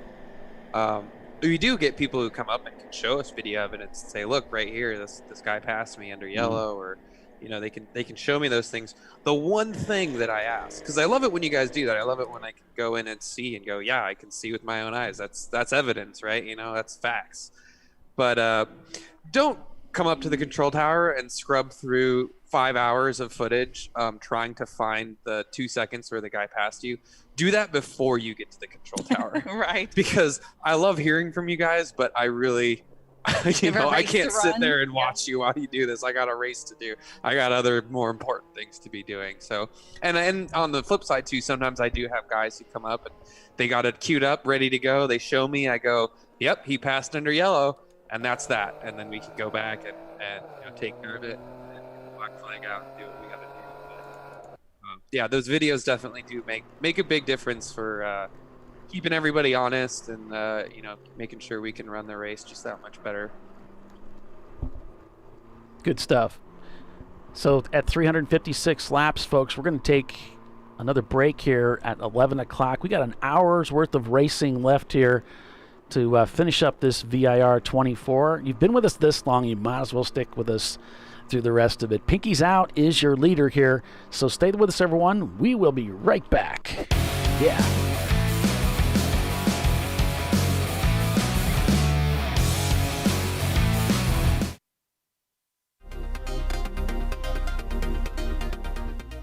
Welcome to TireRack.com, revolutionizing tire buying since 1979. With our unmatched selection of branded products, finding what fits your vehicle and is right for you and how and where you drive has never been easier. Through helpful online shopping tools that include our professional hands-on reviews done at the introduction of a tire and consumer reviews that give real-world feedback over the life of the tire, you can make the right tire choice and find exactly what you need. And if you prefer to talk to someone, our tire testers, our sales team, are available on the phone. And that's how we get you the right tire for you and your vehicle for where and how you drive.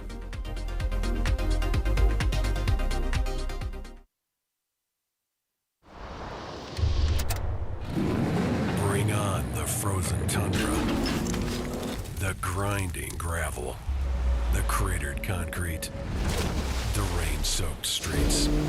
Come on, road. Do your worst. We'll be at our best.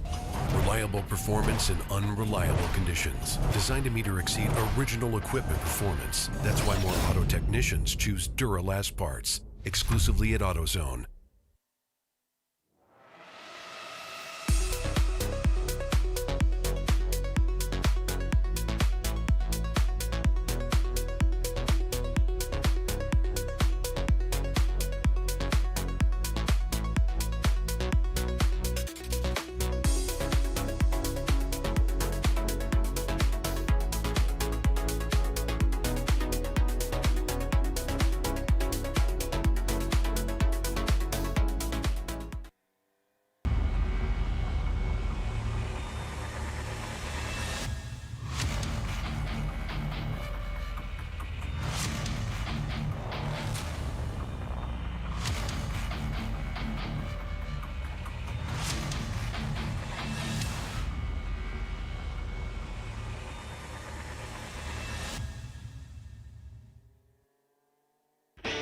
Located in Northeast Ohio, with 40 years of combined experience, Money Shift Racing knows how to deliver performance and safety, offering everything you need to get your vehicle and drivers ready for race day.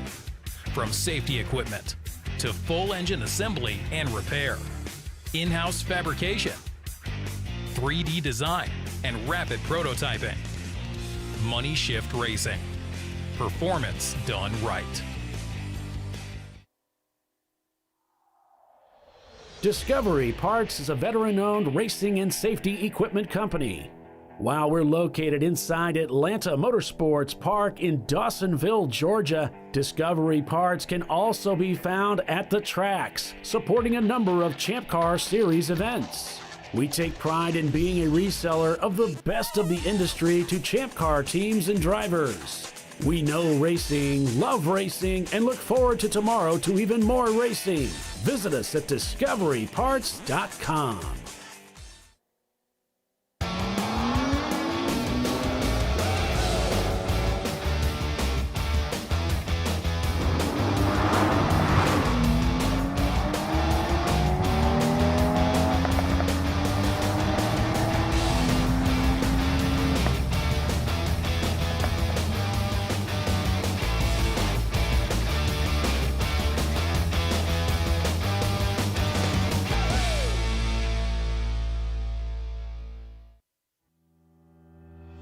Lifeline USA is a leading manufacturer of onboard fire suppression systems. Lifeline's continuous commitment to research and development ensures that we supply the most innovative and cutting-edge products available, used by the majority of the world's motorsport championship-winning teams and constructors. Lifeline has a proven history of success. Lifeline offers a complete range of fire suppression systems for all budgets and needs, and we continue to push development and limits on both extinguishment materials and our patented delivery systems to make the race car environment almost as safe as sitting on your sofa at home.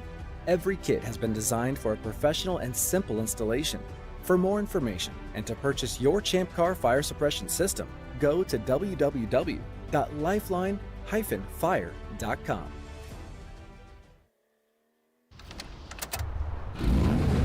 Come on, road. Do your worst. We'll be at our best. Engineered to meet or exceed original equipment performance, exclusively at AutoZone.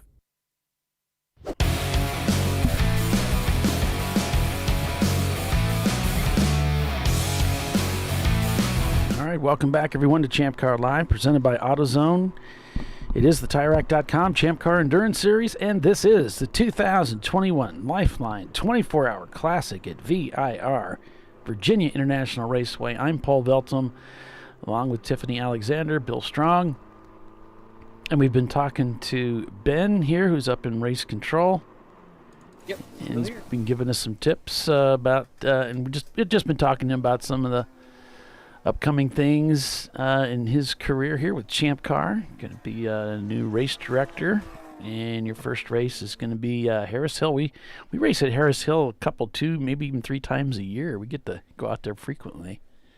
Yeah, it was actually really nice. We got to go to Harris Hill earlier this year with Chelsea, and kind of get a good idea of what she's doing, how she does everything. Kind of got to shadow her and see how she does everything. She was kind enough to show me, all her little cheat sheets and checklists and everything she's got to do, and sent that over to me. So definitely helps a lot. My first race, having all that stuff 6 or 7 months ago, and being able to kind of cut and paste the same stuff over. So definitely really helpful, and looking forward to it. I think it's going to be a good race, and we're getting close to sold out. So if you haven't already, and you want to go there, definitely go get signed up or get on that wait list. Yeah, you can find out more information over on the ChampCar.org website. You go to the schedule, and their supplements are in there. You've got all the sign-up information is there. So you can definitely check that out.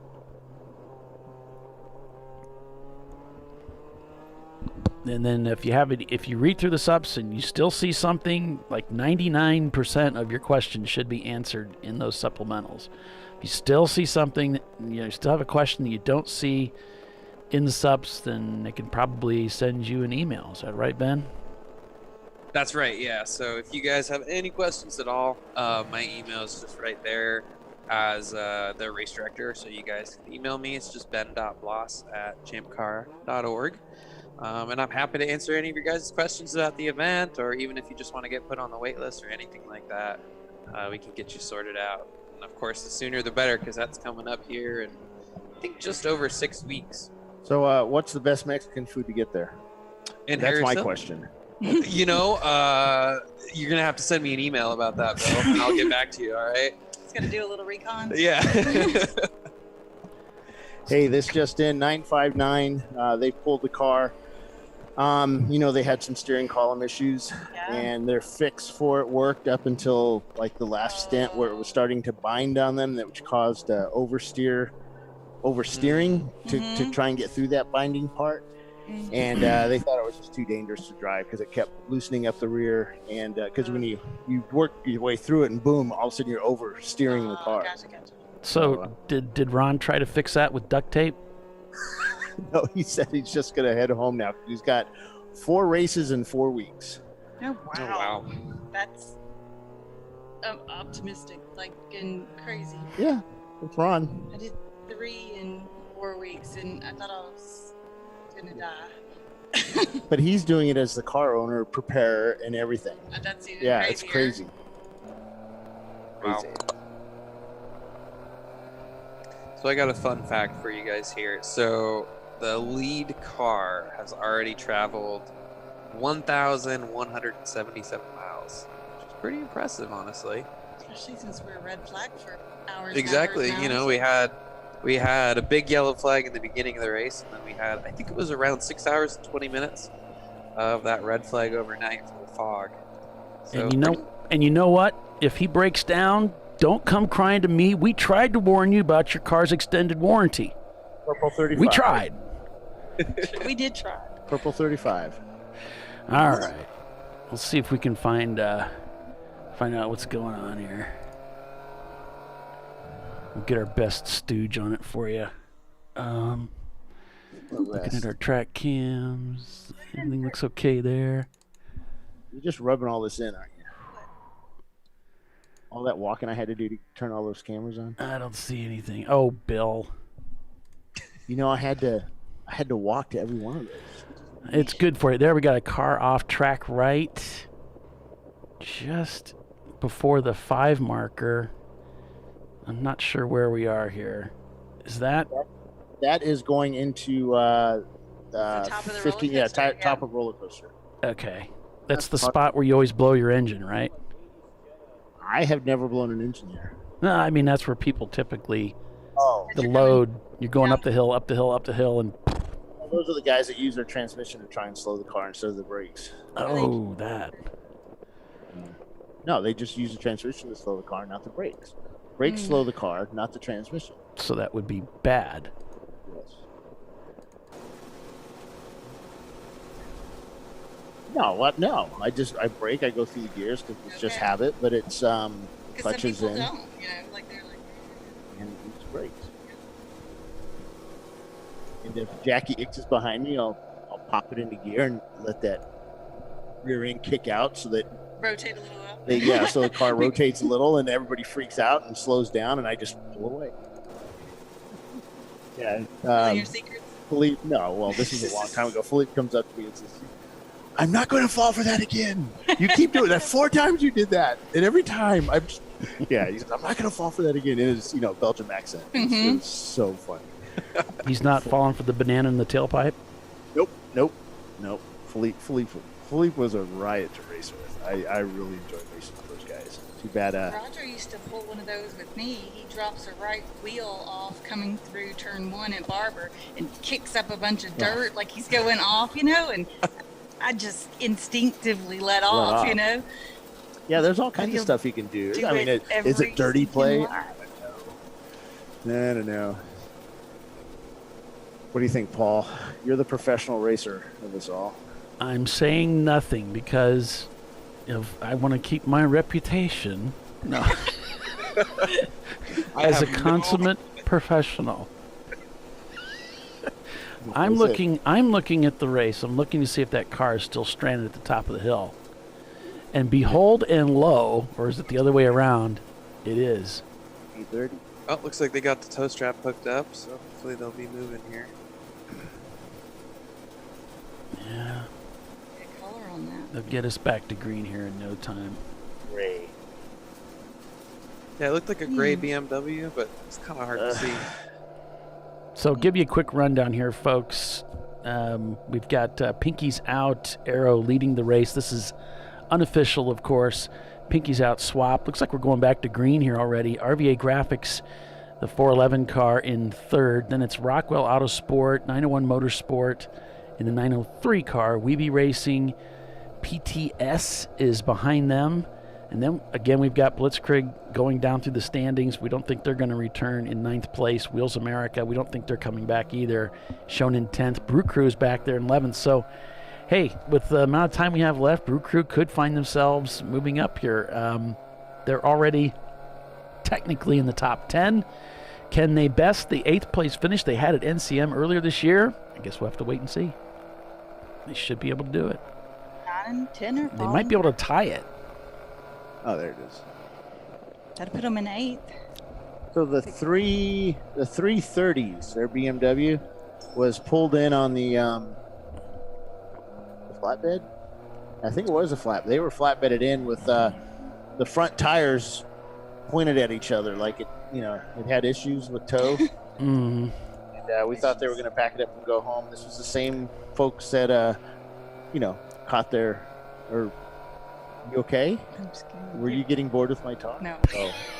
I thought she was going to pass out there. Her eyes went off. That was the rest of us, Bill. You know, I once dated a girl who was cross-eyed. It didn't work out. We never saw eye to eye.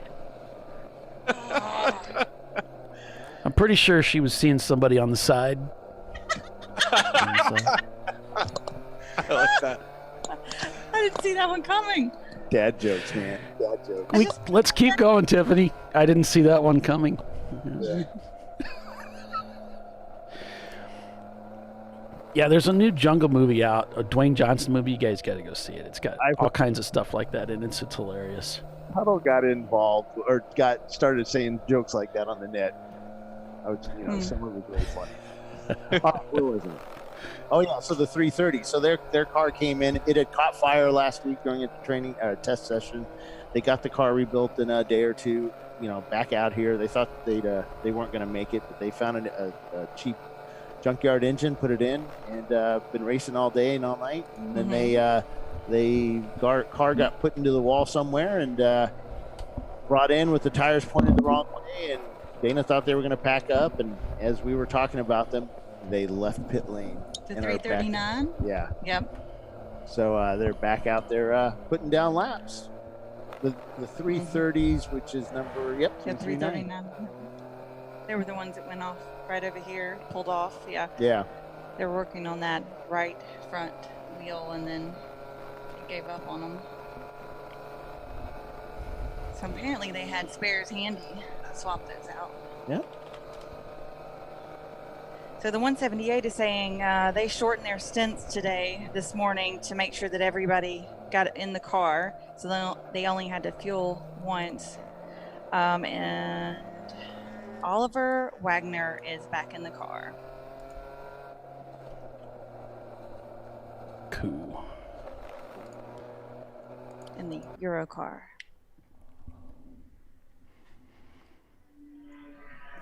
I think that was our leader, but I'm not completely sure.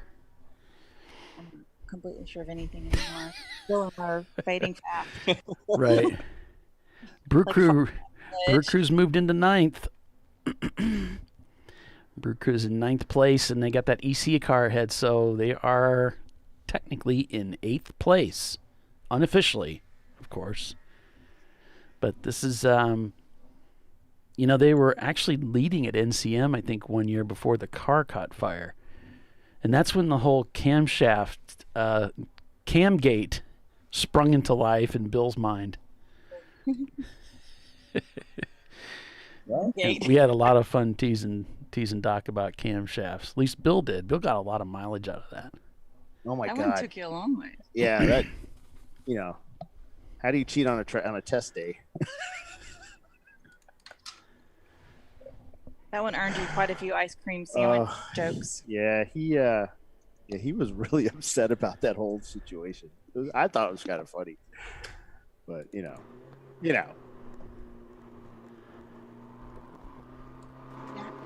Still hear him now. Don't start with me, Bill. I know. Yes, exactly.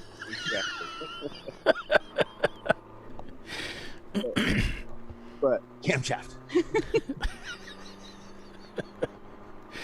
How many are on track or still running? Let's see. Well, go check for you guys. Hold on, really quick. 1. Yeah, why don't you just get out there and count, Bill? 2. There's 13, 15, 5, 6. 18. I don't know where I started actually. I'm actually curious because, like I said earlier, get over there. We were trying to guess to see, how many cars we would have actually, left. I think there's a pool downstairs. There is, yeah. So I'm gonna go check the timing system and see. I'm seeing 35, but I'm also over the age of 50, so who knows? But according to this unofficial thing, somewhere around 35, which is good. Some of these guys are probably going to come back out, but this is about the count where we typically have 29 to 30, 32 or so, and that's with a much larger field than usual too. So that being off the track for 6 hours probably helps some of these cars make it to the end. Yeah, the math is hard. Especially, I think I counted, I've been awake for 38 hours straight. Yeah, Team Danger there actually in 9th place because of that EC car, the No Panic Racing Porsche. They will be pulled out. They're not eligible for podium position, so they're scored separately after the race is called official. They're pulled out. And we really don't have enough EC cars here this weekend to trophy, so there's that too. So I just went and checked the timing system, and Dave, who's running it right now, informed me that we got 30 to 32 cars on the course. My guess was 32, so I'm hoping nobody else drops out. Cool. I'm hoping we stay right where we are here for the last 40 minutes of the race. An overnight recap? Yeah, I can give you an overnight recap. Easiest overnight recap ever. Yeah, it was foggy all night, and it was foggy all morning. Foggy, red lights everywhere. Yeah. So the race was halted just after midnight till right before 7 a.m. I don't have any notes after 8 o'clock, so between 8 and midnight, there probably wasn't a whole lot that happened, but I don't know. The standings looked very similar when I got up this morning and checked them. There were a couple of shenanigans. I don't remember what they were, though. I was at my hotel room asleep, so I don't know what was going on back then. I just want to know who unplugged your laptop. I was really upset. You sent me a message and told me that, hey, or you said something, and I was like, oh crap, it probably went down again, and then rolled over and fell back asleep. But whatever. But no, I came up because somebody unplugged my laptop, and so the lost connection to the server, and I mean, I got to figure out how to fix that so I don't have to keep my laptop open. But it's never been an issue before because I always just, for those 7-hour races, I just keep my laptop on. But for this 24-hour race, I wasn't there using my laptop the whole time, so it was starting to shut off. Yeah. It's in the power settings. You can set it up so you can close the lid and it stays on and doesn't go to sleep. Yeah, well, and it's more just when it gets unplugged is when it'll shut itself off and go to sleep, because if it's plugged in, it'll just... Gotcha. But it's be working all right now that I got my laptop plugged in a secret place where nobody can unplug it. It's got the cord duct taped to your laptop. It's like, dude. That I could see a note ending up attached to your power cord. I was thinking about that. I'm like, I gotta leave. Don't unplug me. Don't unplug. It's like those notes that you find that's like, gosh, that seems pretty obvious. There's a story behind it, and you really want to know what that story is because it's got to be good. Not pull this vending machine over on your body. Yeah. Who thought that was a good idea? Somebody's probably shaking it. I was gonna say probably somebody didn't get their Coke like they wanted it. Pinky's out, pointing people by. He points his teammate by. Huh. I noticed he was just he was not on full power going up the hill there. He was at part throttle. You just let him take the lead there. I wonder what the thought process is. No, Mr. Salen, I'm 14 hours away from Virginia. I did not unplug Ben's laptop. I can assure you that did not happen. Now, Bill may have done it, but not me. I don't know. I left it here plugged in, and when I came back, it was unplugged. And totally asleep. Someone had to charge their cell phone last night. I mean, clearly that's more important.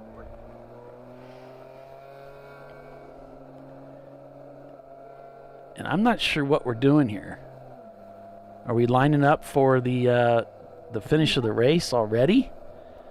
We have over 30 minutes to go. They went ahead and got caught up. They're going to try and do their photo finish. We're under caution here. Yeah. Caution just went out. 35.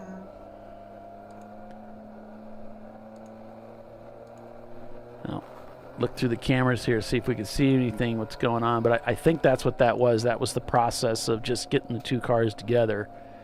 And now we're under caution for the Le Mans style finish.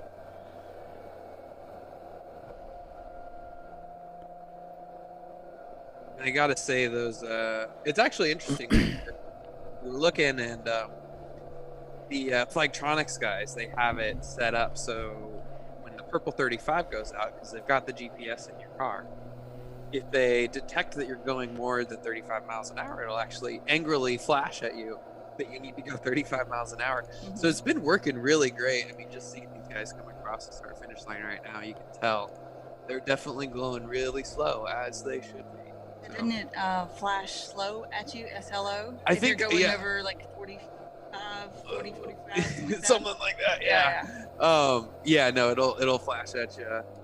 And yeah, I don't know what if it says slow. I think that's what he said. Yeah.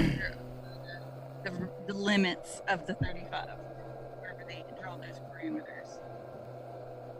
But Top yeah, secret parameter drawing. We just kind of guess and see how it works out most of the time. But no, that Flagtronics system is actually, it seems really cool. And the fact that, they did have, I know a couple flagging stations at one point weren't displaying the right flag status. But, to be honest, the fact that this is the first time they've really deployed it in a totally live situation like this, it's handled really well. And it's helped us too up in control. We're able to black flag some cars as well, just using that system. So I'm just looking through the national point standings here, and I'm noticing that the Pinkies Out swapped car has a first place finish and a fourth place finish. So they're seated in fifth place. They have 5 points seated. Mm-hmm. So if they allow the swap car to finish this race as a win, that will tie them for first place in the national point standings. Right now, it looks like the 146, the Aero car, is going to be one. And yeah, unless they plan to switch it back here. But well, it would bode well to since they're already easily in, with the swap car. It would bode well for them to allow the other car to win to get that point. Because I'm looking through the standings here, and I'm not seeing it. So I'm not sure how far down they are. I'm just kind of scrolling down here, and I could easily miss it. But that would be a pretty good move to allow the Aero car to take the win for their points. To get both cars in the show, A much better chance of being able to win the overall championship. Have both cars there. Yeah, I mean, the other car's definitely in the show. So.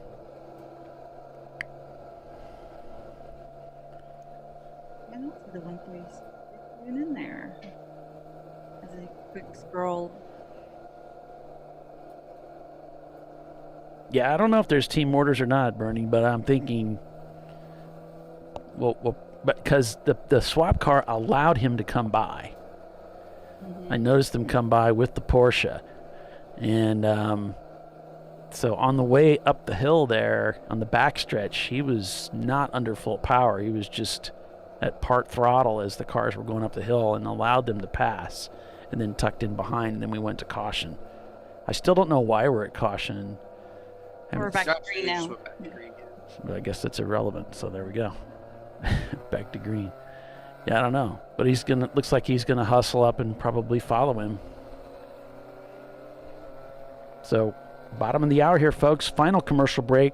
We're gonna take a break, and we'll be back for the next 30 minutes, the final 30 minutes of the 24-hour classic at VIR. Stay with us, everyone.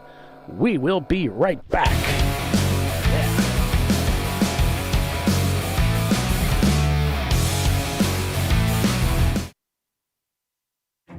An important decision is afoot. This man is about to buy tires on TireRack.com. Tire Rack is the leading online retailer of tires in North America and a repository of advice and expert reviews. And it's done! All that's left is to arrange for safe, easy installation at one of our independent recommended installers. Well, I guess he did that too. TireRack.com, the way tire buying should be. Come on, Road. Do your worst.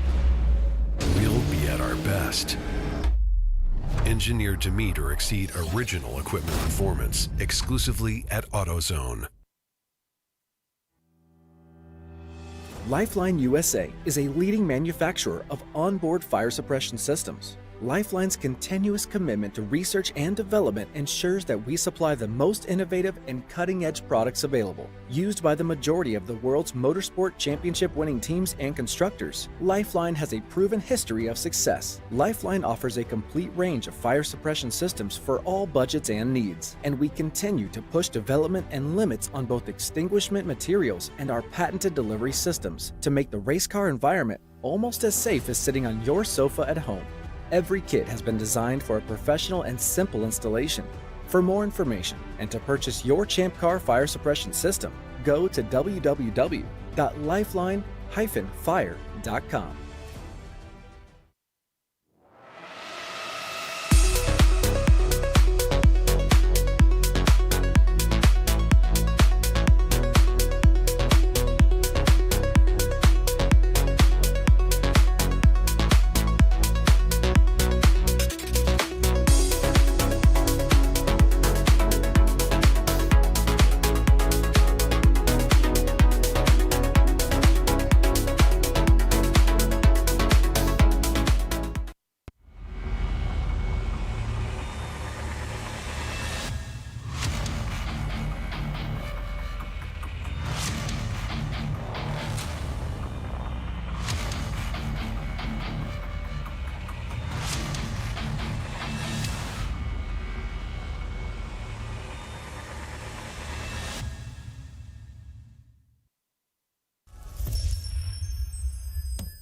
Frozen rotors from Diversified Cryogenics deliver increased performance and a higher level of safety, while significantly reducing braking system costs. So to tell you a little bit about the durability of this product.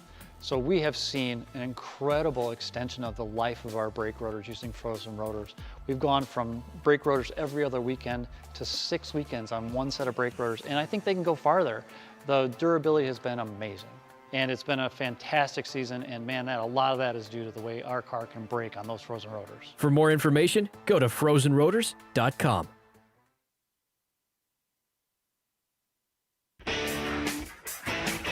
Located in Northeast Ohio with 40 years of combined experience, Money Shift Racing knows how to deliver performance and safety, offering everything you need to get your vehicle and drivers ready for race day.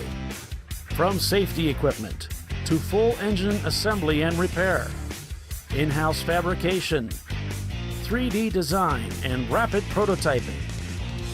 Money Shift Racing. Performance done right. Come on, Road. Do your worst. We'll be at our best. Triple tested to meet or exceed original equipment performance exclusively at AutoZone.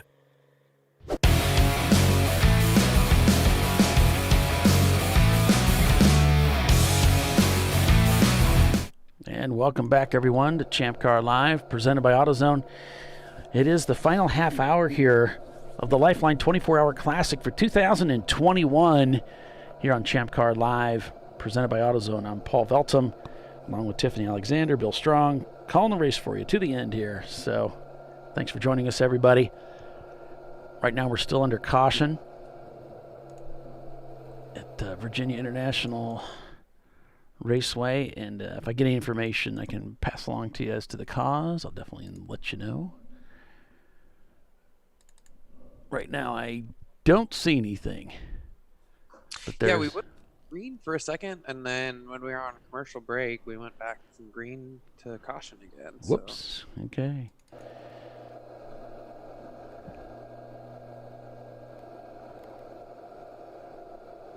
It's kind of odd because I'm used to seeing a pace car, leading these guys, and they're right by each other, but it's sort of like an old style full course caution where the leader slows down and everybody kind of slows down. And that's it.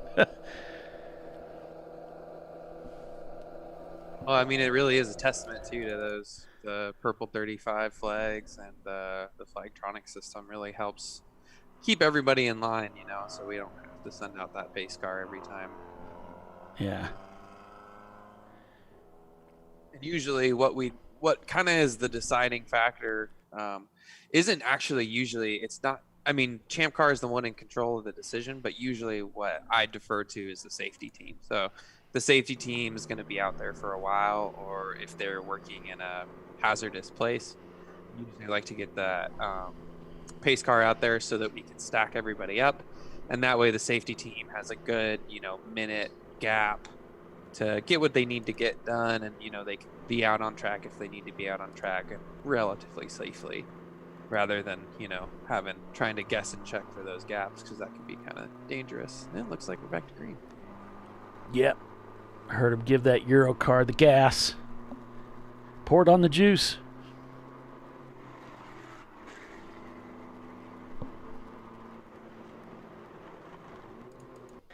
Speaking of pace vehicles too, what we always say up in control is we try to have one pace vehicle, which means sometimes when we're out there and they're doing a great job of staying slow during the full course yellow, but sometimes that can create problems when we have cars spread all across the track for the reasons I was just stating. So really helps when we do get that full course yellow and we do get that pace vehicle out, if you could just try to catch up to the person in front of you. Obviously do it safely, keep your wits about you, pay attention to what's going on, but if you can't see the car in front of you, then that presents a problem for us and our safety team. Justin Garvin saying, hey, for the Huggins guys, sorry I put all that pressure on you, whoever it was that went off the track at 10 o'clock. Sorry about all that pressure I put on you out there. Oak Tree camera angle is more like Back to the Future cam. What?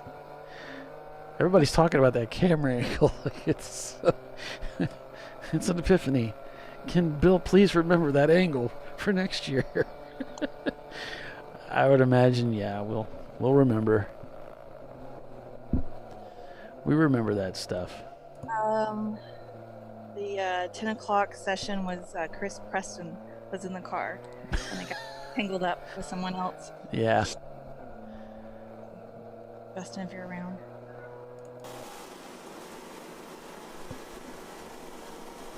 I'm guessing that was what he's talking about. Maybe not. Yeah, I think it was.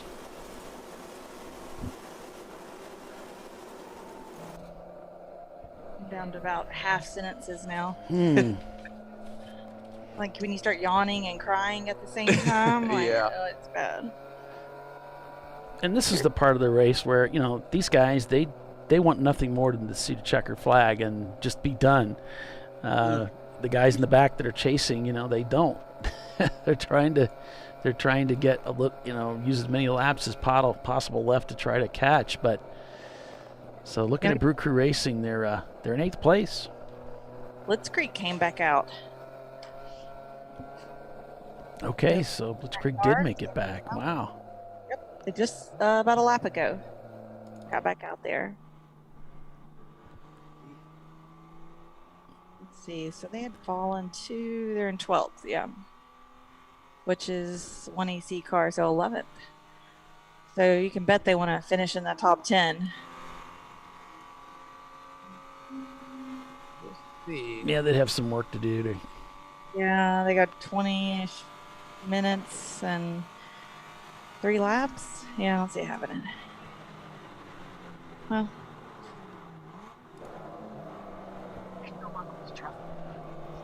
Pinky's out just just winding that clock down. They got a pretty nice cushion too on that first and second place. Like they're 8 laps ahead of third place. So yeah, you know, there becomes a point too where it's almost impossible to lose the race, and I think they're getting pretty close to that point. I have to figure the math out here, but you know, even if they stopped right now, 411 might not even be able to make up those 8 laps before the end of the race. 16, 18, minutes, You know, these guys want to take the checker, you know, and that's funny because that's kind of something like that happened to me at NCM when I was driving for Brew Crew. Checkered flag comes out, Checker's the leader, they take the checker. I'm like 2 corners ahead of them. My race isn't over yet. I'm in 10th place. I passed 2 cars for position on the last lap, finished 8th, best finish the team ever had. The race isn't over until you cross under that checkered flag. These guys want to take the checker, and they want to do it, you know, photo finish together, Le Mans style, you know, with that flag flying. That's what they want to do. Not over till it's over. Definitely. They deserve it, you know. They put in the work. They want to see that checkered flag. But yeah, you're right. If they had a breakdown, something terrible happened, there's a point where in Champ Car you don't have to actually take the checker to take position because it's a lap counted, you know, race. Yep, it's all about those lap numbers.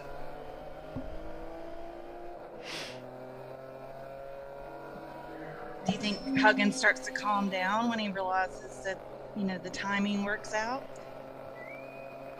We'll see. I mean, I'm sure they're aware they've got a good cushion there, so they're probably just cruising. The 246 live stream is back up. That's what we're looking at. Okay. Yeah. Thank you. Holly's all over it. I think you gave me the heads up on that before, so I give you credit on that. Okay, I'm too tired to argue. So 242 looks like he's just shy of 10 seconds a lap faster. But, you know, just doing some back of the napkin math here, even if he was 10 seconds average, I like that term. Back of the You've never heard that? I don't. Oh, I say that all the time. Back of the napkin math. That's when I'm guesstimating in my head. I'm not really doing the math, but plug it in the calculator. Yeah, I'm not putting it in a calculator. I'm just kind of figuring what I see here. But I don't think that they're gonna make it into that top 10 position unless 602 has something go wrong. But right now, looking at their lap times, I think he's gaining on him, but he's not gaining fast enough. Yeah, I'll see it. Unless somebody parks it. No, but hey, like Bolly was saying, it ain't over till it's over. So we saw Weeby Racing be Weeby strong the whole time, and now they're in. That's actually 6th place. Mm-hmm. Yeah, I just saw a black flag get thrown on top of somebody there off the start-finish line, so someone's getting called in for something. Looked that way, unless he was just exercising the checker. I don't know. Making sure his arm was still I working. hope he wasn't doing that. Yeah, it's like, gosh, that looked like, is that a checker? No, it can't be. It's got to be the black flag. I saw it up in the air, and then he put it down, you know, behind us. Like, he must have black flagged somebody, but man, we haven't had a yellow. Whoa! Whoa, we're off track, and then we're not. And he passed to boot.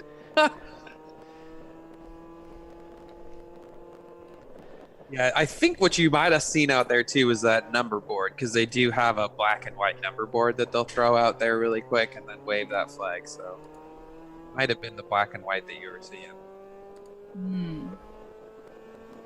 Suspicious, let me tell you. I really hope that's what it was. Oh, are we going to see it again? Oh, yeah. Why not, man? This is the most action we've had in a good 15 minutes. I'm not going to lie. Oh, well, yeah. See, he really got up on top of that guy, and he just tried to go where he wasn't. Not a bad move. Worked out. Hey, it worked. Yeah. And I can tell you from experience, that grass, that might look really smooth and nice and soft. It's not. There's countless divots from other cars going off. Doing and the so exact same thing. Doing the exactly. So when you get off, it's quite a bumpy ride. I'm actually surprised he kept it together as well as he did during that pass. But yeah, when we were delivering lunches, me and Jimmy were bouncing all around that truck. Oh yeah, it was pretty fun. Got a visual of them. Like they're in the back of like a hayride or something. It's like that, but I was holding a box of lunches. Okay. You know. Have a big smile on your face, yeah. Yeah. Oh yeah. Who's driving? You or Jimmy? Oh, Jimmy was driving. Jimmy driving. Okay. Make sure I got the visual down. Mm-hmm. I was holding the lunches. Jimmy was driving. Okay. I was passing them out. And we were driving Andy's truck too, so we got to see how quick we could go.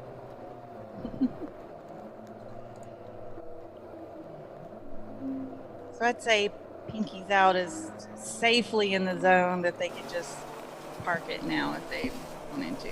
Yeah. I mean, they don't want to. They want to take the checker, but I think they're just gonna cruise where they're at. Looks like they're kind of following one another. Mm-hmm. I am curious why they decided to swap around and let the 146, the Aero car, take first over the swap car. But I guess I'm sure they had some reason for it because it was definitely deliberate. Well, I think Chris actually usually rides in a black suit, so I'm thinking he's driving the other car, and he's going to take that. He's going to take that checkered flag and that trophy. I know his dad drives from quite a bit, so it could be that Chris is going to take that checkered flag, take the win. I don't know. It's another thought. So it looks like 7:15. They're counting laps. It just turned red here. So that's the Rockwell. Boxster. They were having some issues. Excuse me. They were having some issues yesterday, I believe, as well. And then they kind of climbed their way back up, and I'm not sure what's going on with them now. Yeah, it looks like not turning laps. They're in fourth spot. Unfortunately, even if they dropped out now, I don't think there's any way possible for Brew Crew to move up. I keep thinking about Brew Crew. I don't think there's any way for them to make it to 7th. It looks like they're going to tie their best finish ever in 8th. That's pretty awesome. They did it without you, Polly. They did. I mean, it's amazing, isn't it? Yeah. It's great. It's a great result for them. The second time this year, and both in the same year. That's great. That's great.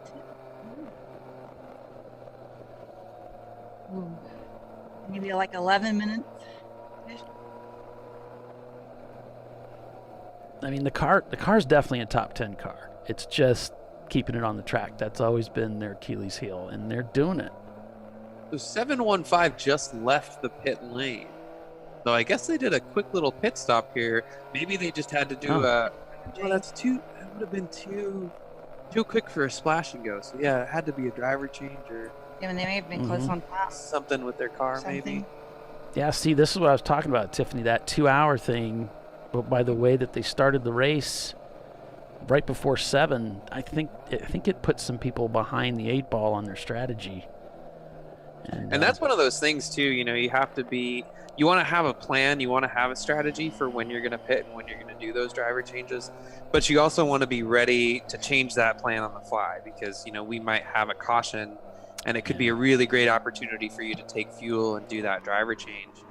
But then you got to kind of shift around your strategy from there. Right. If you do it too early, you mess yourself up and have to stop again. And you might have an extra one. But then you don't want to lose that opportunity where you could potentially essentially, you know, if you pit under a yellow, you could gain anywhere from 2 or 3 laps. Obviously, you're still losing laps, but you're losing a heck of a lot less laps when it's that yellow flag. So compared to if a team has to pit while they're under full green. Yeah, conditions. exactly. Yeah. Because if you look at just for this race, for instance, when the 35 flag goes out, the lap times were in the 6 minutes. It was like 6 minutes, 30 seconds or something like that. Mm-hmm. And, you know, most of these guys are turning 2-minute 15-ish laps.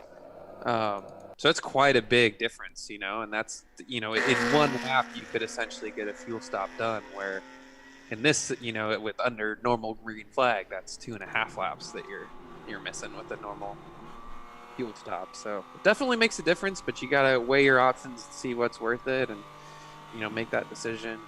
It all comes down to strategy, though, and that's what I always say. It's not the fastest car that wins. It's the one that has the best strategy and is the most consistent. I can't believe this chat is still talking about this oak tree camera angle. I mean, they're still talking about it. It's like, are you kidding me? I mean, that's it? That's what you guys are talking about. I mean, it's pretty phenomenal. I would call it inspired, but I won't. Oh my gosh, it's so funny. Less than 10 minutes to go here to see that checkered flag to finish up the 2021 Lifeline 24-hour classic. Brew Crew Racing going by there at Oak Tree. Wow, and the Euro car just sets its fastest time of the day with a 2:29. Hey, watch out. Got Thomas West setting their fastest time of the day with a 2:23. You're 10 minutes, less than 10 minutes. Oh, and he's in the grass. He just set his fastest lap time, and he's pulled off the track. Oh, no. I guess he found where the limits were for himself. I wonder what happened. I didn't see him go off. Was that like a mechanical, or did he slide I don't off? know. He had it running, and he still has it running. I think he's lost drive. The engine's running. He's letting the clutch out, and the car doesn't want to go. Oh. Wow, they've had such a good day. Oh man, just a few minutes from the end of the race. You know, and he might get left out there. I don't know. Yeah, I see Dana right now. He's scratching his chin thinking about what he's gonna do. So we'll see. We only have about 7 minutes or less. You know, if I was in his position, honestly, I would probably leave him out there. Yeah, it's unfortunate, but it's one of those things where really there's actually quite a bit that goes into finishing a race. You really got to think about where that first place car is when they're going to be crossing the line and try to get it as close as you can to the end, you know, the official end time of the race. Which actually it's more difficult than it sounds. It takes a lot of effort, and then we also need our corner workers to be spotting that first place car, so we know where they are, so start finish is ready for them with that checkered flag. So there's actually quite a few moving parts just to finish the race. So when we get a disabled vehicle like that, it kind of throws a wrench in the mix. And sometimes we just prefer to end the race and then go get them. Right. Leave them sitting there, especially if they're hot. Yeah, and it looks like he did a good job of pulling off.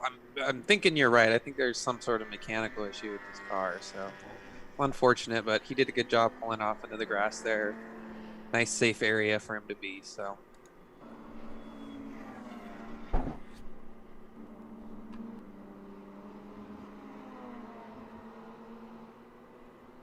Chelsea left me sitting at Barber like that. I think it was like I don't know what was going on. We were only like 15 minutes. We were done in 15 minutes. I don't even think it was a race. I think it was like a practice or something. I don't know. I think it was a race. We were going up. Oh, it was like a lunch hour or something we were going to. Anyway, she let me sit there for like 15 minutes. I knew what was going on, and so I knew I was going to be sitting there for a while. It's just the way it goes sometimes. He'll be okay. He'll be all right. still that the rules are in play. Don't get out of the car. Absolutely. That's absolutely true. Your seat belts, your belts, keep those tight. Don't loosen them up, just in case. Yeah, just hang out there. They'll come get you after the race. It's not something that's going to happen very often to you, hopefully. Unless, well, it depends on which team you're with. A certain yellow car, it might happen. Roger got out there I think it was the Birmingham car. Yeah, the Lexus. He ran out of fuel on the last lap. Or maybe it was after the checker. I can't remember if it was after or right before the checker. I think it might have been right before the checker. And they just left him out there. And then the little tram goes out to pick up the corner workers. And he's still sitting out there. Oh, yeah. They, forgot him. Wasn't that the deal? Yeah. He was so mad. It was hilarious. They forgot me. Now, this camera is the swap car. That's not our camera, and sometimes their camera is way behind, so I'm not sure what we're going to see here as far as when they cross the line. And I'll show you two camera angles. One's going to be our camera looking at the tower, not the tower, but the flag stand there at the start-finish line. And the other is going to be the in-car here. So they're definitely just kind of waiting on that clock to run down. His cars taking it easy. What's that? They're kind of staging side by side as they were coming down the front straightaway. Yeah. Yeah, a good seconds behind in this car.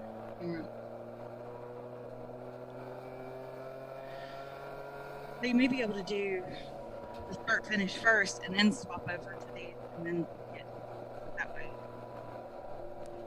Not telling you how to do your cameras though. Look at the little Hey, he's got his pinky out.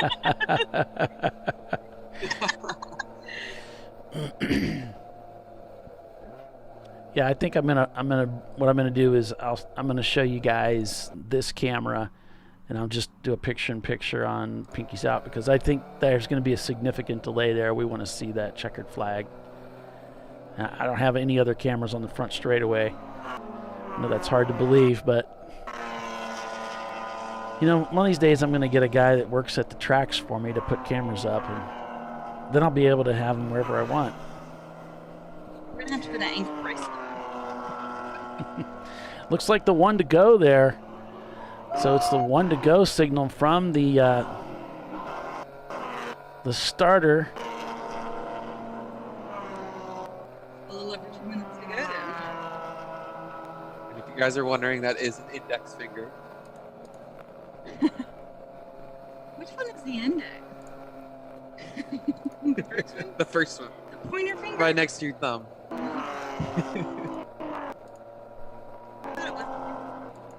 Finger, closer to the ring.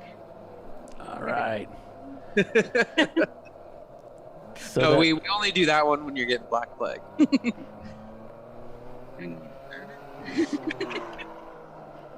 Pinky's out on that final lap, folks, here at VIR, the Lifeline 24-Hour Classic. Their final lap to victory for this team. They've done this before, and it looks like it's going to be a repeat for the Pinky's Out team. Both their cars finishing 1-2 here as they come around this 3 3/4 mile racetrack for the final time today.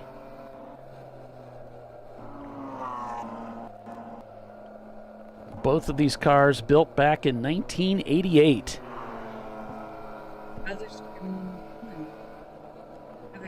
Now they just got the one. Now they just got the one to go. So I was expecting the checker there, but the race director said, nope, not this time by.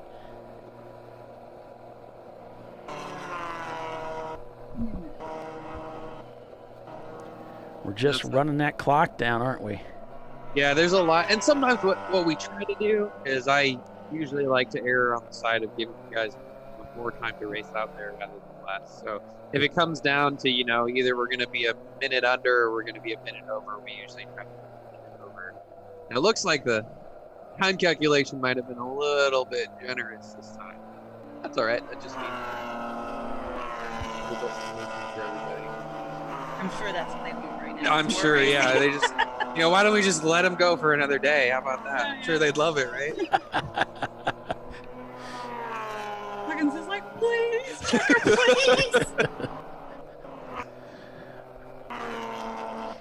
Yeah, so right now all of the teams are allowed to, that are back in the pits now, are allowed to walk out to the guardrail and cheer for their team car as they come by to celebrate this checkered flag that they've worked so hard for this weekend.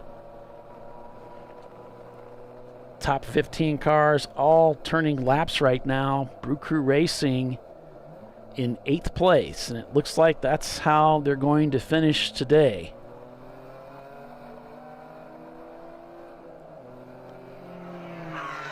Pinky's Out team in our picture-in-picture on the backstretch, but maybe a few corners ahead of that due to the camera delay. I'll let you know when I see them coming on the front stretch if you'd like. That'll be fine. We got some frame outs here on our cameras, so we might not catch it here. Here they come down the front straight away. Side by side, right next to each other. And their pinkies are out too. That's perfect. And there it is. The checkered flag flies for Pinkies Out, taking 1-2 here at Virginia International Raceway for the Lifeline 24-hour Classic at VIR. All right. 380 laps turned here on this 3 3/4 mile road circuit in Alton, Virginia, and it's Pinkies Out sweeping the field, taking 1-2. And then it's RVA Graphics and Wraps in the number 411, going to take 3rd place. And then it's Rockwell Autosport Development in that Porsche Boxster taking 4th. That's a lot of German machinery up front, folks. 901 Motorsports in the 903 taking 5th place. Then it's Weeby Racing in their BMW in 6th. PTS Racing finishing 7th. And in 8th place, it's going to be Brew Crew Racing in their 1989 BMW 325i. Then it's Team Danger in their BMW taking 9th, with Weiser Blitz Racing in their Porsche finishing 10th. So big congratulations to the Pinkies Out team for another sweep this year at the Lifeline 24-hour Classic at VIR. Unbelievable. What a race. A dominant performance here with an 8-lap advantage over the rest of the field here this year at VIR.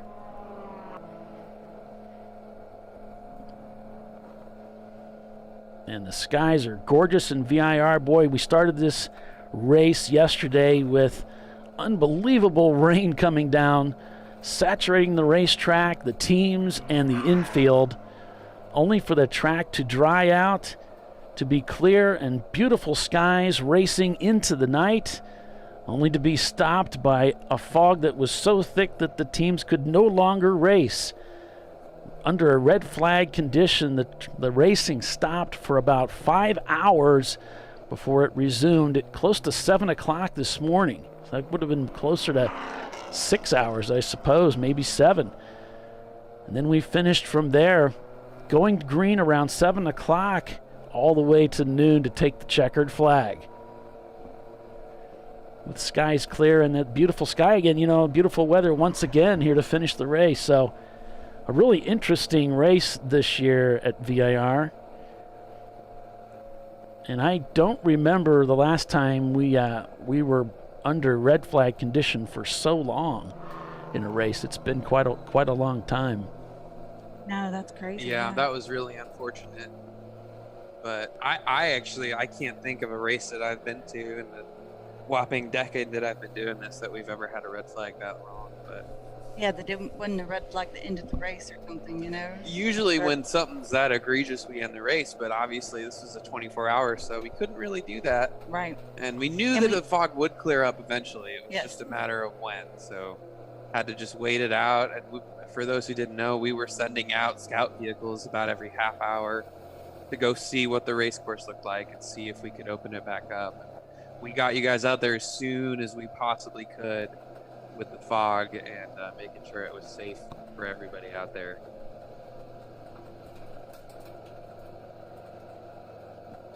Yeah, so Pinky's out, coming in here. Bill's already down there with his microphone, ready to go. I think he said he's recording the interviews.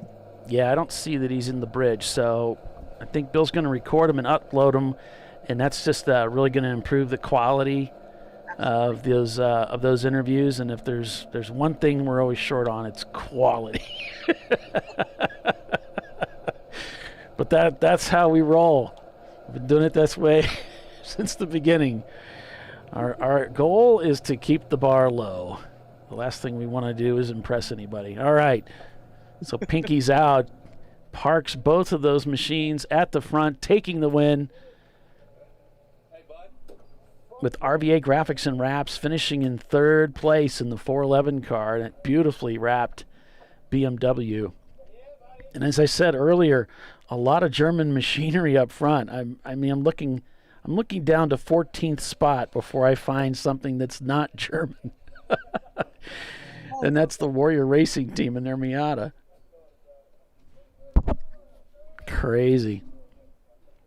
All right, well, I'm going to go get back to timing and scoring and see what's going on over with Dave. But thanks for having me, guys. Thanks for joining us here. Thanks for slumming with us, Ben. We appreciate having you. Anytime I have some spare time, I'll come say hi. So. All right, appreciate you, man. Appreciate you, Tiffany. Fantastic job, well done, and you get some rest, okay? Yeah, but I'm thanks. Gonna go to everybody and impound, and then we're just going back to the hotel, and I'm gonna drive home tomorrow.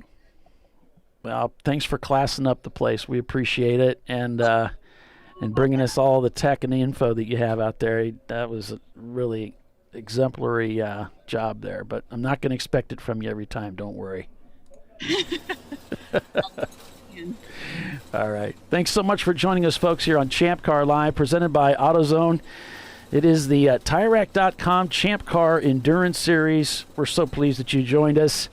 What an incredible finish. Another 1-2 sweep for Pinky's out this year at the Lifeline 24-Hour Classic at VIR.